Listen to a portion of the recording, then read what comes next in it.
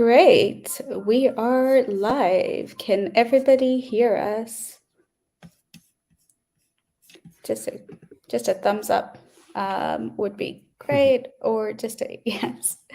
I guess we'll start right up. The panels start in about 12 minutes, but we have a few introductions coming ahead of you.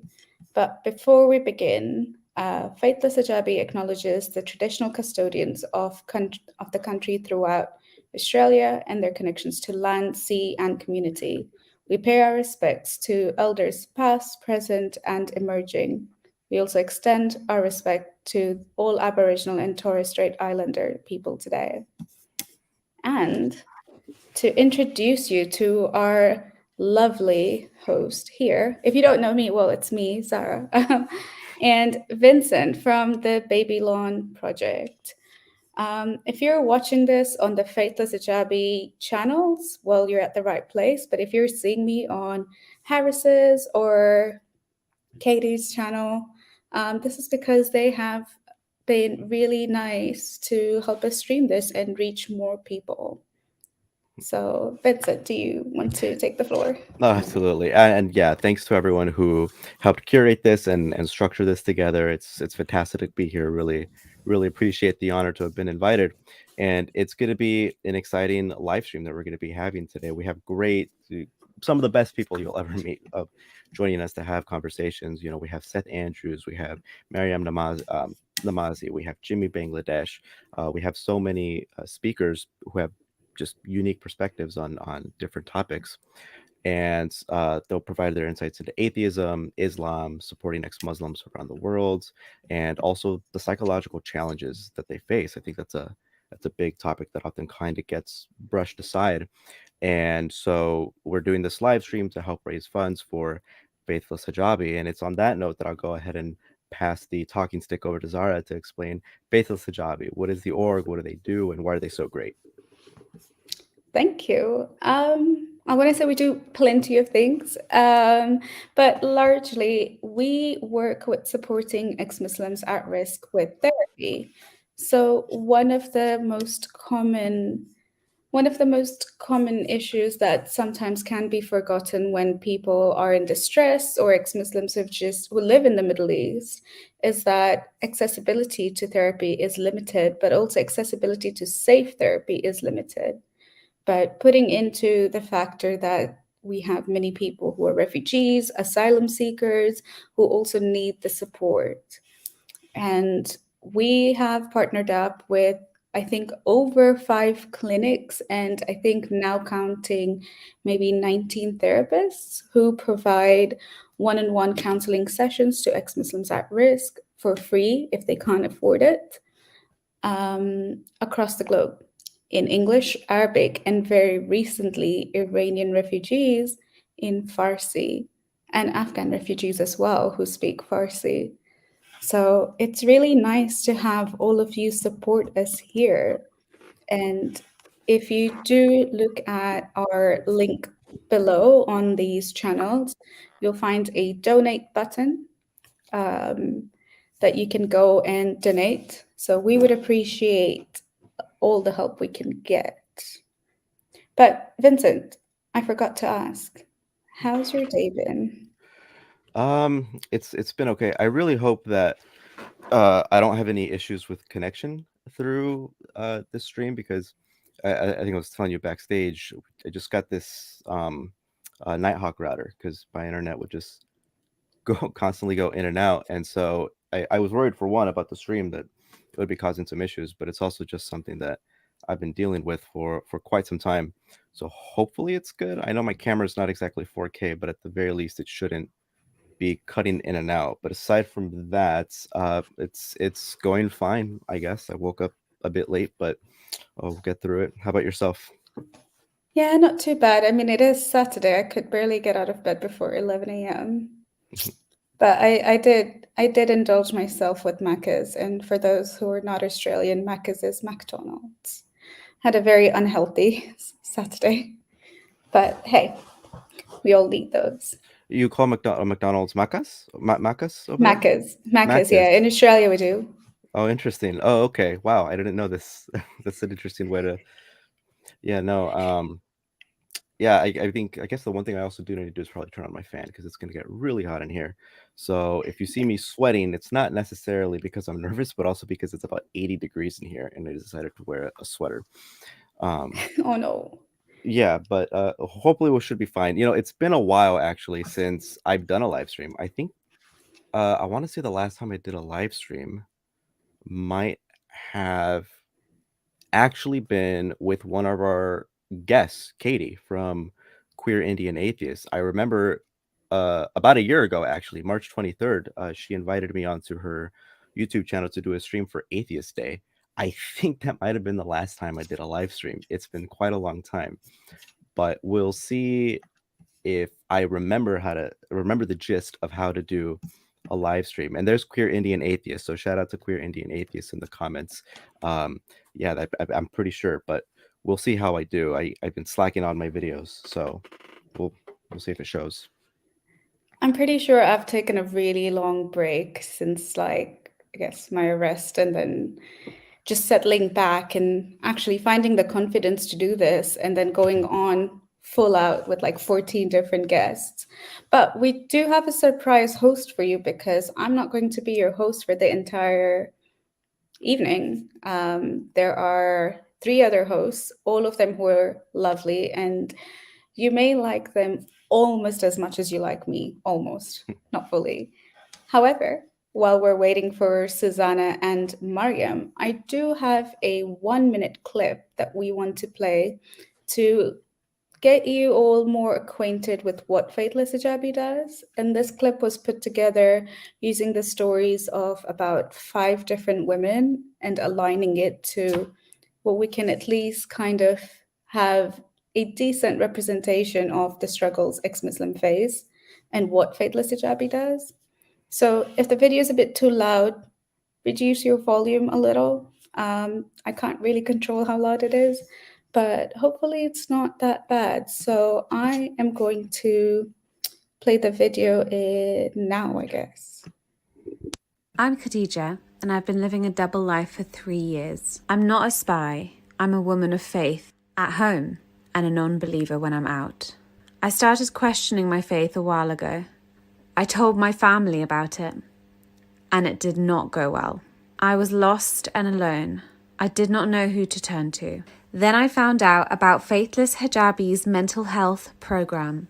Therapy helped me process and overcome challenges, including fear and isolation of living in a closeted life and navigating relationships. Faithless Hijabi provides a supportive community for young people who have left the faith, along with access to mental health services and resources. But they need your help to continue their important work. Please consider donating to Faithless Hijabi and help make a difference in the lives of these young people. Together, we can provide them with the support they need to heal and thrive. Great. Thank you so much for listening to that very short clip of ours. Wondering what all your thoughts were on, I guess, I don't know if there are many ex-Muslims tuning in now, but I'm always really curious to understand, especially it being Ramadan, how difficult it is being an ex-Muslim and living a closeted life. Yeah, I can imagine. Oh, that's one of the things that I never, I think, really fully appreciated. Just how I think important freedom from religion and freedom of religious belief really is all around the world. I think growing up in a Western American country, that's always been something very difficult for me to wrap my head around. And so it's always, I guess, just for one, appreciative that these organizations exist, but also just having conversations with people and learning about their perspectives, incredibly invaluable. I guess that's just me kind of being surprised, being born where I was, I guess. Yeah, I mean, I can't say that I feel like I started Faithless Hijabi because I guess I never had to live a closeted life. I was never in a Muslim majority country, but I was in a tight-knit community. but I'd lived away from it for so long that I think I was just, it was easier. It was almost easier for me to leave. But then what was daunting was hearing other women's stories and just how, I guess, just how painful it was not being able to do something. And that's where I feel like Faithless Hijabi kind of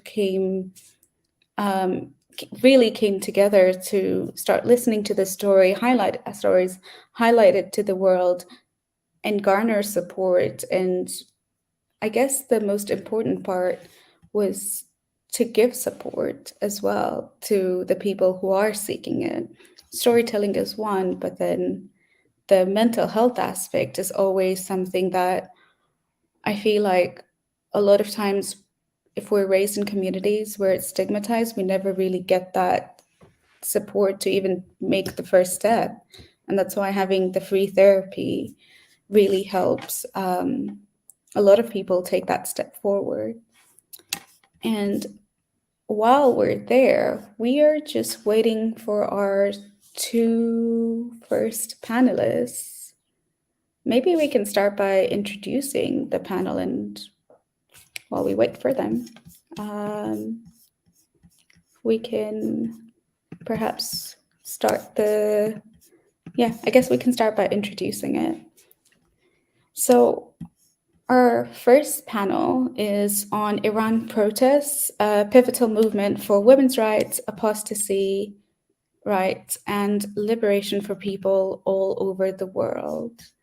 I think what has been happening in Iran has been, I think, refreshing to see how many young people are actually taking the streets and people around the world supporting them. For over 43 years, they've just been neglected. Nobody has talked about the oppression, not the oppression, like the freedom they've been stripped away from, the freedom to believe, the freedom to disbelieve as well.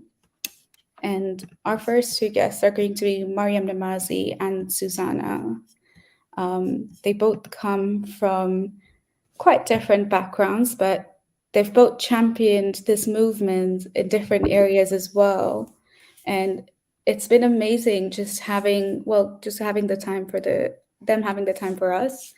But I'm really interested to hearing both Maryam and Susanna's panel here.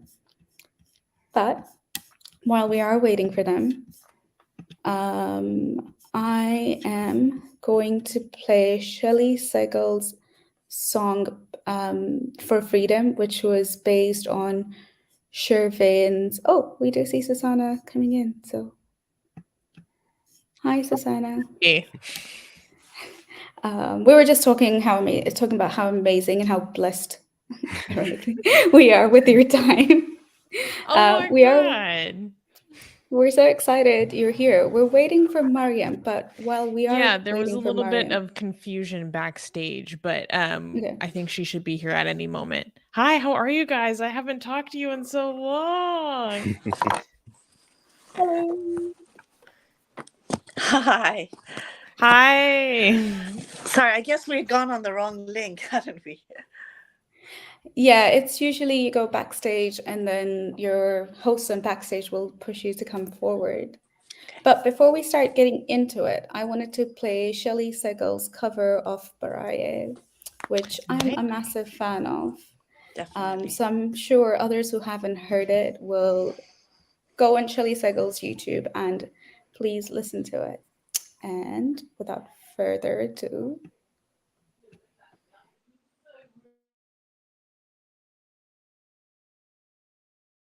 the Islamic regime of Iran is going to end via a women's revolution, and I think we're seeing that today. For dancing in the streets, for the fear of kissing, for my sister, your sisters, our sisters, for the change of brighter minds, for humiliation, for poverty, for longing for a normal life. Could that be for the waste picker kid and all of her dreams, and for the corrupted economy, and for for the polluted air, for the withered trees on Valley Asir, for the little cheetah and his predicted end, for all the forbidden dogs who are innocent, for endless non-stop weeping, for imagining the scene could happen again, for a face smiling, for all the students, for the future, and for this forced heaven, and for the intellectuals in prison, and for the refugee Afghan kids, for all this and for everything that was not said, for everyone, all the slogans that are empty, for the collapse of houses built so flimsy, and for the peaceful days, for after long, long nights, for the sun rising, for tranquilizers and no sleep, for woman, life, and freedom, for the girl who wished that she could be a boy, for woman, life,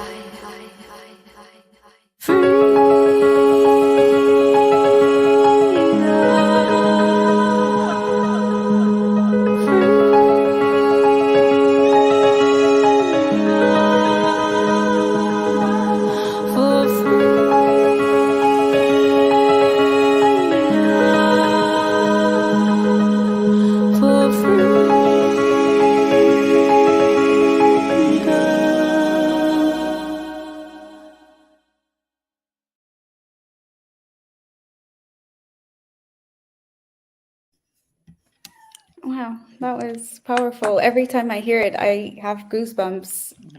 And I think what's always I think what's still a reality shock to me is that it's happening now. This isn't something that's beyond my time, but this is happening now as we live. I hadn't heard Shelley's cover before. That was beautiful. Oh, Yeah. I'm so glad I could fit it as a surprise, because every time I hear it, it's like always something new. Yeah, that song makes me so emotional. Yeah. But yeah, without further ado, I do have my first question for you, Maryam.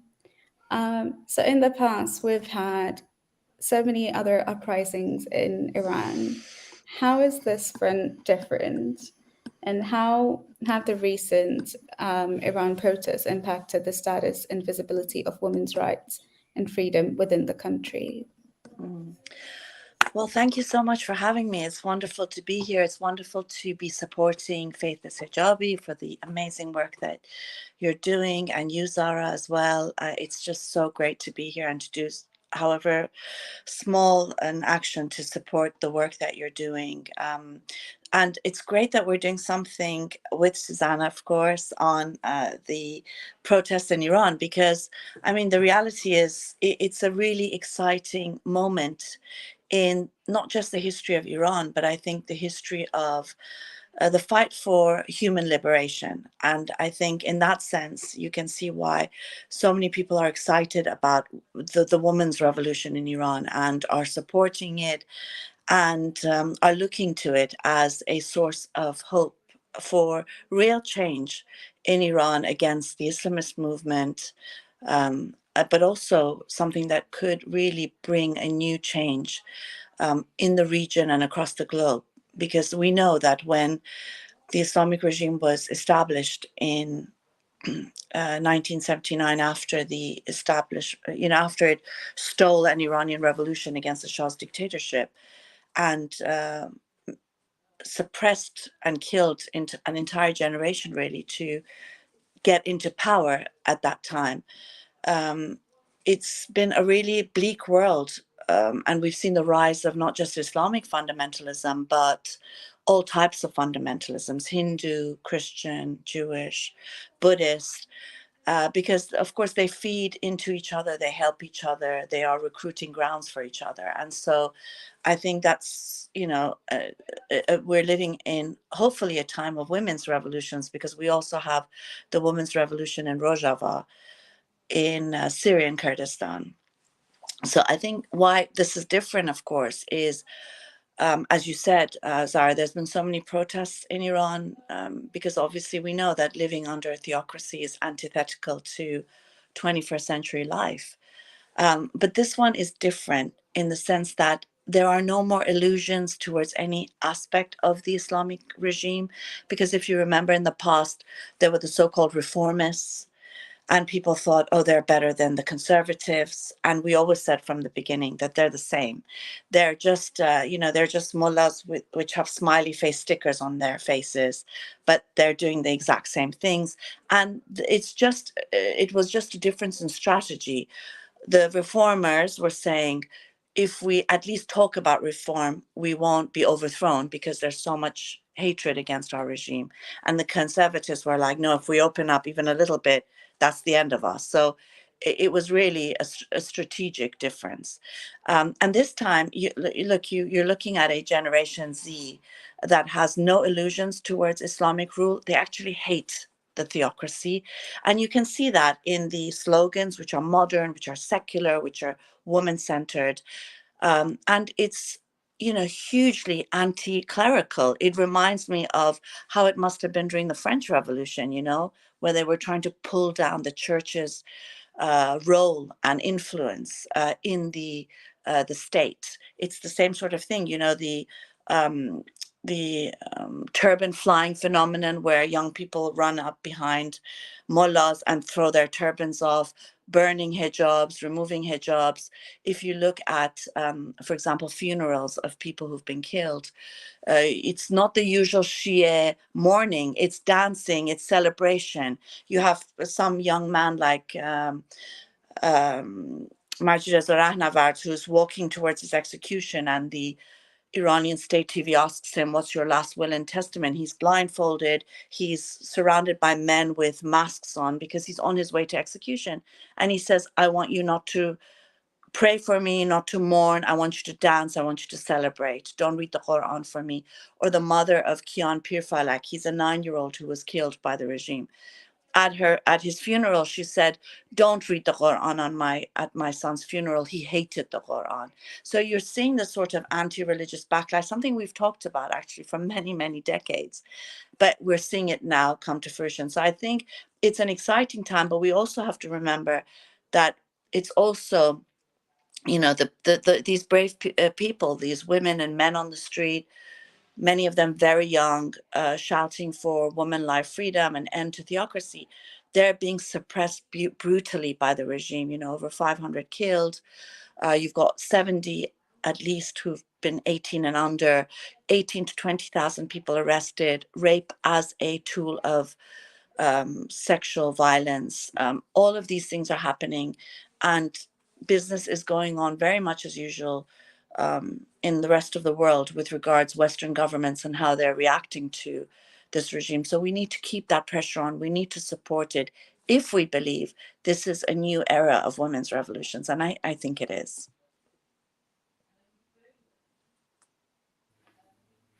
I think that's incredibly powerful, and it really just, I often think about how a lot of people here, at the very least in the United States, certainly some of the professors that I've had will say things like, this is the type of lifestyle that they really enjoy over there. This very moral relativistic understanding of how societies function. But as time moves on, as you said, it just doesn't seem to be the case. People don't want to live like this. And it's great that we have so many powerful, incredible voices speaking up and actually performing action to their words. So I think, I tend to be a pretty pessimistic guy. I shouldn't be, but it's really hard not to just be filled with some level of optimism about the state of the world and about the future state of the world. And I think in general, just about how we treat each other as human beings and what direction we want to take that towards, basically. Very beautifully said. I think, I think if we're activists, there is a level of optimism that we always have, because you've got to have this sort of optimism and hope that things can change. Otherwise, I think the world can be so depressing that I think I couldn't get out of bed if I wasn't an activist. You know what I mean? Because you do just get so pulled down. But I think And for me, you know how they say you either see the glass half empty or half full. I always kind of see it half full, and I think you need to do that psychologically, mentally, in order to be able to carry on, because there is so much suffering in this world, not just in Iran, but even where we live, you know, from homelessness, poverty, just so many injustices that we see every day as we're just walking in the streets. So I think activism does make me personally, I feel like it's also a type of therapy for me. But I think also this whole, you know, as you said, this whole moral relativism and cultural relativism, I mean, for how many decades they have used that as an excuse to allow for the violation of women's rights, particularly because when it comes to culture, it's usually the domain of women, you know, because women are the property of the men, of the culture, of the religion, of the nation, all of that.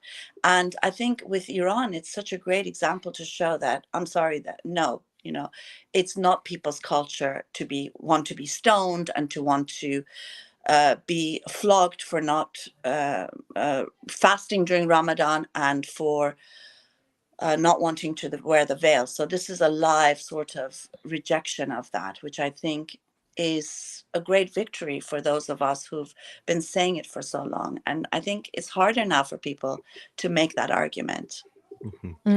I think what frustrates me so much about a lot of the misconceptions that we have that I think have been like because of the filter through like Western media is I see like a continued dismissing and diminishing of the demands of the protesters. And it feels like such a slap in the face because like some common misconceptions I hear are like, oh, well, this is like not about Islam. This has nothing to do with Islam. And Iranians are just fighting to remove the headscarf. They just don't want the mandatory headscarf. And they just want to abolish the morality police. Like these are just their demands, And like, what people fail to understand is that those are reform-based talking points because they're saying, okay, we're just going to change this policy, right? Instead of what you hear in the streets are unequivocally, we want regime change. We want a different government. We want an end to clerical rule. And there's one chant that translates to, until the mullahs are shrouded, this homeland is not a homeland. Like you cannot get more clear in your demands that this is about a systematic overhaul instead of just what, you know, maybe in the West we would think, oh, an end to morality police, an end to mandatory hijab, that's a victory. No, we're failing to fully appreciate that that's not considered a victory at this point. It's not reflective of the real demands of the people who are sacrificing themselves for the values that they want their nation to have. Yeah, I think that's very frustrating to me is when I hear that from people who are supposed to be very authoritative. Yeah. I mean, can I just add something to that, if that's okay? Is that all right? Yeah. I mean, I think what this generation has come to recognize is that you cannot reform an Islamic state to be woman friendly in the same way you can't reform the racial apartheid regime to be friendly towards black and brown people. You can't reform, you know, a fascist regime to be nice to those that it considers the Untermensch or whatever, you know, the subhumans. I mean, that's just the reality of things. And also we have to remember that the regime, I mean, it's a theocracy. So if you end, let's say, hijab rules, which would be impossible for the regime to do because its very existence is based on a religious rule, and women are the suppression of women and the covering of women and the sex segregation of women, you know, women having less rights than men and so on. It's a pillar of the regime. So it's, you know, if it bans the morality police and if it allows for women not to wear the hijab and so on, it stops being an Islamic state. And I think that's what people don't maybe understand. They look at it as a normal state where people are fighting for reforms. And the reality is that they still don't, I think, understand the level of misogyny and brutality that is part and parcel of a religious state. I mean, we keep giving the example of Handmaid's Tale, you know, because that is it. I mean, you can have certain reforms, it'll never be enough because this whole the whole state is set up to be anti-women, misogynist, and anti-human, and you've got to get rid of it. I mean, the only thing I would say is that I'm wary of using the term regime change, because I think that there was an attempt to change regimes in 1979, where we saw that the Shah's dictatorship was then regime changed from above to an Islamic dictatorship. And now again, we see that the Shah's son is vying for political power, and he's talking about regime change from above. And the reality is that this is a revolution, and a revolution is something that happens from below. It's a demand from the people. And I think, the great thing is that a lot of people are calling it a revolution, and revolutions are kind of not the same as regime change.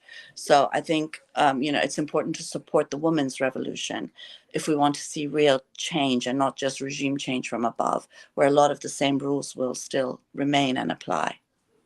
So, Susanna, this leads me to, want to ask, well, on that note, how can the international community support the efforts of protesters in Iran towards greater human rights and liberation?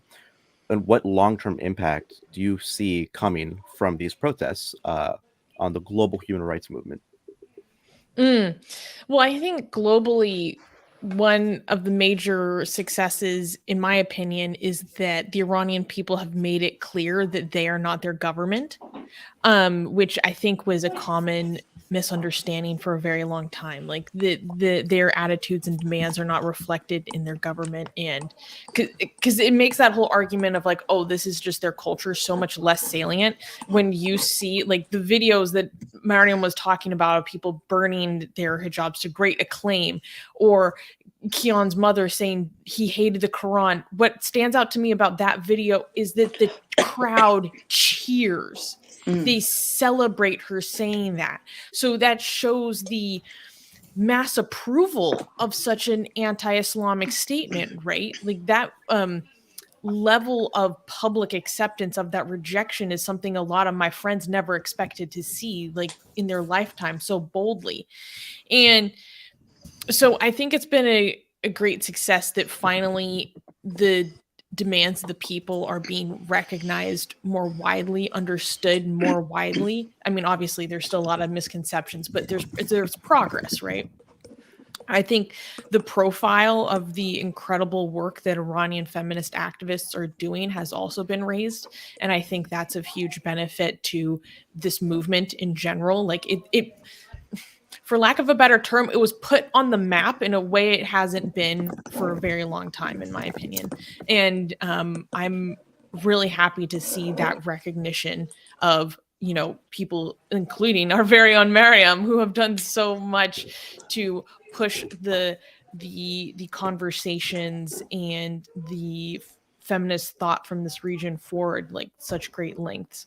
How can we support on the outside as an international audience? It kind of depends on your region. I think where you have a more active Iranian diaspora community in your region, you might be able to do more. So I've been involved in a lot of local communities in whatever city I'm staying in at the time. And I like to talk to them and just figure out what their needs are for their community. So in my community, it might be, okay, well, right now we're working to talk to our local elected representatives because we want them to pass, a statement through our city council, or we are trying to get a act approved on a federal level, like talk to your representatives. And in a broader sense, I think we have a duty to keep our eye on the situation and continue to monitor the situation. I think as an international audience, so to speak, or allies, in showing our solidarity, we have to continue to commit ourselves to the fact that this isn't over yet, right? And it's going to be a long-term process, and that means that we can't allow this to fall off the radar and allow approval and vocal approval, I should say, to drop. We need to, really stay vigilant in supporting the people who are still facing consequences for the way in which they came together and showed themselves in the street, they're still facing consequences to this day. And we owe a duty to them to pay attention to what they're going through. Can I just add to that as well? Is that okay? Go for it. Yeah, go for I it. mean, I think the thing is, it's not over yet, as Susanna says, for sure. But I think it is the beginning of the end. And obviously, it's a process and it's going to take time. But as she says, we need to keep focus on it. We need to keep attention on it. And luckily, we live in the age of social media where people are now able to speak for themselves in a way that was never allowed when it was, when everything was in the hands of a few media. And therefore, we're now able to see the realities of what's happening. And in addition to, things that we can do is also to call for the shutting down of Iranian embassies, expulsion of Iranian regime ambassadors, defending those who are in prison. Someone like Sohail Arabi, this wonderful atheist ex-Muslim who's so brave. And I know Faithless Hijabi has supported, as has Atheist Republic, of course, all of our ex-Muslim organizations. So those are the sorts of things we can do. And it really does work. If I just want to give you a quick example, the UN Commission on the Status of Women, imagine Iran was on that commission. It's the highest body internationally of that promotes gender equality. Can you imagine, women's equality? And because of pressure, Iran is the first country in the entire world that has been kicked out of the commission. So it does work when we work together. And now we've started a campaign. I'm a signatory of it. And of course, everyone can join. And it's to call on the international body to consider sex apartheid as a crime against humanity. Racial apartheid is considered a crime against humanity, but sex apartheid isn't. And it's something that's being done in support of women in Iran and Afghanistan. So these are various ways in which we can keep putting the pressure on. It is working, and we've just got to make sure that we don't allow governments to just carry on with business as usual. No, this is not business as usual. This is the beginning of the end of that regime. And the least governments can do, as one banner said, we don't need you to save Iranian women, but we do need you to stop saving our murderers. And I think that is the message we need to keep repeating. I actually had a question. I think, Susanna, you mentioned this about people saying it's not Islam, it's political leaders, and kind of diluting the whole conversation, almost as though they can't really take it at face value. But I don't think they can. No, I think actually they don't think want they to can. start. No, it was really surprising. I heard your talk last week, or I think it was earlier this week, and you covered a lot of interesting points in terms of how people are negligent with actually calling spade a spade. And I wanted to ask, I guess, in your experience, not being Iranian, but still vouching for those rights. And I know, knowing you as a person, I know that comes to you very naturally as well. You're quite fierce and feisty, of course. And I think it's lovely. But I guess I wanted to understand a bit more of the pushback you receive from other international communities. I don't know if you get, I mean, I'm sure you get called Islamophobic, but I think specifically in the context of the Iranian protests, I wanted to understand more about the backlash. Honestly, I can't say that I don't feel like I have received any backlash for being involved the way I have been at an Iranian level. I mean, honestly, I just show up and I get involved with my local Iranian American community, and they're just so grateful, and they will just be so effusive in their thanks for me just showing up, which for me is actually disappointing because I'm just showing up. Like, to me, that's the minimum that I could do, right? I mean, I used to get a lot more backlash in general for what I do about, publicly criticizing Islam and stuff like that. But I don't feel like I've experienced that from an Iranian context at all, actually. Yeah, I think I mentioned this to Maryam a while ago when we did the panel in Ghent. You remember that, Maryam? But it was, I guess for me, it was interesting. That makes me laugh.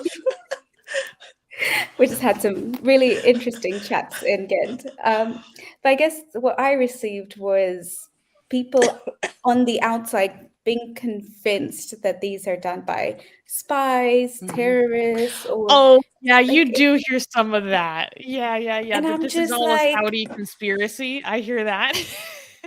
yeah, or like I remember like my community is Shia crazy. And they were like, one of this, and I think Susanna, you know him, Sayyid Amar Naqshwani, like, Mm-hmm. Shia preacher. So I know him quite well. He does a lot of like very close to Tanzania, which is very close to Iran, apparently, not geographically. And he was like, I don't have the entire truth in Iran, so I can't support either side. And I'm like, it's very point blank. No matter what your beliefs, you just don't kill people. You do not torture them for not wearing the dress you want them to. Mm-hmm. And it still surprises me how people were so many Muslims as well were so appealed with his advocacy of not taking a side. And I just don't think it's okay to not take a side, no matter Yeah. what. Like, no matter what. Naqshwani in particular is like that. He couches his opinions in a very peculiar way, like because he aligns partially with Khamenei, so but he like doesn't want to pick a side between this other Ayatollah Grand Marja. So I'm not surprised. I mean, I think again, because we as we mentioned, the realities of what we're seeing is very different than the propaganda we've heard for many decades. The whole cultural relativism that Vincent mentioned, the whole Islamophobia accusations whenever there's any criticism. So it is kind of a shock, and people go back to their comfort zone, which is that it's got nothing to do with Islam, because it's easier to make that argument, even though you can see, even at face value, that there's something very different going on, and there is that backlash taking place. And I mean, I think also, you do have this sort of accusation that I mean, I've heard it not just from people who are obviously pro the Iranian regime, but a lot of the sort of left that supported Islamists and accused us of Islamophobia. I say that as someone who's very much on the left myself, who see it as as this is happening because of Western intervention. And, my question to them is, how come when you're striking for against the privatization of the NHS, the Tories have decimated the health service in this country? How come when you're fighting for refugee rights, it's not Western intervention, it's not an act of imperialism, because it's the right to protest against oppression, against unjust laws, and you have very much a right to do that, and I'm there with you. But how come when people in Iran have that protest, it becomes something that's being orchestrated by Mossad or by the Western intelligence services? Since when is, Western intelligence services and Mossad in favor of women's rights, gay rights, the liberation of people? I mean, it's absurd when you take it for a little further and ask these questions. So I think it's just people falling back into their lazy conceptions that have been easy for them. And I think we have to help work them through this, as we have on many occasions, with regards to the rights of ex-Muslims, Islamophobia, the right not to veil, and so on. Yeah. Well, I'm afraid we're just on time, and we wanted you guys to talk so much that we did not put any audience questions, because hearing you both talk is like music to my ears. So, Thank you for having us, Zara. Yeah, it's really an it was honor. lovely. Thank you, Zara. Thank you, Vincent. And again, we love the work at CMB that Faithless Hijabi is doing. And, if anyone's watching, definitely it's an organization that needs to be supported. And donate if you can. Because this is work that needs support. And unfortunately, a lot of the work we do, it's considered controversial. It's not that sort of thing that you get, money thrown at you, even though, of course, the Islamists will say we're all in it for the money. And, we're all rich because we criticize Islam. But actually, they're the ones that have money thrown at them. If you defend religion, you can be sure you're going to get lots of money, but not if you're critical of religion and defending people who are traumatized and shunned and ostracized because they don't want to be believers anymore. Yeah, I completely agree. Faithless Hijabi does such good work, and I actually know people personally who have benefited from the services that you guys provide. So I'm really grateful and honored to be asked to help you guys, raise more money to do even better work. Thank you so Yeah. much, Thank guys. Fantastic you. seeing you guys. Fantastic. Thanks. Yes, great Have to a good see rest all of evening. you. I missed you. Good to see you, Oh, we'll Susanna, see as you soon, well. Susanna. Bye, guys. Bye. Bye. Great. That was a lovely panel. And before we go on to introducing our next guest, I actually want to introduce you to our surprise host. If you don't already know him, follow him. His links are in the YouTube description below. But welcome, Seyyid. Hi, Thank you Zara. so Hi. much. Thank you so much for joining in. No problem. Anytime. But that's it for me this evening. I will still be listening to everything. I'll be spamming your description, your YouTube, the YouTube live chat. But I will let you two take the floor and I will phase out. But thank you so much, guys. Please donate. We're doing amazing work. If you have any questions about what we do, feel free to write it on the comments and I'm going to start responding to them. Fantastic. Well, it was great being a co-host alongside you, Zara. Thank you. See you. Hey, see you, Zara. Hey, Vincent. How you doing, big guy? I'm doing well. How are you doing today? Not too bad. Am I clear? Yeah, you sound Yeah. crystal clear. Sweet. Yeah, so I'm really excited to go ahead and introduce this upcoming guest. It's going to be Katie from Queer Indian Atheist, a great YouTube channel. I was on there a couple of years ago, and she does tremendous work working to expose the harm of Hinduism, the third largest yet, one of the least talked about religions, especially within the context of harmful religions or religions that can cause harm. And, she's also worked alongside multiple Atheist Republic videos, working for them about Hinduism. And so it is, an absolute honor to be able to introduce Katie. Katie, hi, how are you doing? Hi, Vincent. Hi, Seyyid. Hi, Katie. How are you? Nice to meet you. Nice to meet you, Seyyid. And it's been a long time since I last talked to Vincent. Oh my It's been gosh, so it's been so long. long. I the said last year, but it turns out it was like 2 years ago, It right? was 2 years ago. It was 2021 Atheist Day, so it's been over 2 years. Oh my gosh. Yeah, I have also been inactive on my channel, so I'm trying to get my channel back up as well. So yeah. Mhm. Oh. Yeah, but it's great to be able to have you on. And, the reason I'm very happy that you're on is, for one, I think it was you alongside the great folks at Atheist Republic, Maryam Namazie and Susanna, of course. It was the incident that occurred with the whole Hindutva fiasco of the Draw Kali picture that really kind of opened my eyes up to what was really going on within the Hindu world, what's going on with the Hindutva, what's going on in India. So I'm very excited that we're able to have you on here. We have some great questions that I think we'll be able to kind of really illuminate what exactly is going on there. So once again, really appreciate you coming along. Oh yeah, thanks a lot for inviting me. I'm very honored to be here on the same show as some of really great atheist activists that I know of. So it's been such an honor for me. Perfect. Okay. Vincent, do you want to take it away with the first question, or? Yeah, I could go ahead and ask. So I guess I was wondering if you would be able to give us, for the first question, a brief summary, basically, of how emboldened the Hindutva have gotten under Modi, and how has the relationship between the government and religious minorities changed in recent years, and what are some of the key challenges faced by these communities? Would you mind if I share my screen? Yeah, I believe I should be able to. All right. One sec.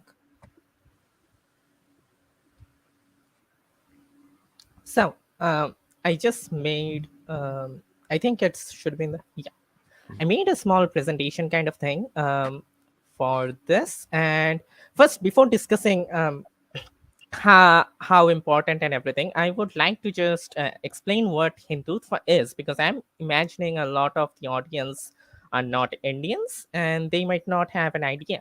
So first of all, Hindutva is the literal word Hindutva translates to Hinduness, and Hindutva is basically a political ideology that was formulated by the founder of this movement, Vinayak Savarkar, this dude here. In 1923, it's a movement seeking to establish hegemony of Hindus and Hinduism within India. There's another concept within Hindutva called the Akhand Bharat, which translates to United India. The goal of this is to extend this hegemony to beyond the borders of modern India into the entire cultural Indosphere, as we call it, which is a range that may vary depending upon the individual you're talking to. It can stretch anywhere between like just the entire Indian subcontinent or to some nonsensically large regions, as you can see here, that is from like Eastern Europe to covering all of Southeast Asia. So this is basically what Hindutva is in brief. And coming to Modi, like under the Modi dictatorship, as I would like to call it, this is Modi. His victory, he became the Prime Minister of India in 2014. And this was the first time in 3 decades in the history of independent India that one single party had won an absolute majority of the seats in the parliament. At the time, Indians were largely sick of the slow economic growth of the country under the Congress party, which was the previous ruling party. This landslide victory was a result basically of a very smart campaigning strategy that could reach to the growing tech-savvy youth of the country, like via the means of social media. And the youth population, the working youth population, is ever growing in this country. So that was one of the key reasons this party won. And Modi is a member of the RSS, the Rashtriya Swayamsevak Sangh, which is a Hindu nationalist organization. The BJP, which is the current political party ruling this country, is the political wing of the RSS. And there's another wing called the Bajrang Dal, which are basically the foot soldiers of this organization. The goal of this organization is to propagate Hindutva ideology. With the victory of Modi, the ideology of Hindutva basically entered Indian politics, like the mainstream of Indian politics. Now, sorry, that was not. Hold on, you can like put down the thing. Put down the thing for now, but so I'm sorry. Yeah. So after like since Hindutva entered like mainstream politics in India, like with his 2014 victory, we have been gradually seeing the rise of Hindutva narratives in politics. It's not all of a sudden, like overnight, it did not happen. It was a very growing voter base of like young voters. Actually, it's not what we would imagine, like, okay, the older generation conservatives. It's like a very young voting base of the conservatives. That is the most reason. That is the major reason for this party's victory. And we slowly started seeing a growth in people blindly following the lead of Modi, and they would defend Modi at all cost, defend him against any criticism, any slander, anything at all. In 2019, Modi got re-elected as the prime minister with another landslide victory. It happened in May, and soon after this re-election in June 2019, we had one of the first, not the first, one of the first major cases of a mob lynching, a Hindu mob lynching. Can you bring up the slide again? This guy here, his name was Tabriz Ansari. He was a 24-year-old from a Muslim background. A video of him quickly became viral on social media. The video had him tied up, bleeding, hands folded, and he was being lynched by a Hindu mob. He was beaten for 4 hours straight and was forced to chant Jai Shri Ram, which translates to glory to Lord Ram. For people who don't understand, this is what I like to call the Hindu equivalent of Allahu Akbar. The day after the incident, the police were notified of it, and guess what the police did? They arrested the victim. They arrested this guy instead of the culprits. This guy was arrested. His family begged to get him medically treated for all the severe injuries that he faced. However, the police denied any medical treatment. Some sources even say that his family was threatened by the police with a similar fate if they did not stop. Only days later, he was imprisoned, and only days later, he was admitted to hospital because his condition was extremely severe. But by the time his relatives reached the hospital to check him out, he was already passed away. The medical report concluded that he suffered a skull fracture and other injuries that led to a cardiac arrest. But few days later, like the people, there were 11 people who were lynching him, and they were arrested, including 2 policemen who were suspended for ignoring the pleas of arresting these culprits. So they were arrested and the policemen suspended. But just a couple of months later, all the charges against all of them were dropped. All of them, the charges of against the victims, against the culprits, they were dropped. And the police, basically what the police did was they changed the report of him dying from skull fracture. Like they just, like, instead of mentioning skull fracture and other external injuries, they just said, oh, he died of a cardiac arrest. There was no violence involved. So the murder charges were dropped. On uproar, like there was a huge uproar about this on social media. So the police decided to reinvoke some charges, but it was not murder charges. The reinvoking of the charges was milder charges like culpable homicide that did not amount to murder. And this was not the sole incident. This was maybe one of the major incidents that started, but this was not the sole incident that happened in India at that time. And ever since Modi's rise to power, we have been seeing a growing number of incidents such as this. Like the victims are often arrested while the culprits roam free. Even when the culprits are arrested, they are set free on bail or the charges are dropped. There have been multiple footage of Hindutva leaders and politicians openly claiming they will take responsibility to set anyone free who gets arrested for violence against the enemies of Hinduism. This is just about the violence. But there was another move by the Modi government, and that was the infamous Citizenship Amendment Act, or the CAA, and the National Register of Citizens, the NRC. While the CAA offered eligibility for Indian citizenship to illegal migrants of Hindu, Sikh, Buddhist, Jain, Parsi, and Christian religious minorities who had fled persecution from neighboring countries of Pakistan, Bangladesh, and Afghanistan. NRC would maintain an official record of all legal citizens of India, where individuals would need to provide a prescribed set of documents before a specified cutoff date to be included. This resulted in various protests all across the country. While CAA alone faced criticism for not including several minorities, such as the Tamil refugees from the Sri Lankan Civil War or the Rohingya Muslims who escaped the genocide in Myanmar.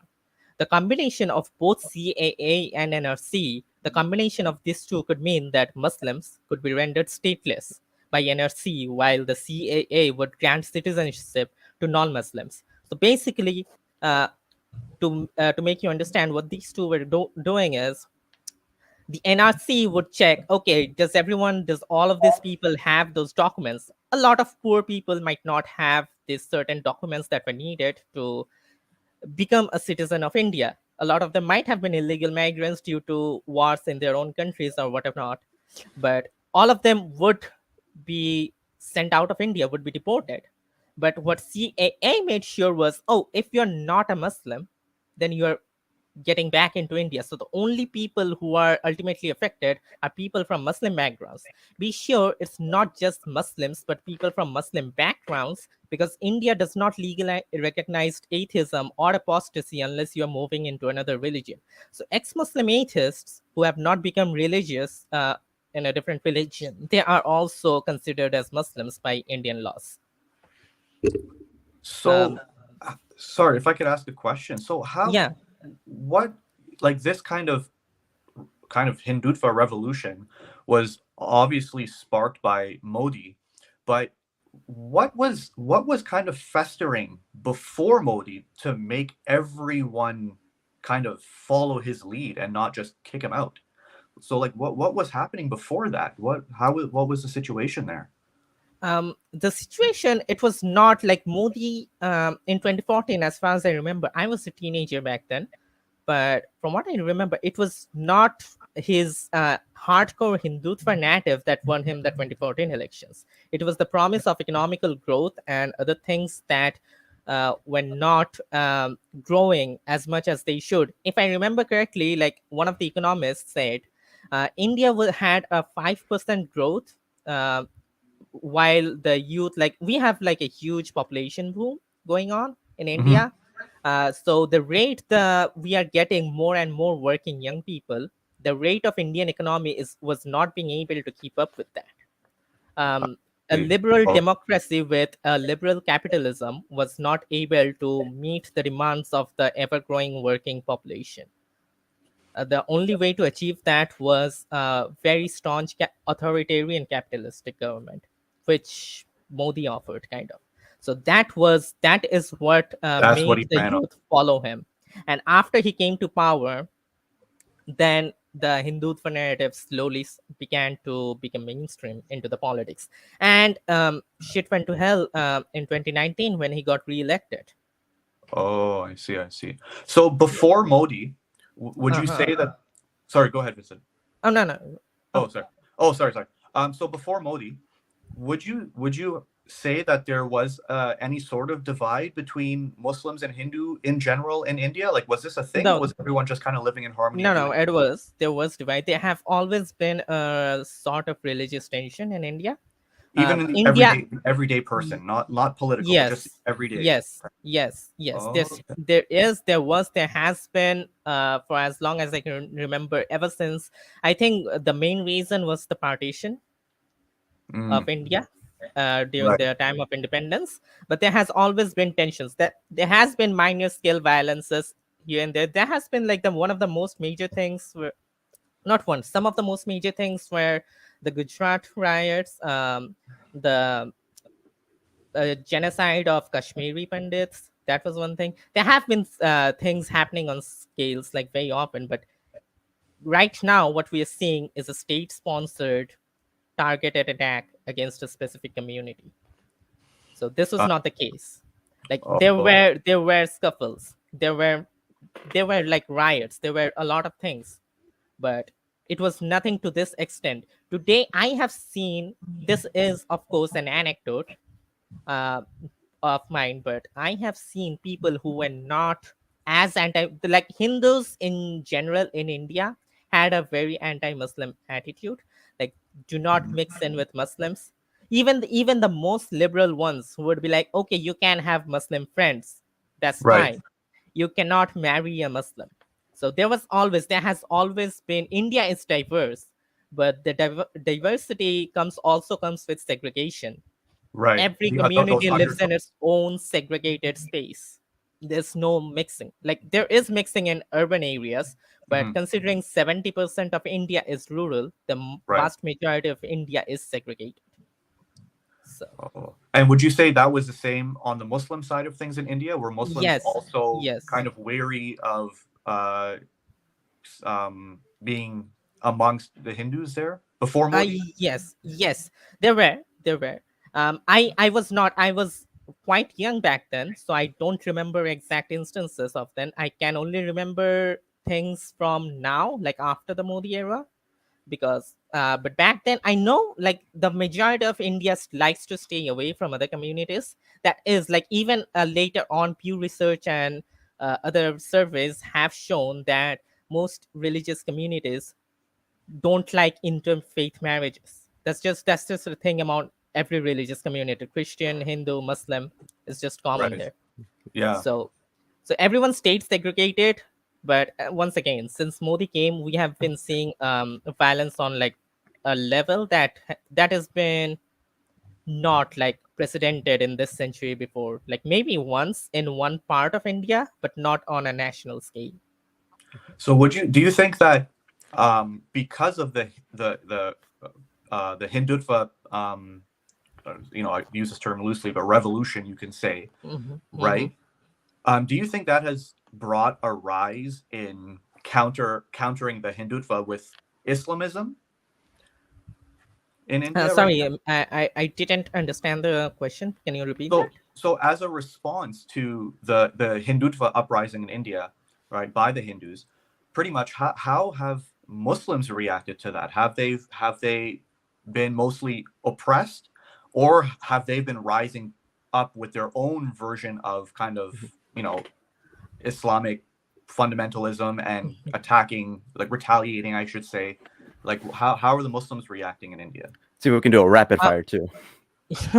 So yeah, I don't think I mean there is Islamism in India, but I don't think there has been such a growth. I am afraid there will be, because one thing the far right is doing is pushing Muslim, like everyone in the Muslim community, to a bubble of their own. And I think staying inside this very conservative bubble that a lot of Muslim communities often tend to be, I think the conservatism can rise very freely in those bubbles. So I think we can see a rise, but we have not seen it to a huge extent yet. There have been certain individual occasions, but I don't think that's a national scale as of yet. Well, Katie, it's been an absolute honor to be able to have you on. It was great hearing your perspective, and I think this was a fascinating conversation. Thank you so much for joining us, and of course, the links to all your channels will be in the description of the video below. Once more, thank you so much, Katie. Perfect. Thank you, Katie, you for for providing having all me. that insight. All that insight was amazing. Thank you so much. Thank you for having me. All right, and so Seyyid, I'll go ahead and throw the talking stick over to you to introduce our next guest. Perfect. Thank you so much. That was really insightful, by the way. So our next guest is Rishvin Ismath. Am I pronouncing that right? Oh, perfect. He's muted. Okay. So our next guest is Rishvin. He's the founder of the Council of Ex-Muslims of Sri Lanka, which is the only explicitly non-religious organization in the country. A former Islamic preacher for many years, Rishvin left Islam in 2013, founded the Council of Ex-Muslims of Sri Lanka in 2016, has had multiple attempts on his life, was publicly outed as an ex-Muslim in 2019, was displaced by floods, and against all those odds has been a prominent public figure in Sri Lanka and around the world, advocating for humanism and reason. A brave human being indeed. Rishvin, thank you for being part of this fundraiser, and welcome. Hello, Seyyid, and hello, Vincent. Seyyid is a nice intro, and thank you very much, and I'm happy to be part of this program. And also, I have to thank Faithless Hijabi, Zara, and her team, and for the mental health program that the Faithless Hijabi has been doing for years. So, yeah, in your introduction, you said that my affiliation or the connection to the Council of Ex-Muslim of Sri Lanka. So, I'm happy to say that some of the members have get benefited from the mental health program of Faithless Hijabi.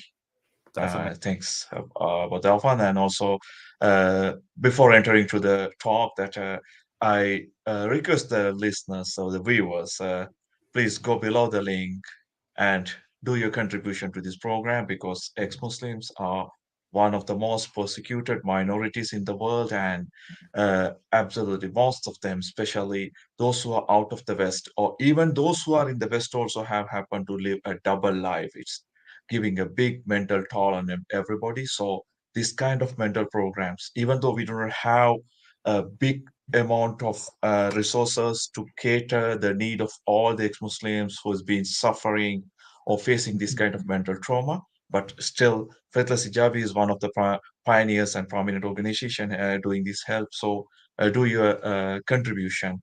Thank you. And yeah, let's we start our Perfect. Thank you so much for that, Rishvin. I want you to take, if it's okay with you, maybe 5 minutes and tell us a bit about your journey out of Islam, being in Sri Lanka. Sri Lanka has a very small Muslim population, they're a minority by far there. And to be an ex-Muslim there is you're a minority in a minority. Tell us a bit about your journey out of Islam, being in Sri Lanka, and the struggles of the ex-Muslims in India and Sri Lanka as a minority within a minority, in your experience. Oh, it's a good question. Like during my school days, first I told that Sri Lanka, the Muslims population make around between 9 to 10% of the total population. It's not a very huge. So it's a minority. Right? 10 below 10, like between 9 and 10, is a minority. But the Islamic movements are very strong within the Muslim community. So there are a lot of Islamic movements, and they do this Islamization in the community among the Muslim community, and they are well educated, well prepared, and they have the good plan A, plan B, and plan C to tackle everyone. And they have infiltrated into the education system, schools, and even into the government section, especially Islamic movements such as Jamaat Islami. So I was I was recruited into the Islamic movements during my early school days. So it was a systematical thing that I got involved with the Sri Lanka Jamaat Islami, and then later part, I had disagreements with them. There was during one of the Ramadan, now what we are, now what Muslims are in. Like in one of the Ramadan that I had some disagreements, and then I moved to these movements that known as Wahhabist movements or the Salafist, the Tawhid Jamaat. So then I went to that part. So as long as I remained in Sri Lanka before I go to Saudi Arabia, I have never had any doubt about my religion. So the journey was smooth, and everything, whatever it was taught to me, that I thought, okay, it's my perfect thing.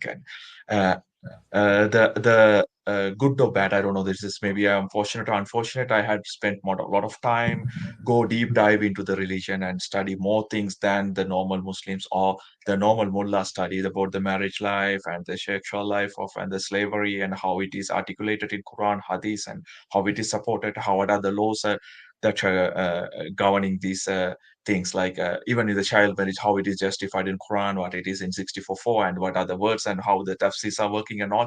This is too much for an ordinary Muslim, but anyway, that I went into this one. So in 2009, I moved to Saudi Arabia for employment for a period little more than 3 years. And when I come back, and I had a lot of free time, and I was invested in the business. And during this free time, and I had my laptop and the internet. That was the first time that I had such a facility, so that I spent more time. And then there were a lot of the racism against Muslims, racism by the majority single Buddhist. Racist attacking Muslims in social media, and there were a lot of pages and Facebook accounts popping up against Muslims. So that I was recruited into one of the secret groups that was run by Islamists to report these pages. That was the duty of that group. Around 11,000, 12,000 people were there in this group. I was one of them. So while reporting this, I happened to read what is the content of these pages, and 90, say that 96 to 97% of these pages were like garbage, filth, and nothing. But only 2 to 3% of these pages or accounts had some constructive criticism about Islam. So these things, instead of reporting these pages, particular pages, I bookmarked them and I started following them as long as they were existing. And this provoked me that two things that really struck my mind. One of them is the marriage of Muhammad to Aisha. So when I saw this one in the form of cartoon and from the criticism from the secular people, it really provoked my thought, and my faith was disturbed. And it was a slow process. It took me like 1 year to decide that, okay, I'm going to leave this religion, because it's very gradual. It's not like you are listening to the speech of Zakir Naik for 5 minutes and asking a question, or he answer, and you go to the stage and say, Ashhadu an la ilaha illallah. It doesn't happen like that. It's lie. Because if you are a rational person, and if you have a small piece of brine between two of your ears, you don't change a religion like this after listening to somebody for 5 minutes. It's very stupidity, or it is a set up drama. So it doesn't happen. It was a journey for me 1 year. So after that 1 year, I really leave Islam, but still I was hiding my faith inside, and like I was questioning and presenting constructive criticism. But most of the people thought that, okay, I have moved from one sect of Islam to another one. They thought that, okay, from Sunni to Shia that I had gone. No, that I left the religion. And yeah, this is how. But it is Islamists started finding, because I used to be one of them, and then they started to read. Okay, this guy has going to become a murtad, that been apostate, and he should be killed. And there were attempts by these jihadist ISIS and Sri Lankan wing of ISIS to my life, but luckily I survived. The intelligence have reported me 6 known attempts to my life by this Islamist. But they didn't execute because they wanted to find me in isolation, because they didn't want to leave any trace, because they were planning for a bigger attack that happened in 2019, April 21st, on the Easter Sunday, with a cost of 260 lives in churches and star-class hotels. They carried out suicide attacks in 8 places. They were the same people, but they didn't want to kill me where they can be traced, because their major plan will be disturbed. So that's what I survived. Is this only because you went public, or is this because they just found out you were ex-Muslim? They found me as an ex-Muslim. I never declared myself as an ex-Muslim till that point. I declared myself an ex-Muslim 2 months after the blast. That was June 20th, in front of the Parliamentary Select Committee that was investigating about the Easter Sunday bomb blast. So before that, I never call myself an ex-Muslim. And when there was a question like, are you a Muslim? Like, I count a question, what decides, what is the definition for Muslim and who has the right to decide it? Like, I was kind of dishing out the question, right, rather than facing it, because I don't want to say a lie that I'm a Muslim, and I don't want to also declare myself an ex-Muslim, because I know there was dangerous. And in Sri Lanka, like for around 40 years, they taught in the school textbooks, Islam school textbooks issued to the Muslim students free of charge by the government from the taxpayers' money, that punishment for leaving Islam is killing, not capital punishment. Killing. This is taught in the school textbooks, and it is in this teacher's guide also. Right. So therefore, the law of the land doesn't have to get involved in there. Anyone can just do it. That's what I said in the beginning, that the Islamists have systematically infiltrated into the government system, especially the educational sector, and they took the responsibility of writing or preparing the school textbooks, and this is how they did it. Wow. Definitely. Vincent, anything? Yeah, so I guess one of the things that I also wanted to ask you is in terms of, what are your thoughts on how religious theocracies historically have imposed their beliefs on indigenous cultures? What would you say are some examples of religious theocracies stealing and suppressing cultural traditions? Well, in the part of the world where I am living in, this is traditional practices are also having a toxic influence on the people, because not only the religious, because if you go back to the history, like countries like Sri Lanka or India, you are not going to stop in one place. Like America, okay, you have a written history, like when Columbus go and landed there and the Red Indians were living and how the things changed, and English is there. But here we have our history is mostly based on the myths. Like they claim that there was a king called Ravana with 10 heads and a peacock flying peacock flight, and that worked in Mercury. Like the people. So then, when you say that, okay, the foreign influence, like religions like Christianity or Islam or any other religion came from outside, changed our culture or our traditional way, the people go back and say that we had a great life. Okay, we don't need the Western medicine, we don't need the Western technology, so we can go back. We had a great life. This is a kind of a illusion that is planted on their minds. So I don't think like blaming one thing for other is not going to make any good for the part of the world where I am living, and especially in India also, because we are facing the nationalism, and also the Sri Lanka was on the verge of being bankrupt, because one of the previous president got the advices from these kind of people, and he banned these fertilizer and went to the traditional method of agriculture, where the product have suddenly fall down and it was insufficient to feed the people, the population. So desperate. I don't think like what we are here is mixture of everything, like the Christian invasion of the British, the Portuguese and the Dutch, and the Islam and the Hinduism or the Buddhism from India, and all the mixture that what we are here.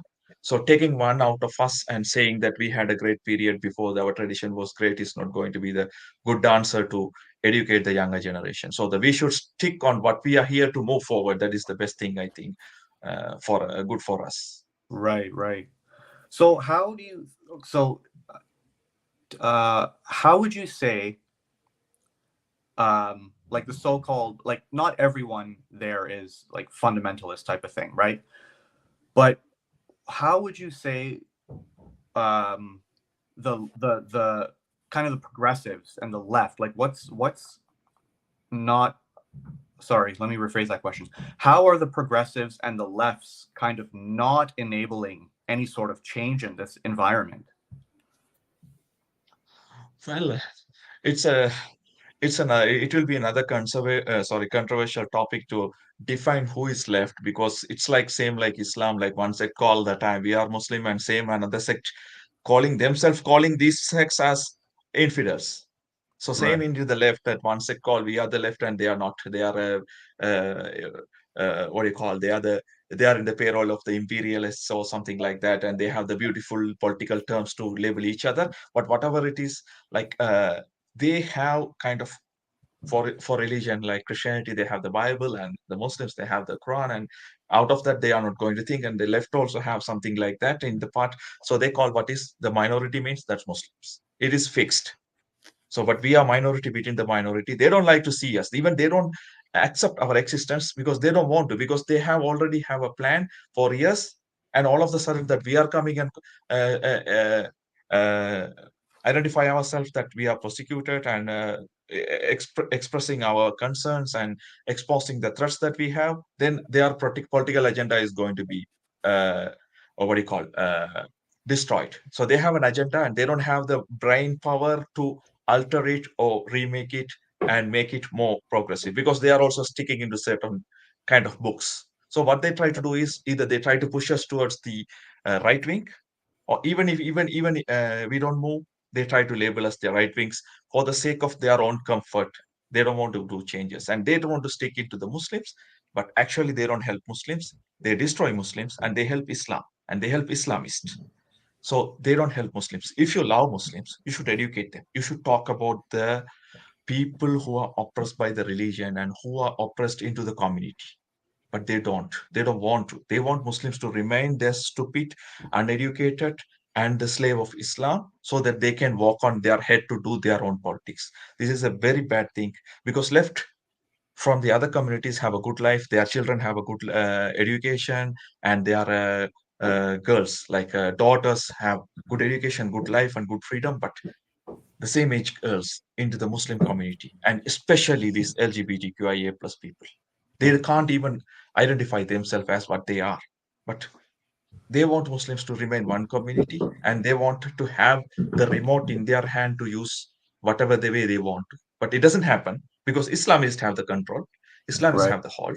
This left don't understand what they are doing, but they are doing the damage. I don't know. I don't call the left. It doesn't mean that 100% of the left. They are a good, understandable people who have worked with us in the past and who are in touch with us, and they are very understanding about the issues of ex-Muslims. But majority of those who call themselves as left wanted to support Islam, but they call that we are supporting Muslims. They don't support Muslims. If you support Muslims, you have to support the Muslims to get at least Educate. educate and Yeah. know the things, but they don't do. And also, certain people, time to time, appear like the mushrooms and coming and say that I'm going to accept Islam.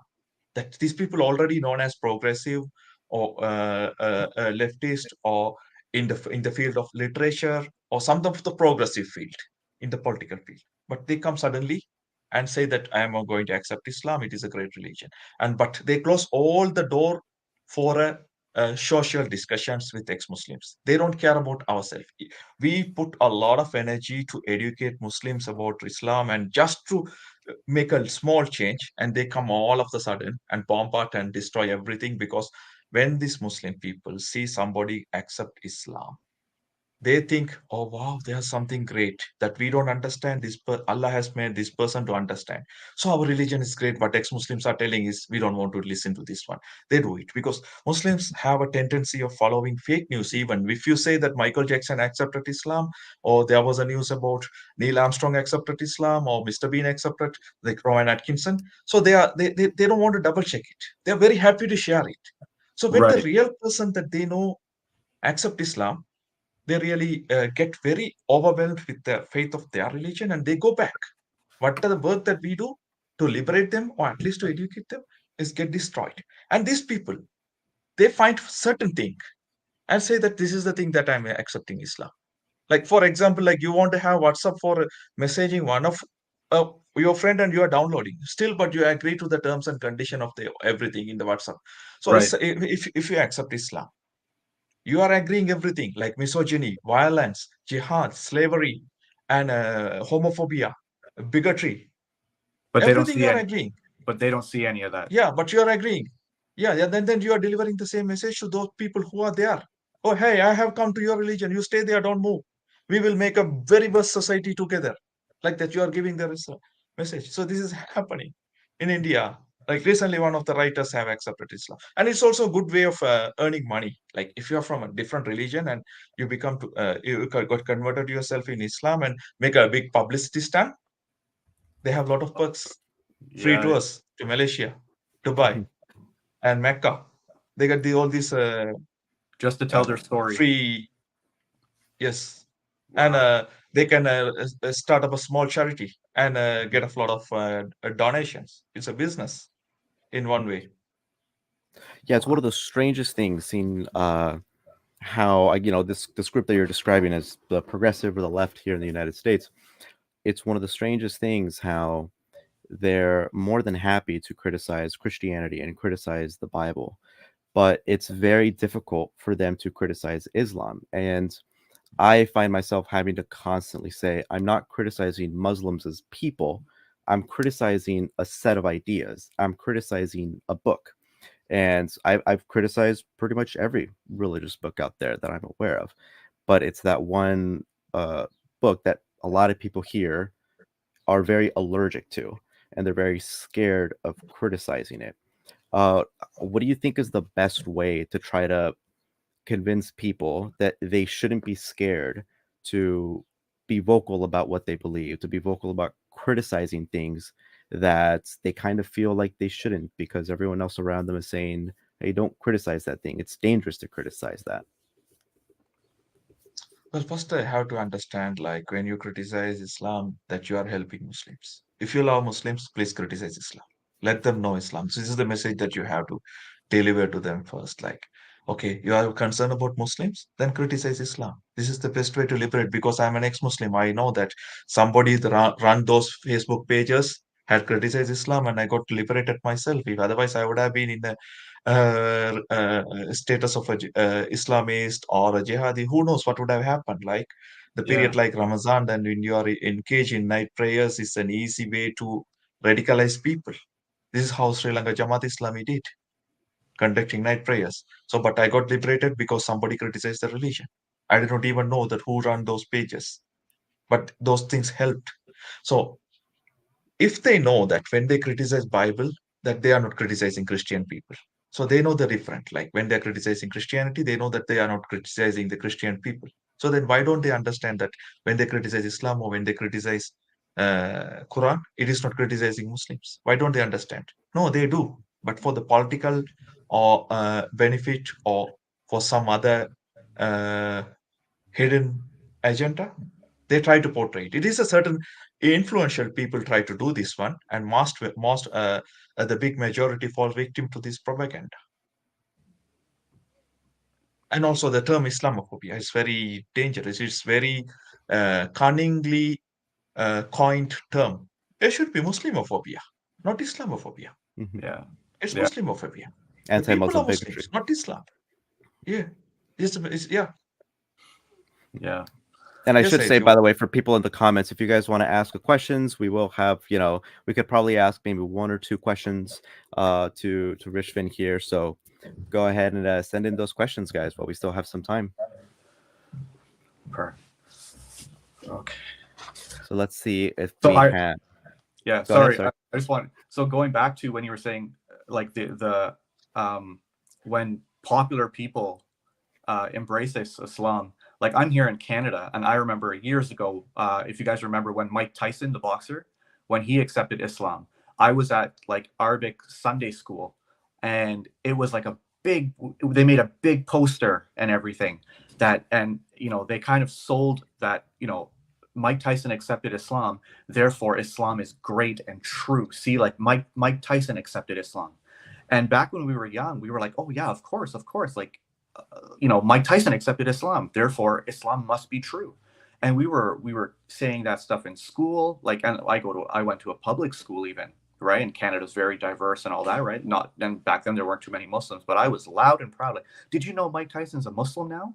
So it really does affect the minds of young people, and it really makes them, it reinforces that, Islam must be true, because look at all these powerful and celebrities that are accepting Islam and not another religion. Yeah, it's the same scenario. Like in Sri Lanka, I'll tell you something funny. Like there are two figures they talk about. One is Maurice Bucaille. Like in French, I think you should pronounce Maurice Bucaille. Okay. So he's a doctor who served as the personal physician for Anwar Sadat and then did this to Saudi king. And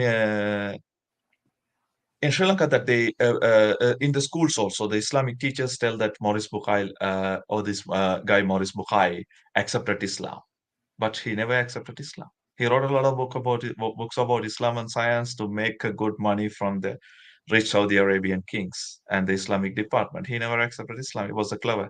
Then the second one is like about this Cat Stevens, the English singer who sang about this the blue blackbird spoke as the first bird.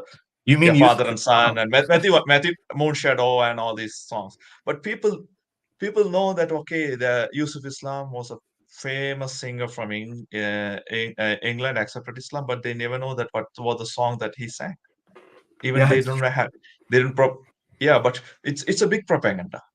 Yeah. And my teacher told me, Islam teacher told me, like he was famous as Michael Jackson. No, guys, this was a fantastic conversation. It was an absolute honor to have you here, Rishvin. And as well, all the links for everything will be in the description of the video below. This was an enlightening conversation. It was great to be able to speak with you. Thank you so much.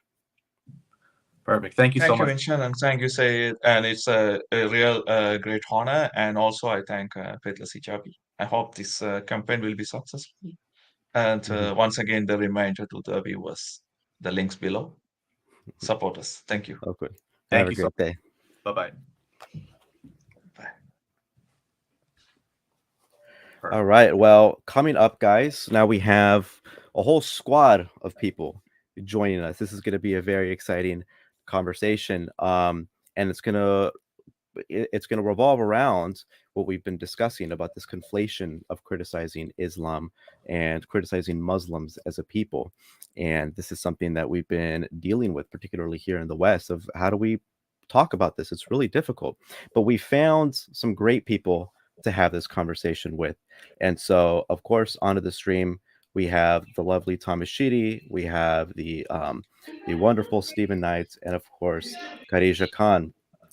Everyone, guys, I want to thank you all so much for joining us on this panel, for having this conversation. I think it's a very much needed conversation. And of course, I'll go ahead and do the honors of introducing all these lovely people. We have Khadija Khan here, who is a Pakistani-born journalist who has covered this topic extensively at Ariel Magazine. Ariel Magazine is fantastic. I really recommend people reading the great work over there. And next up, we have Thomas Sheedy here, the president of Atheists for Liberty, who I am more than familiar with. I'm happy to consider Thomas a good friend of mine. We worked together on a lot of things.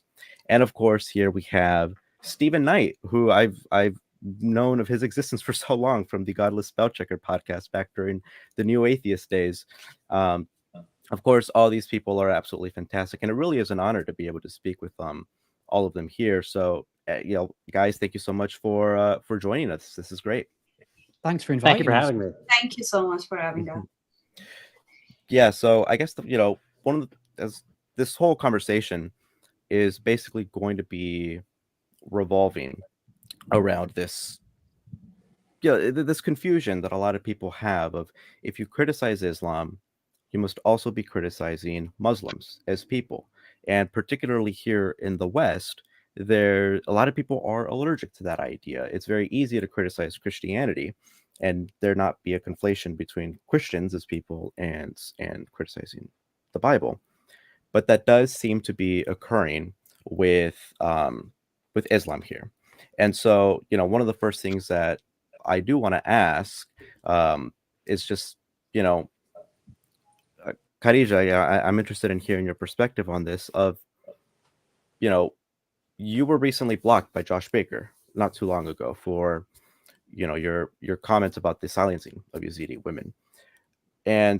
But giving ISIS brides a platform. And I mean, everyone's always kind of pointed that towards at Twitter. How is it that they still have these ayatollahs basically, but then they're banning people here in the United States for almost no reason? So I was wondering, why do you think that Shamima is getting a platform in that context, and what has the reaction and support been from the audience? First of all, thank you so much for having me and giving me this opportunity to talk about these issues, which are very much crucial for us when we face them as a society. Why Islam is getting a special treatment in the West, this is a really strange thing that is occurring in our time, I would say, because we champion free speech here in the West, and we are still, willing to go to any length to protect our right to free speech. But when it comes to criticizing Islam, then there are, sensibilities, fragile sensibilities, which can be, hurt and which can be offended. And it's not the religious Orthodox community that is coming after those people who are criticizing a religion, a set of ideas. It's also the liberal people who champion the liberal causes and who are very much in favor of criticizing any idea. They are also coming after those critics that you cannot criticize this religion because you are criticizing. They are actually trying to conflate these two things, which are entirely different things: criticizing a set of ideas and demonizing people. So they try to conflate this issue just to silence the critics, and that is one of the biggest challenges we face, like in our time. And then the same, I would say, the thing applies on this issue of Shamima Begum.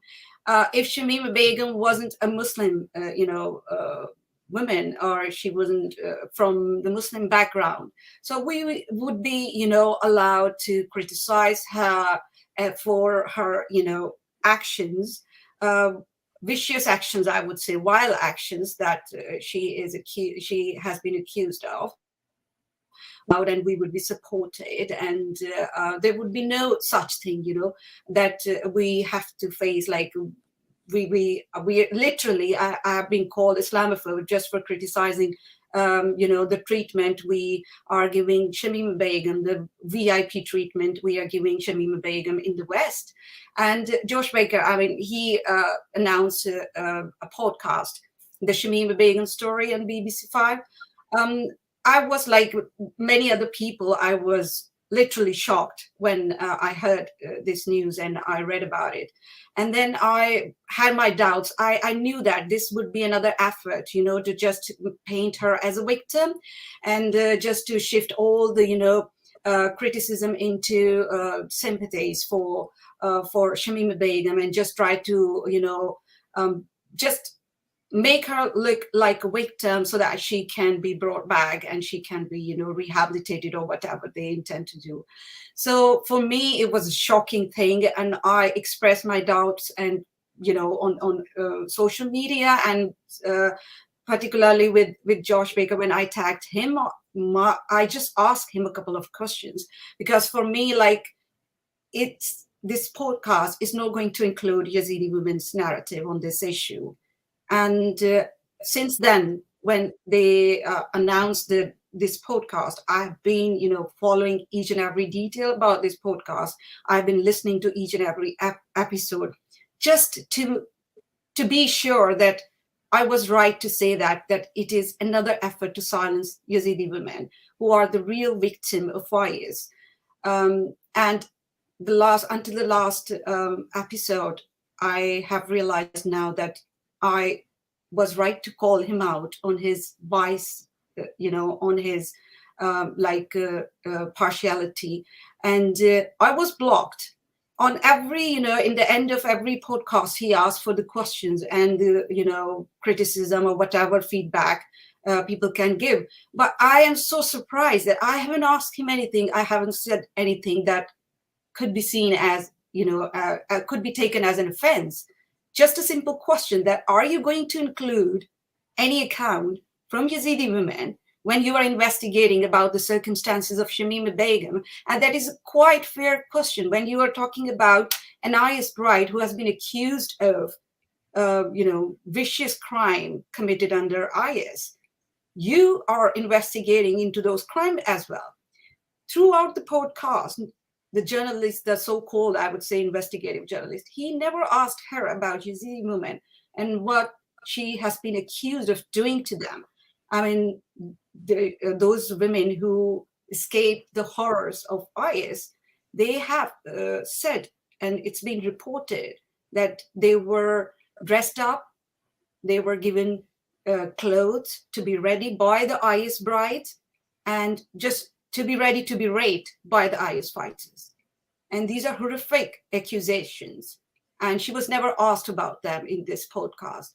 So for me, it's just another episode how they want to give anything that is related to Islam, whether it is IS, just a special or VIP, treatment. We are not treating one religion particularly the way we treat other religion. And this is another example when a Yazidi, well-known Yazidi women, Nadia Murad, she was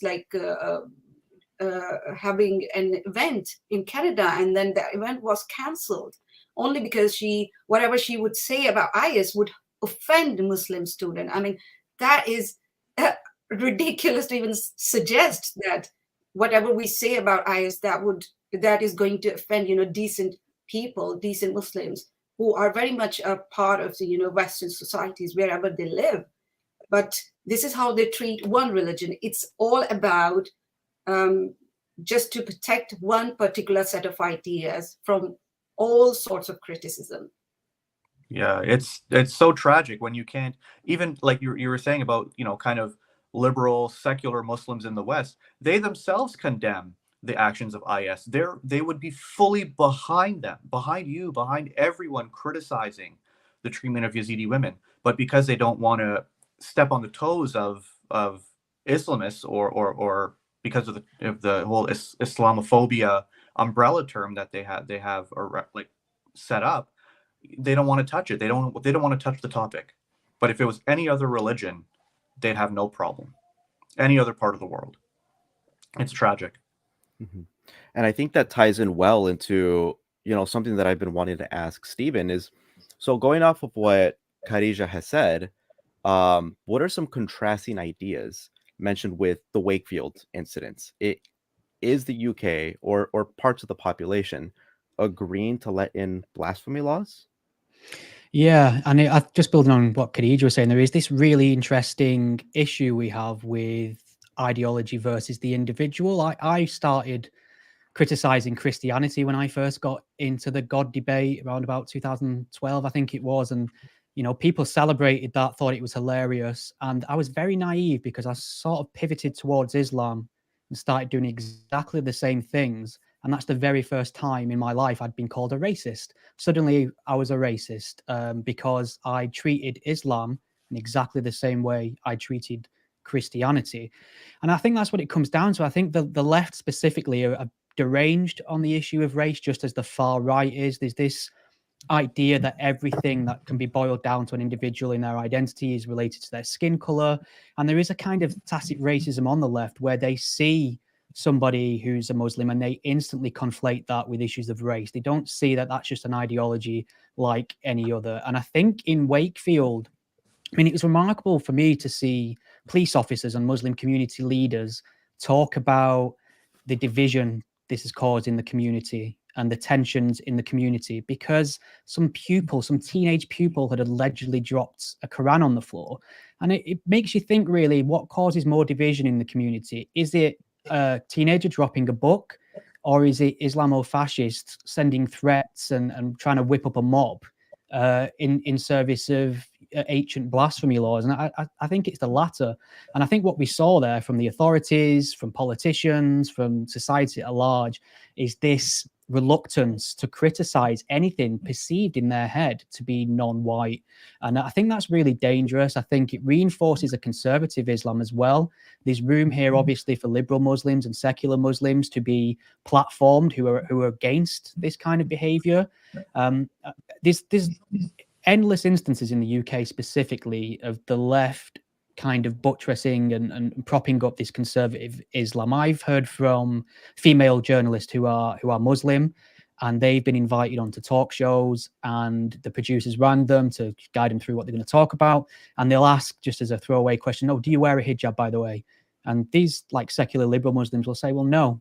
And the producer will go, "Okay, I'll get back to you." And they never get back to him, and they turn on the TV to see whatever segment they were supposed to be on, and there's a hijabi on there. So they want this aesthetic idea of what a Muslim is, rather, and it's rooted in these conservative ideas of Islam. And I just feel there's a big place for liberalism to play a part in the pushback here. And there's this horrible perception that anyone that wishes to push back against anything that's Islamist in nature comes from a sense of the far right, or a sense of religious hatred, or a sense of racism. And I think we just need to kind of reinforce this idea that all ideas are up for criticism, ridicule, mockery, and in a way, by wrapping Islam in bubble wrap and kind of shielding Muslims away from any sort of criticism or ridicule or mockery, you're kind of denying them the chance to learn something new and emancipate themselves in a way. We're kind of pointing to them from outside and saying, that's what you are. You are 100% defined by your Muslim heritage now, and nothing will change. And furthermore, we will protect you from hearing anything that might offend your ideology. And it's playing out in really concerning ways in the UK. You only have to look at some of the polling data on attitudes towards homosexuality. For instance, you only have to look at the numbers of UK Muslims willing to join ISIS. You only have to look at the Wakefield incident. That's come hot on the heels of the Batley teacher, which many have forgotten about already, who's still in hiding and fearful of his life because he's shown a Mohammed cartoon in a lesson about freedom of expression. So there are a lot of moving parts there, and it feels like it's getting worse, and it doesn't feel like anything's moved on much since the Salman Rushdie affair, unfortunately. And Stephen, I'll add on to that. It's not only the UK, it's not only Central Europe that's being affected by this problem. It's the United States too, speaking from the Americanized perspective here. Look at what happened to Salman Rushdie back in August, him being attacked at the Chautauqua Institute in upstate New York. This isn't Europe. This isn't Canada even. This is New York State we're talking about here, not even Minnesota and Michigan. And it's those rural. Numbers of attacks, the numbers of censorship that has happened just in the name of defending Islamism by basis of politicians, by supporters, by advocacy groups in this country alone is really disgusting to see. And it's really, really horrifying, considering, in my biased view, the United States is one of the best countries for freedom of speech in all of the West, in all of the world. And overall, we're starting to see more and more of our actual freedoms, our secular liberties, trumped in the name of this so-called diversity of, if you criticize anything that remotely relates to any population that's a majority brown, or you criticize the Islamic religion like you criticize the Christian religion, therefore you're going to get attacked. It's one of the reasons why I happily joined the Clarity Coalition a few months ago and participated in their global seminar, because even in the United States, we're going to see the same issues happening in Europe, the same amount of attacks pick up here across the 50 states. And it's really, really scary. And one other point I'm going to mention on this topic, take a look at the United States atheist community. Right? The community that helped bring new atheism into prominence around the world when 9/11 hit. Where's the support of the big think tanks, the 501c3 organizations, the 501c4 lobbying organizations, and plenty of the people who owe their careers to people proudly speaking up against Islamofascism? They're silent. And they're silent because they've adopted a new religion. So I'm very glad that we as atheists are assembling. But to everybody who's watching, we are a fragment. The few Americans that are here speaking up, and everybody else around the world who see this problem on a daily basis. It's time we end the political correctness and this nonsense right now, and start speaking about a true problem before it collapses civilization. Maybe not in 10, maybe not in 20 years, but in the years soon to follow. Yeah, our kids' generation, it could be too, I right? just want to say, Stephen just mentioned that some female from Muslim background, they were invited and then they were asked like whether you wear hijab and all that, and then they were never called back. So I have also received 2 calls from BBC 5 to comment on Shamima Begum's case. And it was like they invited me on the day when they would release the podcast to comment on that. But the first time they said we will return back, that we have cancelled, that segment and all that. And second time when they did, obviously I had to change my schedule and all that with my work and all that. But then later they called me and told me that, okay, sorry, we have canceled that segment again. So for me, it was like, let's see who is going to speak in that on that issue, on Wednesday when they would release the podcast. So it was Josh Baker, they invited him. And of course, he went me. Maybe he did. I don't know. Maybe he didn't want to hear anything from me, or you frightened him. He was terrified of your tenacity. That's what it was. Scared him away. To me as well. I never mentioned this on social media because for me it was like, it doesn't matter to me that you have canceled that twice, but that speaks volumes about their integrity, how they are leaning towards one biased and partial narrative, in this case, that they want to listen to from those people who want to talk about only Shamima Begum's victimhood, not about, what she did and why it is necessary that we listen from the victims who were affected by what she did. So that's how they work.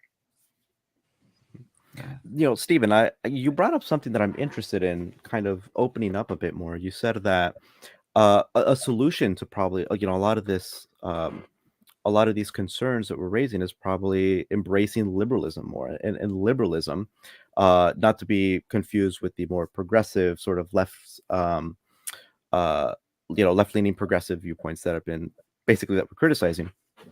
But a return to liberalism could really help us out here.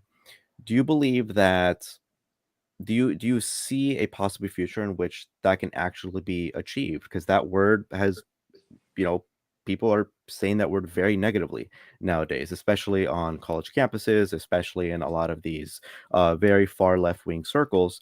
They're very, very angry against the idea of liberalism and against the idea of individualism. Do you think we need to find something else, some other political sort of, viewpoint or ideology, for lack of a better term, or can we convince them to come back to liberalism?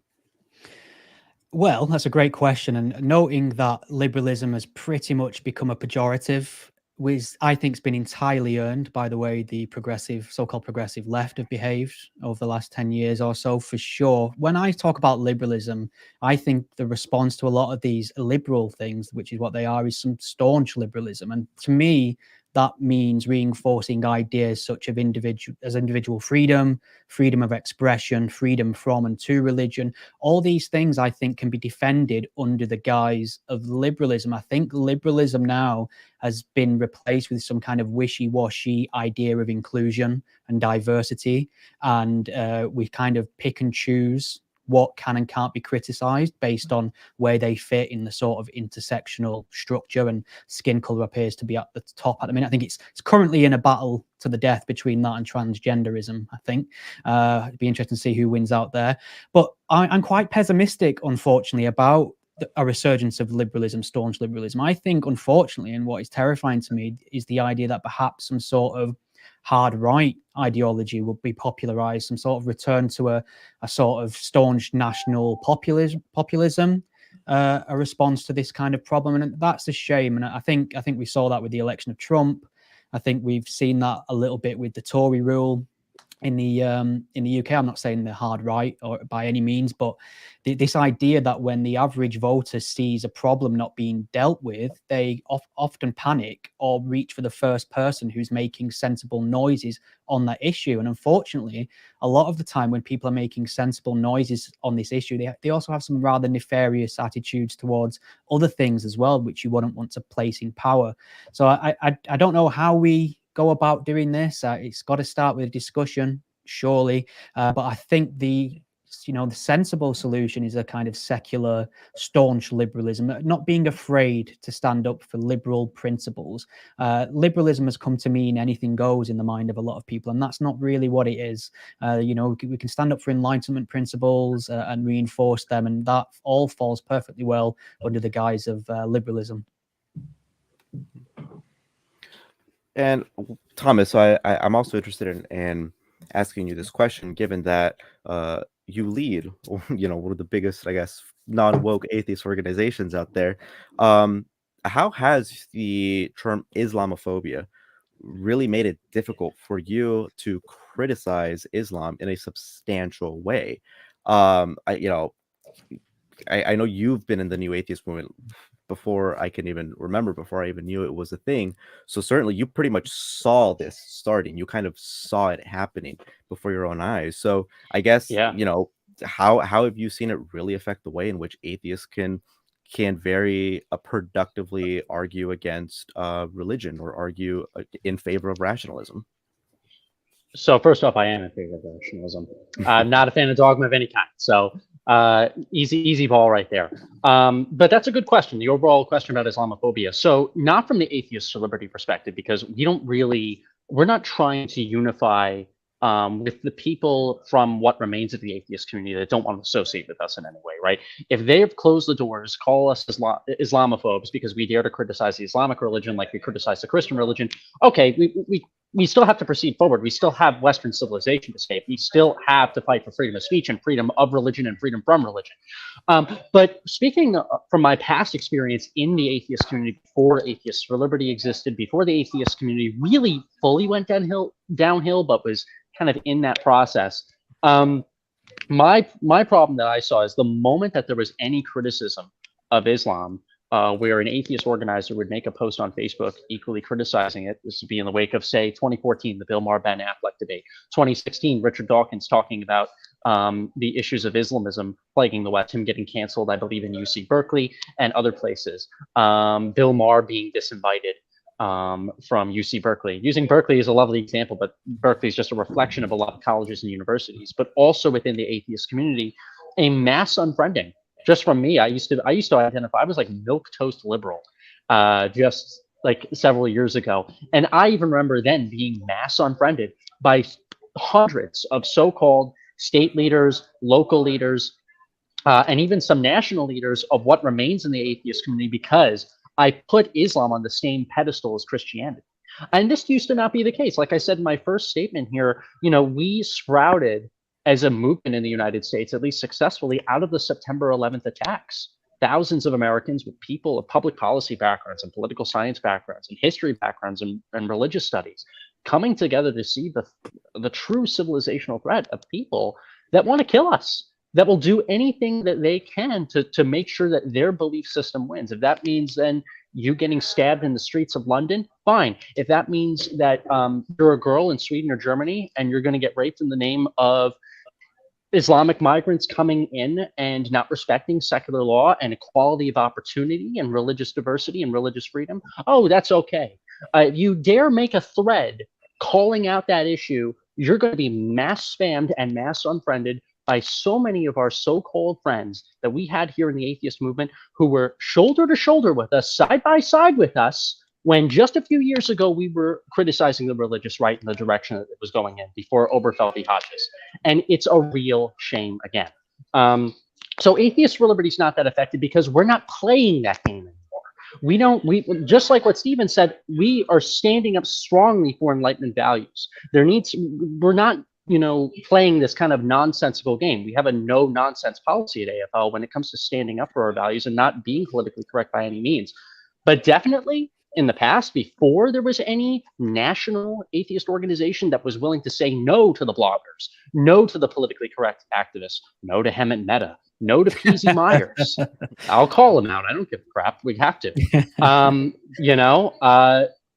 It was really sad and unfortunate to see, and I know it's led to people like you, Vincent, Steve, and myself, and I bet I don't want to speak on behalf of everybody on this panel, but so many of us kind of feeling disgruntled and surprised as to where the new atheist movement has kind of gone.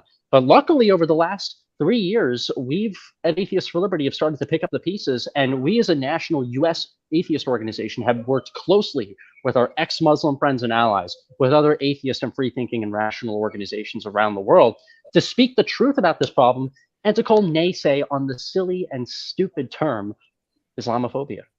Yeah, I think to my mind, Thomas, I think you're the sole American atheist organization that hasn't been completely infected by identity politics. I don't know if you remember, I think American Atheist, the organization's completely fallen off a cliff to my mind. I don't even know what they're for anymore. I don't know if you remember back in 2019 when that horrific scumbag shot up that mosque in Christchurch, New Zealand. Yes, they went after Sam Harris for that. Yes, I remember that. The American Atheist organization pointed the finger at Richard Dawkins and Sam Harris. They linked the writing and words of Sam Harris and Richard Dawkins to this horrendous terrorist attack in Christchurch. Obviously, their balls had dropped off. They started really worrying about their reputation and decided they would think more closely about how they criticize Islam going forward, because they don't want to be culpable in anti-Muslim terror attacks. And it was just the strangest thing ever to see a prominent atheist organization completely retreat from the idea of criticizing Islam because of and not only that, Stephen, I'll jump in there. Not only that, not only American Atheist being an atheist organization, the Firebrand organization that had their president drawing images of Muhammad in their talks, you know, when they were doing promotionals, back when the new atheist movement was in its prime, American Atheists took the lead in criticizing Islamism. Where are they now? Where are they now? They're promoting they're doing polyamory talks at their conferences now. I think that's where they're going. They have some great graphics with some people with lovely different hairstyles giving wonderful talks, Stephen, about the diversity of sexual polyamory and unprofessionalism at conferences. You know, I'm so proud to see where they've gone. Yeah, we're not doing that at AFL. We are not making the same mistakes that those nonprofits have gone. And I hate to say this, I hate to come off as unprofessional myself when it comes to criticizing that. I'm a former assistant state director for American Atheists representing New York State. I have a big love for that organization. I still keep my old American Atheist membership card in my wallet because I respect the history as to where a lot of us came from. But American Atheists in 2023 is not American Atheists in 2013. It's not. It's not the old or new atheist organization that we once thought it was. But I'll say this too. I'm on a campaign to say that if Nick Fish gives me a call and says he wants to work with me on something, I'll be the first one to say yes. Will I ever get that call? I don't think so. So we're going to, again, have a no-nonsense policy, continue to push forward, continue to work with our ex-Muslim friends on speaking the truth about what is happening around the Western world. I do not want to see the United States become Sweden. I do not want to see the United States become Germany. And as president of Atheists for Liberty, I'm going to make sure that we do everything in our power to work with our state directors to make sure that doesn't happen. I think we, of course, people who criticize Islam or any religion, they can, you know, understand the value of liberalism and secularism. But I think liberals are the lesser evil in my view. We need these people on our side, and they are actually, I don't know, they are delusional in my view at the moment, because they are from their side, they try to protect minorities. I'm from minority background, okay? So I don't want to be protected by anyone who thinks that I have no courage to face the truth, or I cannot stand a criticism. I don't want to be in a situation. But they try to infantilize, you know, people by saying that don't expose them to such ideas. They cannot respect secularism because they have their own orthodoxies. They don't. I can see it here in the UK. It's one of the most diverse society, and it's a beautiful society, I would say, when it comes to minority. It's very comfortable, I would say, for everyone who believes in secularism and liberalism and to be a part of this society and live here. But when we come to religious minority, we see that there are a section of those societies who are living in complete isolation. They have been infantilized to that extent that they are no more a part of the mainstream society. They are just living in complete isolation. and with their orthodoxies and all that. And these people who are liberals, and they have betrayed, I would say, their own values, their own principles. They are unable to see that they cannot, they are not protecting them. They are just doing no service, I would say, to those people. They are just pushing them more and more in isolation. So from my perspective, I want to have those voices on our side so that we can make an effect, you know, on the wider society, because we know that religious people are here, and here the freedom to practice your religion, I really appreciate it. Freedom from religion, I really appreciate it. But I don't want to live in a society where you are giving this sort of impression that you are free from religion, you have your right protected under the law of the land, but still you are not allowed to criticize one particular set of beliefs. So here I think we have this situation. It's a predicament at the moment, but still I at least hope, as you said, I don't want to speak on the behalf of all of you, but I really hope that these people, they would realize this soon and stop pushing these minorities into isolation and let them be a part of the mainstream society. Because as Stephen mentioned, identity politics, yes, this is the thing, that is the problem of our age. I think it's one of the biggest issue. And the problem is the far right and these liberal people, they are speaking the same language, I would say, the identity politics. And that is damaging, I would say, for those people who are from minority backgrounds, who are trying to, you know, be a part of the mainstream society, because there are people who really espouse secular values within the Muslim communities in the UK, in the US, or in the Europe. But again, they are pushed back by these kind of narratives that, oh no, you cannot, you know, put up with these, you know, ideas. These are too much for you. So you need to be, you know, caged, whatever your orthodoxies are. You need to live with them. Yeah, I think that's wonderfully said. You know, one of the things that I've also been a bit concerned about is, you know, we've talked about how a lot of people tend to get deplatformed when, whether we're talking about Richard Dawkins getting deplatformed for Berkeley, for what he said about Islam, or really just about, you know, even big news organizations that originally invited you and then just kind of gave you the cold shoulder. And what concerns me is that a lot of this, the reasoning behind why they're doing this isn't so much that they themselves believe that you should be deplatformed, or at the very least, there's enough where you could say they're doing it because they're just scared of public pressure. They're scared of what's going to happen to our organization if we let this person on, what's going to happen to the well-being and safety of the people that we employ. And so I think this is a much more concerning issue, because now it's not just a matter of trying to convince people that they should allow a platform to anybody that they think should have a voice. We're trying to convince people basically that they should kind of disregard any safety concerns that were probably legitimate that they should have. And I think that's a lot more difficult. And so I guess my question, I would say, I'm probably going to throw the ball into the court of Khadija, given that, you know, this is something that you yourself have dealt with, is how do we convince people to let people such as yourselves, let's say, go on the news organizations or go on some podcast or whatever it may be, if they have a legitimate safety concern?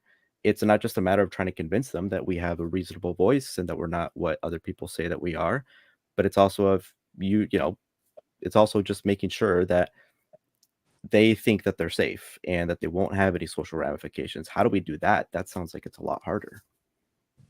You know, this whole concept of protecting people's, sensibilities, that concept, I find it really tragic and dangerous at the same time, because there was a time when in the West, when you were not able to criticize Christianity, and the people who dared to criticize Christianity, they were subjected to horrific, punishments. and they all cause offense. So if they had not caused offense, then we would not be enjoying all these freedoms in the West that we have right now.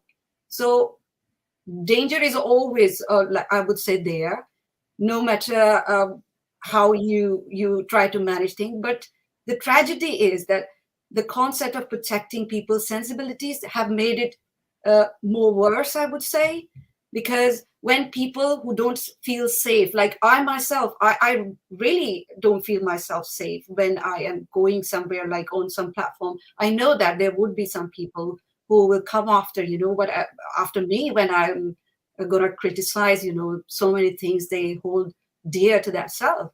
But this is the danger we are facing. I think those people who are breaking the norms and trying to criticize the mainstream narrative that is held by so many people who are in the position of power, I would say as well, because it's all about those who are having powers in their hands, but they are not doing, I would say, what they're supposed to do. They are not being on the side of those people who are upholding liberal and secular values. I think this is the foundation of Western civilization at the moment, but they are not on the side of those people. The authorities, they have, I would say, they have done a blind eye to what is happening around us. For them, it's like protecting sensibilities is more important to calm the situation. This narrative to calm the situation, that is dangerous, because to calm the situation, what they are doing is they're feeding and pampering those fanatics who want to curtail the free speech because they deem it, they see it as an offense to their beliefs, to their sensibilities. So I think as long as the people who are in the position of power, they don't take a stand, it's very difficult for people like me to feel safe, because I know that if something happens to me, police is not going to be on my side. What happened in Wakefield incident? The police, the chief constable, he was standing right next to the imam and the teacher, the headmaster, and the imam was saying, who was literally giving sort of threatening, threats and all those things which should be seen as an alarm. He was just sitting next to him, and the imam was saying that the headmaster is agreed to work with us, with me, in order to educate kids about Islam.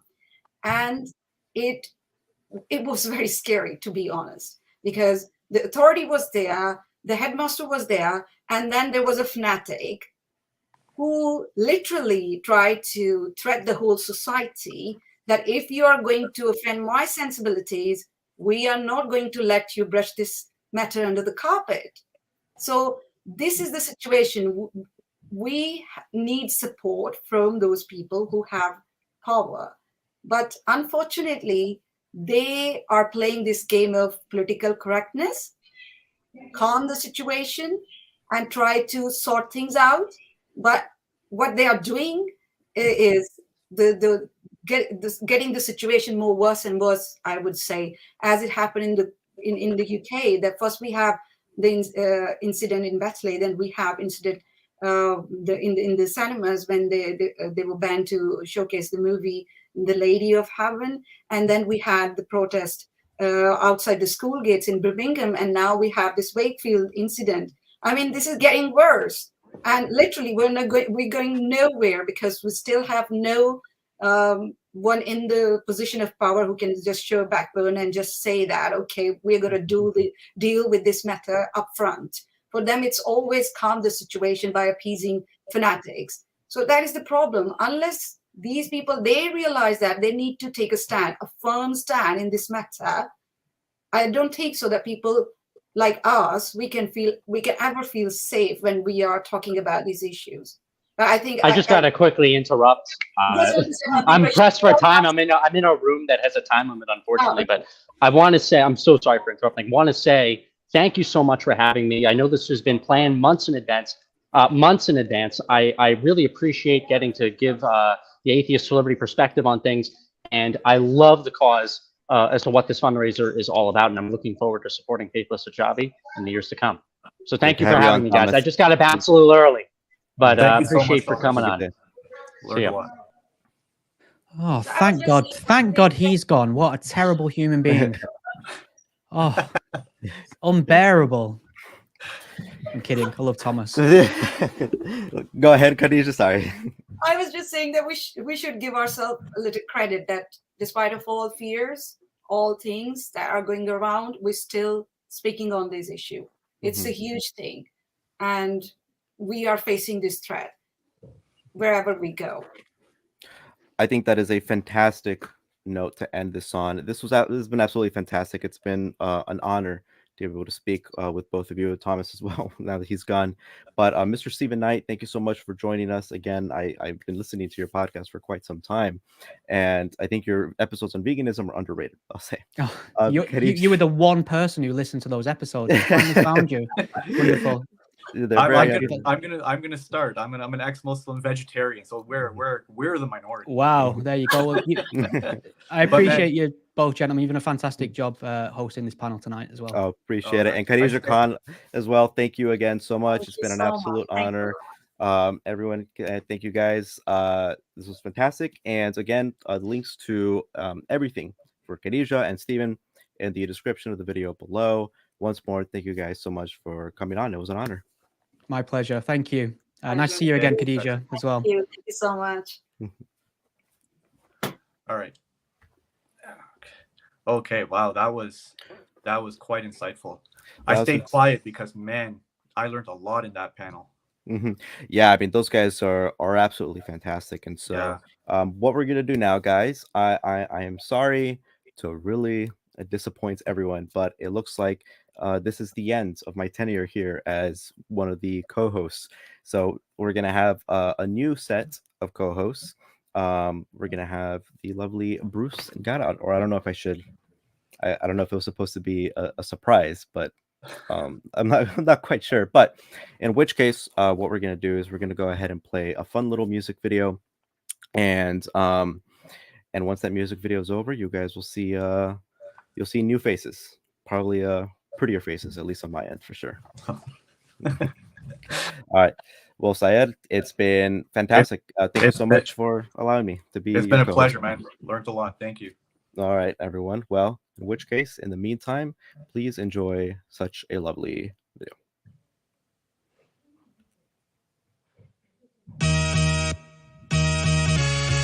Yeah. Check it. Listen. It's Mix on the beat. Yeah. It's Voodoo Vids on the mic. Given that I work every day and every night, gonna break it down for all you people. Got logical proof that music is evil. Music messes minds and makes you tipsy. Look at Gaga, look at Britney, look at Whitney, and look at 50. There ain't no denying, bruv. You get me? Classical, jazz, reggae and pop, R&B, country, Bollywood and rock. They're all so addictive when the beat drops. You better not listen to them, full stop. Music magic turns man into a monster. It will leave your head scarred like Harry Potter. Don't worry, bro, you know that I got ya. If you're feeling ill, let me call you the doctor. Music is a rhyme, everybody knows. It penetrates your body from your head to your toes. Music is haram, everybody knows. It penetrates your body from your head to your toes. Music is haram, everybody knows. It penetrates your body from your head to your toes. Music is haram, everybody knows. It penetrates your body from your head to your toes. The brother asked a very good question. Listen up close, pay attention. Singing and dancing is irresistible, but brother and sister, it's completely impermissible. I have analyzed and memorized every single song, and the message music sends is totally wrong. Satan distracts and he misleads. He whispers in your ears and nullifies your deeds. String instruments are not permitted. Women wearing clothes that are too fitted. 50 cents or 50 rupees. It's time to pray, so get on your knees. Turn off the music and listen to me. In chapter number 5 and verse 33. Book number 8. page 77. If you do what I say, I will take you to heaven. Music is a ram, everybody knows. It penetrates your body from your head to your toes. Music is haram, everybody knows. It penetrates your body from your head to your toes. Music is haram, everybody knows. It penetrates your body from your head to your toes. Music is haram, everybody knows. It penetrates your body from your head to your toes. I hope that answers the question.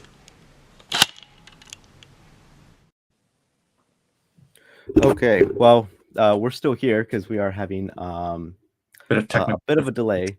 Yeah, but in the meantime, we can at least bring in one of the other panelists, and he is a good friend of mine. So I'm very excited to have him on. And guys, everyone, please put your hands together for the illustrious Bruce. Bruce, how are you doing today? Well, I think this is the first time I'm showing my face, other than how does it feel? The Babylon Project. So it feels good to be back. That's right. This is Bruce, my co-host from the Babylon Project. Everyone has no idea what he looks like. He's never shown his face. This is his big face reveal. What a great time to. And before you ask, no, I did not get the name Bruce from Batman or Bruce Lee or anything like that. So, Bruce, you've been watching, I'm sure, intently. What are your on the previous panel at the very least? So what are your thoughts on what we were talking about in terms of conflating Islamophobia with anti-Muslim bigotry, and how difficult that really makes it to have an honest conversation about ideas that we find disagreeable? Well, okay, to be honest, I didn't watch the whole cast through, but I jumped on to catch as many clips as I could. It's like one of our friends, Thomas Sheedy, is on there. I'm also a big fan of Stephen Knight. I've watched his podcast with the number of guests he has, and always get something away from the conversations. What do I think about the subject? Yeah, that's a hard one because I think we're in an environment right now in which most people, for the most part, their hearts are in the right place. We want to give deference to minorities. We want to protect marginalized peoples. We want to make sure our history is not just whitewashed. We want to be able to speak about the whole gamut of topics that relate to civilization in an honest fashion. Unfortunately, as we all know, sometimes the needles can go too far in one direction for one cause or another, and we see that happening with a wide variety of social justice movements. And the one we're here to discuss today is Islamism. It's really difficult to have those conversations today because when you see the word minority, you immediately think a certain topic is not good to be broached for discussion, because we don't want to offend people. We don't want to to punch down, but there's a whole bunch of other topics that need to be discussed under that. What if they have minorities under minorities? What are some of those subcultures in those overall minority umbrellas have extreme conservative practices that are equal to or worse than the hyper conservative Christian right? Those subjects should not be off the table for discussion, especially if we mean to further the bend towards the moral arc, as Michael Shermer might put it. If we want to expand the idea of women's rights, if we want to expand protections for homosexuals or other persecuted minorities under those umbrellas, those topics should not be under the table. And I believe that was the large gist of what was happening in the previous stream. And unfortunately, it's the needle is swung too far over, and there has to be a reasonable middle. Yeah. I think like, you guys are from the States, I'm from Canada, and I think a big problem is it's almost like nobody wants to go first. Everyone's kind of thinking it, right? All the people with platforms and the organizations and stuff, they know that these things have to be discussed. They want to discuss them, but I think they're just afraid to go first because they're going to have that, the fundamentalists, whether they're Christian, they're Muslim, or they're anything like that, they're going to be down their throats, canceling them and everything, right? So, but they need to be brave. Someone needs to take the first step, and then they might actually have that backlash, right? But then they'll pave the way for everyone else to say, no, this really does need to get spoken about, And this it's almost like you were saying, Bruce, these things, women's rights, LGBT rights, these things kind of transcend religion. They need to be spoken about just in everyday society, right? But nobody wants to tackle it first. Well, no one wants to be the asshole to be accused of punching down. Exactly. But down is a really, really relative concept in a lot of these conversations. I mean, like, what do you mean when you're punching down? I mean, like, you can speak on behalf of Muslims who do not deserve to be slimed, who have lived in this country for a long period of time and are peaceful people, but there's also they have their own they have their own equivalent of the Christian right here. So, when you see homosexuals and women being mistreated in Muslim majority countries, who exactly are you punching down against? Right. It's relative to the specifics of the topic, and you can't just sweep that all under the rug because it's about minorities. Yes, of course, you have to. We have to keep that in mind, but it's not as big a subject as I think many progressive fanatics. There's another way to put it. Progressive fanatics would like to oversimplify it as. And that's just to think otherwise is just not intellectually honest or morally honest. Right. Who like what's down? What's down and what's up? You can't sweep that under the rug. Yeah. Ghada, welcome. You're still Ghada. driving. Hi, everybody. I'm here. How is everyone doing? I was just listening about the when you were talking about rights and everything that transcends, just religions and ethnicities and ever, like, it's almost laughable how people, whenever they look at Islam, they deal with it with like kid gloves when it comes to women's rights. Like, oh wait, but their choices. However, when these like tribe wives come up and like talk about I want to be a traditional wife, I want to be whatever, they like go on and just like go and try to destroy their arguments. But when it's a woman that is a Muslim woman or a woman that is stuck in Islam and like all of the things that come with it, the hijab, the whatever it is that you have to do in order to maintain the obedient, good Muslim girl, everybody shuts up. Everybody's like, oh, well, it's their culture. We just want to not really all that other bullshit that is, it's heartbreaking. It is, yeah. But yeah, that was a good point about the that there's this hypocrisy there where they're willing to criticize one and not the other. But the right also is really concerning in this field as well, because there's two things that they'll tend to do. Either one, they'll use this as a way to just bolster up their religion rather than just pointing at a set of ideas like, well, these ideas are bad because of this. What they'll tend to do is say, these set of ideas are bad, but look what our set of ideas is doing that is so much better. They'll either do that or they'll play hand in hand with them, right? And they'll say, yeah, actually a lot of our values are Abrahamic in nature. There's still a lot of similarities there.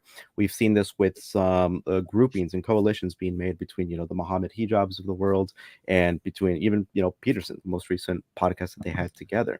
So it seems like, well, there doesn't seem to be an actual group of people that is consistently just criticizing basically just bad ideas when they see them. It seems like a lot of people are just playing a game in which they're trying to get as many people as possible onto their team. And that, I think, is just a recipe for disaster that I like. That's just how powerful identity politics are. And I just don't know what exactly the solution to that is going to be, because it seems like the left and the right are gaining more and more members. And then we're starting to see just the kind of, not the middle, not centrist, but just people who kind of think for themselves, I guess, for lack of a better way to describe it. They're thinning out.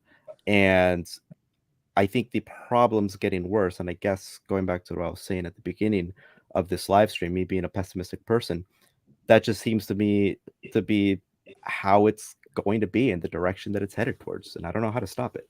Yeah, it's like the left and the right are both getting swirled into this identity politics game, and in the meantime, real human rights are getting trampled. People are people's fundamental human rights are just being obliterated in this process.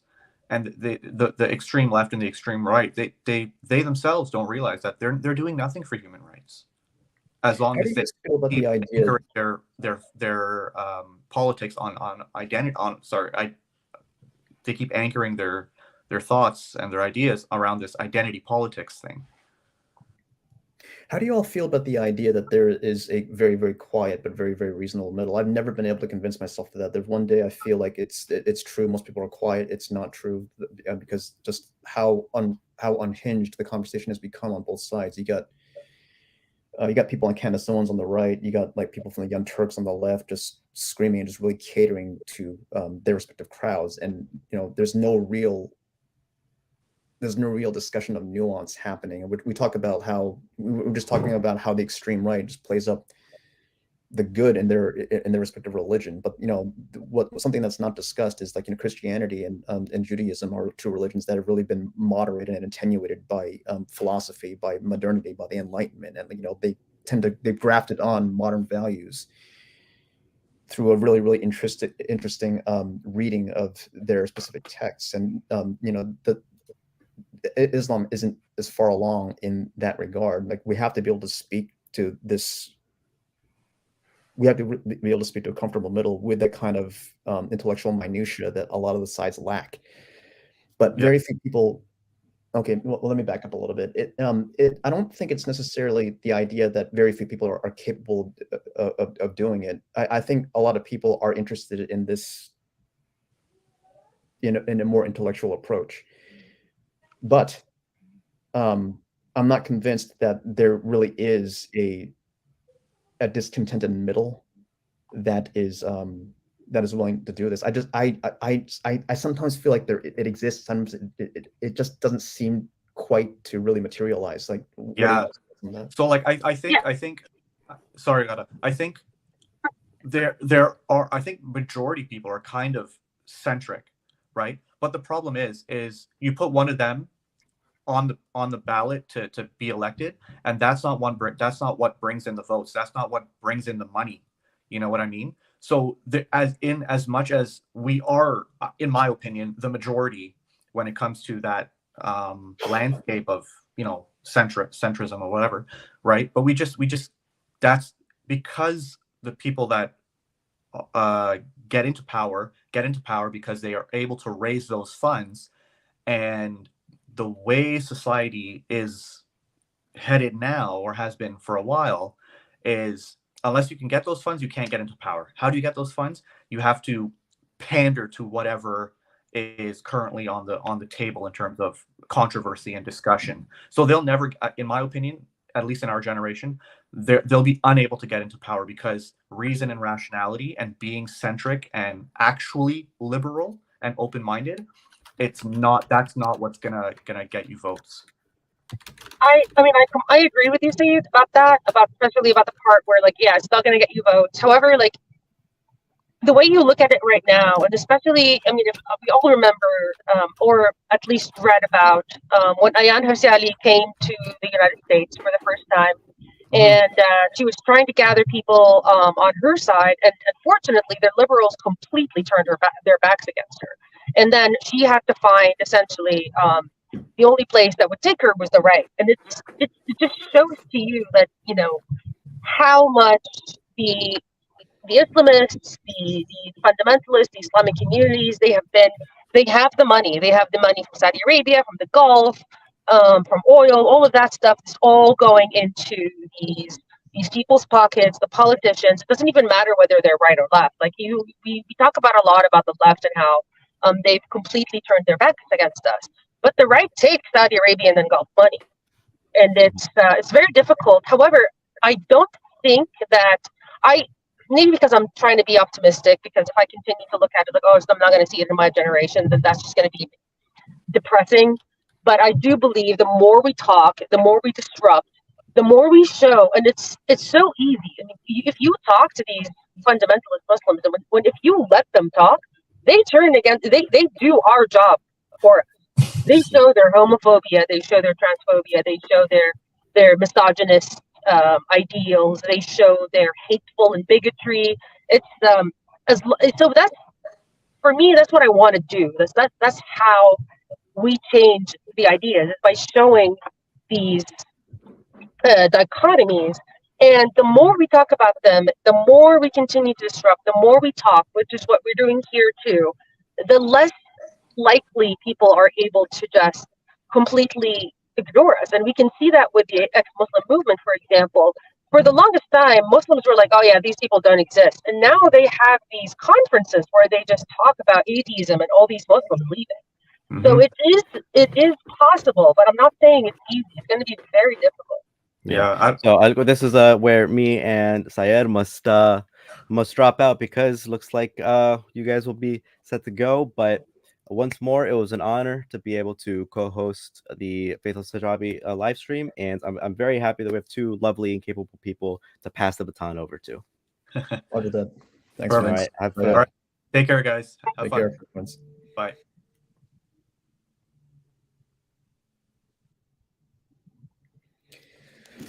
Well, in the meantime, we have, yeah, it's quite a group and quite an event we have here today. And it's like looking forward to our next discussion with our guests coming on.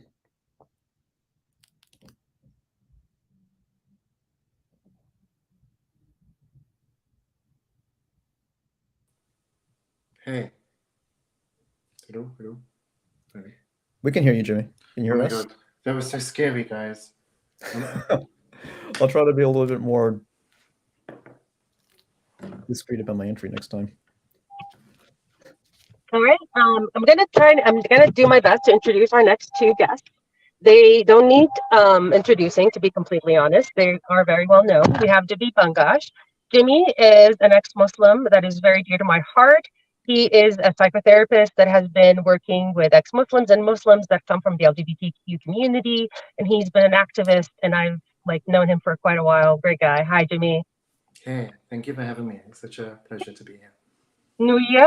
Nuriyah Khan is a great lady. I love her so much. She is a YouTuber and a Muslim activist.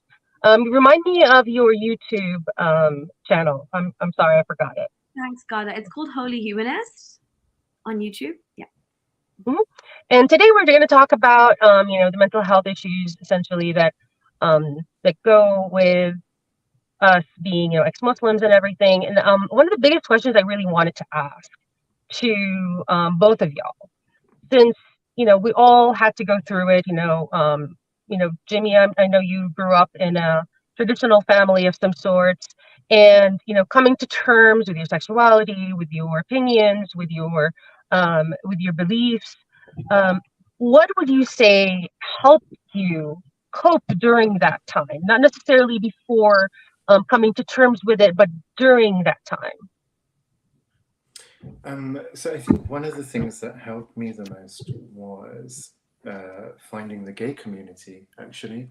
So the gay community in many aspects is pretty irreligious. So a lot of people who might have grown up as Catholic or as Christian or as Hindu, Jewish or Muslim, I think if you were to do a study and look at what the numbers say, you'd probably find a correlation between being LGBT and being irreligious, or people being LGBT who were born into religion and then apostatizing.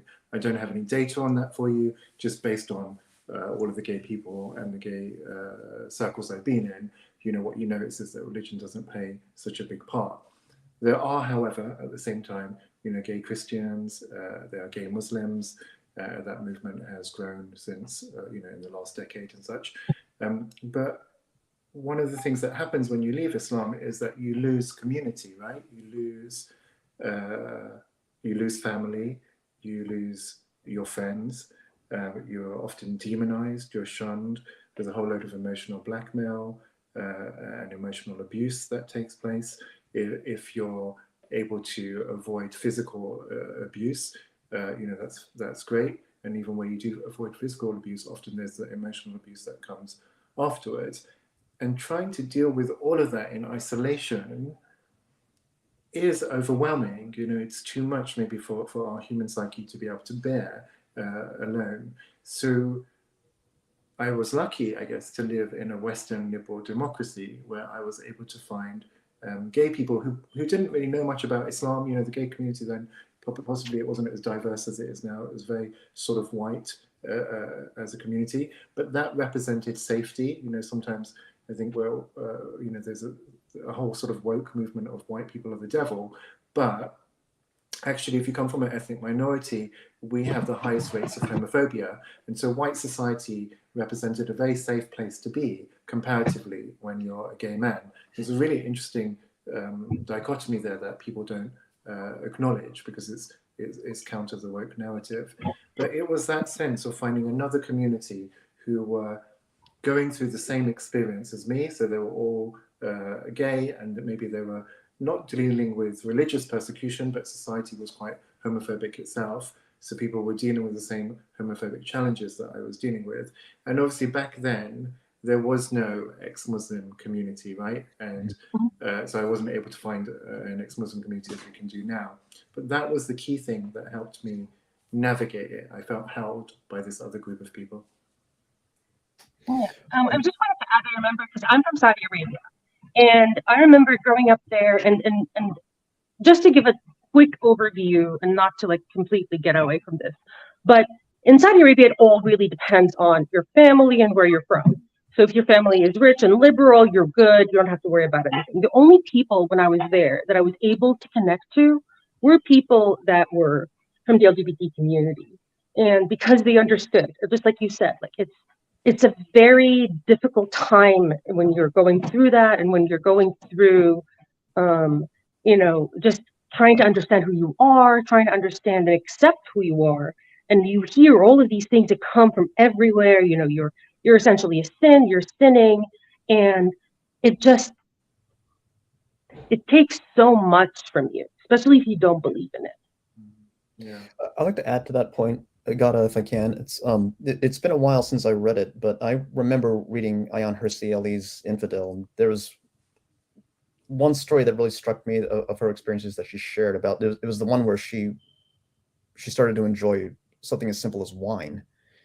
Now that's a simple pleasure that most of us enjoy in just everyday life, but it's a religious taboo in Islam, and it really resonated with me because I remember being raised Lutheran myself, and you know, there was some really strict ideas of how you're supposed to feel and behave especially when it comes to sexuality. And when you become a teenager, you all know the things that go with that. It's really difficult enough to navigate when you start having feelings for the same or opposite sex, but as you grow up, but you know, it gets exponentially more difficult once there are, you know, religious restrictions in place that feed you needless guilt. You know, I remember it was a real painful process for myself, and you know, something I wanted to ask the both of you. Jimmy, I'm familiar with your story. Nuriyah, not quite with yours, but it was coming from that religious framework. Was there a lot you guys had to unlearn to accept yourself for who you are? Like, what helped with the process? Because I remember, I think in Ayaan's case, it's been a while since I read the book, disclaimer, but she gradually started enjoying it. And she had to kind of wean herself off the religious belief that she had been raised with. Was there a similar process with both of you?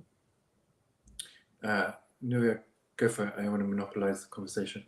Okay, thank you. Yeah, Bruce, no, exactly. It was a lot of unlearning. It was unlearning things that, as you said, are based on just aspects of guilt that you might not necessarily adhere to, but Islam kind of imposes that guilt on you. I mean, take like Christianity and I guess times it by 10, the guilt levels in Islam, for something as simple as like, you know, wine that Ayaan Hirsi Ali might enjoy now, which she could never think of before. So yeah, it's a lot. It's a constant, I'd say, process of unlearning until you really become who you are.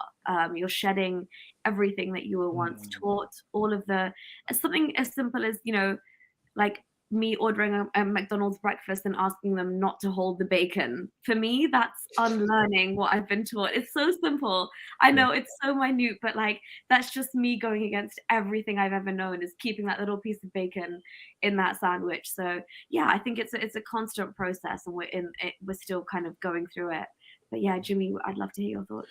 I mean, I think also, like, you're right, there are some really basic, simple things, but there are some really huge, fundamental human aspects, like just the idea of sex, Nuriyah, within Islam, and how if you're having sex outside of marriage, what that means about you as a human being, and what that means about you as a person, and how, you know, disgusting and dishonorable you are if you're doing that act. But then even after you die, how you'll be punished and tortured for eternity for doing that act. So what does that do to a person's relationship to sex? What does that do to a person's relationships to their own body in the act of sex? So some of these things are, you know, and then how do we cope with that? You know, how do we cope with this idea of disgust? Because in order for us to cope, we can't sit with the disgust, so we have to kind of disassociate from it in some way, or we have to repress our feelings around how we're relating to our body. So I think, you know, religious trauma is not to be underestimated. The unlearning, and I love this idea that you said of shedding, you know, almost like it's you're exfoliating from yourself this old skin that is no longer relevant or needed, and in that act of exfoliating, you know, new, more beautiful, radiant skin is kind of what we begin to inhabit. But it is a process, and I just want to say how important this is in terms of the mental health program, because people like Nuriyah who work around domestic violence, and people like myself, you know, who work in psychotherapy, we have this term called working with life threat. So, you know, you might have a whole load of people who work in psychotherapy and they work with clients, but they're not necessarily working with life threats. So the clients you're working with are not necessarily in imminent danger. But you might be working with that in the UK, or you might be working with that life threat with clients in America.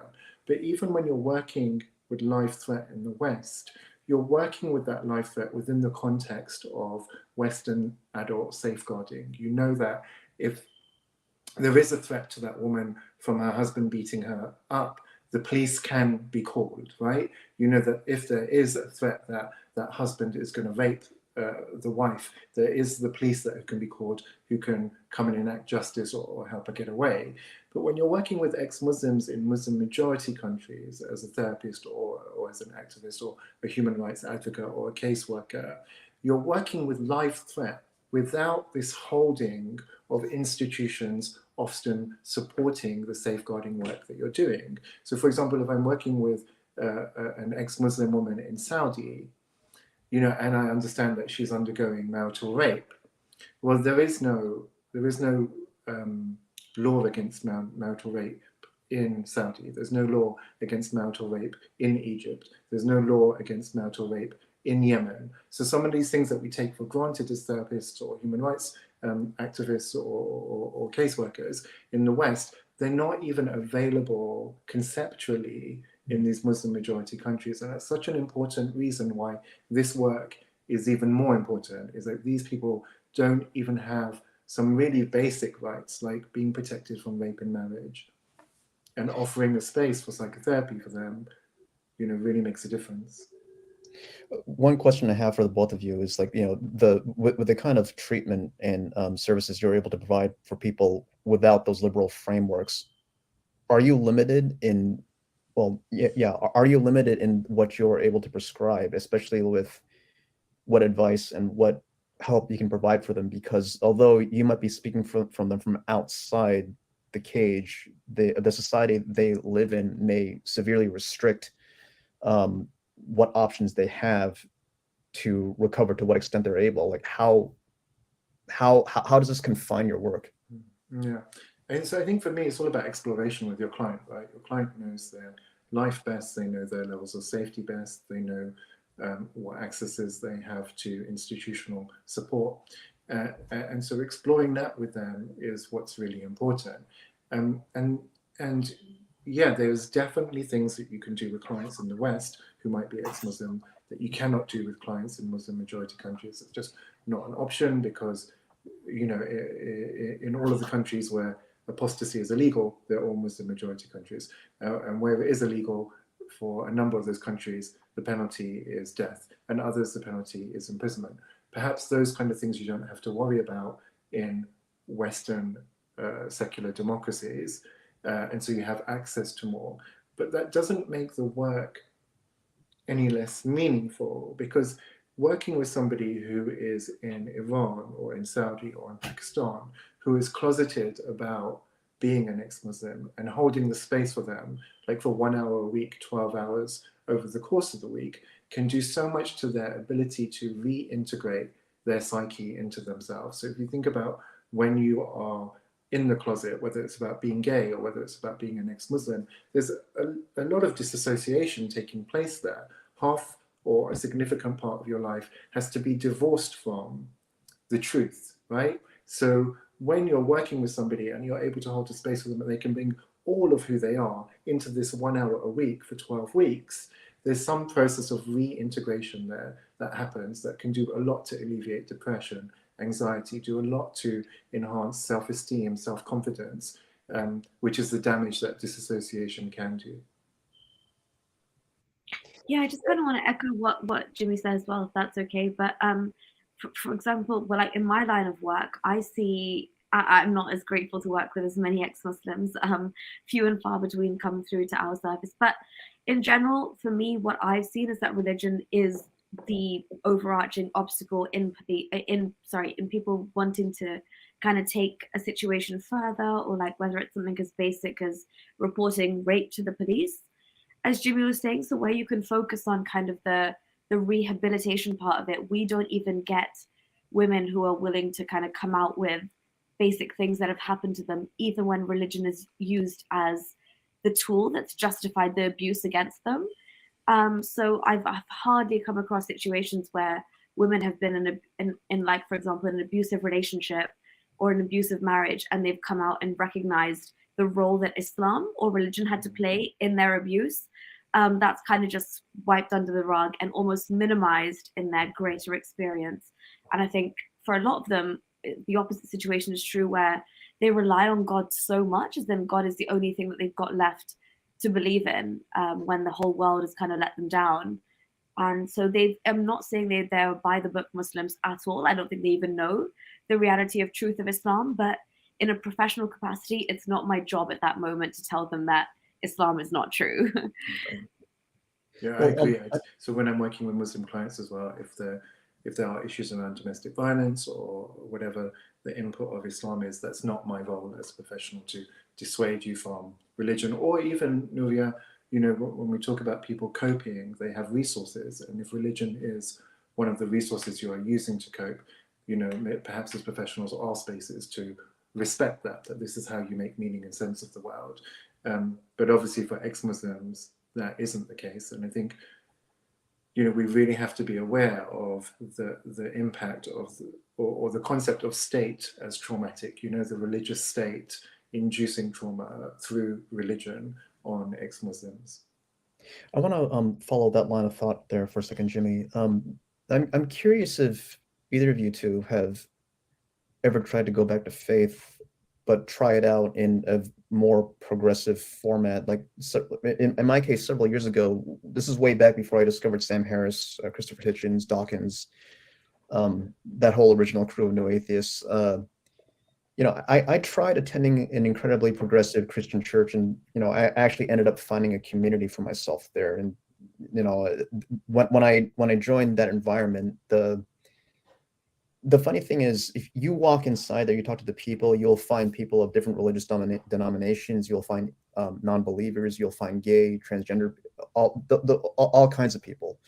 And I promise you, to this day, if you walk inside there, you talk to the individuals, you will not be able to tell the difference between them and a secular humanist. And you know, the values that they espouse are largely what I would consider humanism.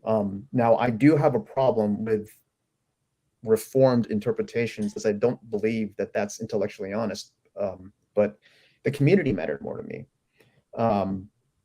Did you ever try to attend like a more progressive mosque? Like, if so, like, did you ever have trouble for yourselves reconciling progressive values with literal scripture? And would you suggest that to people who are in dire straits, but perhaps they could find a more suitable environment for what remains of their religious beliefs? I would like to kind of agree with you there, where, you know, for me, I think every individual human is different and everybody's on a different journey. And I think, you know, everybody's relationship with religion or whatever they were taught or born into is different, and the way it manifests in their life is different. I think if I hadn't gone through what I went through, I would have been a very, very quote unquote normal, like liberal Muslim. And happily, I could have gone through the rest of my life being like having the label Muslim on me. Obviously having views, as you said, that are more progressive and just not in tandem with Islam, but I would somehow justify that as my version of Islam and kind of be okay with it and go through my life. But as you said, the reason I started to speak and I decided to do activism in the first place was because I realized there's a point where you've got to be intellectually honest when it comes to an ideology, right? So for example, with Islam, as a woman, Jimmy can tell you as a gay man, there's certain things that are a deal breaker. It's such a deal breaker that you have to say, actually, this isn't just bad. This is terrible. The world needs to know that this says this. This means that you under these people would not be safe. I'm sure, like, obviously Jimmy can tell you as well, I came at it from an angle to protect women. I'm sure Jimmy speaks up just to show, like, obviously his experience is not congruent under Islam. There is no way that he would be allowed to live peacefully. So yeah, I guess there is, like, as you said, there's a good comfort area where you can allow Muslims, as I said, in my professional capacity, if they're relying on God to, you know, keep them hopeful or positive about the future, I'm no one to take that away from them. But to the rest of the world who are willing to be intellectually honest, I will tell them that the world has no place for people like myself or Jimmy under the banner of Islam. Yeah. So did I find another religion? Like, I think for a long time, like maybe 7 years, my religion was gay. Like, it was just, that was my new religion. I was in the church of gay, I was in the mosque of gay, I was in the nightclub of gay, I was in the gay cafe, I was in the gay library. It like, means happiness, Jimmy. Yeah. I mean, but also, like, I wonder how balanced that was as an existence as well. But perhaps, you know, saturating myself in that way was necessary because it was so demonized, and because having lost my whole community, like I lost my family, I lost any access to the Muslim community, I lost access to my home. You know, throwing myself into this other kind of world was really helpful, actually, until it wasn't. You know, it became full of nightclubs, it became full of partying and all of that sort of stuff. And now, looking back, I can see how much of that was an effort to heal the religious trauma and the family trauma that had occurred, right? Like, you're just, through partying non-stop, you're trying to anesthetize the pain of being severed from the people who are supposed to protect you the most, from the people who you're expecting to love you the most. So that was probably my primary religion for a while, also after being Muslim. But then I started meditating, I think probably about 16, 17 years ago, I started meditating, which is not really community-based. It's quite a solitary activity. I know there are group meditations, but for me, that has been phenomenal. It's literally been phenomenal. It has contributed to a sense of balance in my life and a sense of regulation. Like, if I feel dysregulated or destabilized, you know, I can always kind of go back to meditation to bring me back home, really. I wanted to add a little bit and also follow up on something you mentioned, Jimmy. So like you, I also grew up, you know, in Saudi Arabia at a family that was extremely religious and fundamentalist. And when I came out, or when they found me out, I was also severed. Didn't have any family, didn't have anything else. And also during the time I was living with them, it was a complete double life. It was extremely draining. And so I wanted to go back a little bit to the double life. So a lot of us ex-Muslims, unfortunately, have extremely religious families. And because our families are very religious, if we were to deviate from what they believe is the right path, we are immediately demonized. And in the worst case scenarios, like what happened to us, severed and threatened. So during that time, I mean, I'm just talking about myself, and I'm pretty sure a lot of people have gone through this because I've spoken with a lot of ex-Muslims that still live with their families, and they are closeted, and it's extremely, like, it kills their soul, for lack of better words, whenever they're going through that. And I mentioned something you were talking about, Jimmy, is, you know, finding your meaning. And I was wondering if you could talk a little bit more about, I mean, I didn't do it, and I don't know. I mean, you were having fun in the Church of Gay, so we both were not really, let's say, in tune with ourselves during the time where we had to either lie or just put it aside to cope. If you had to talk to people that are in our situation, you know, a gay ex-Muslim, an ex-Muslim woman, and this is also for you, Nuriyah, how would you talk to them? What would you give them as a, like, your 2 cents? You know, for me, I think it goes back to my original answer, is this idea of community, yeah?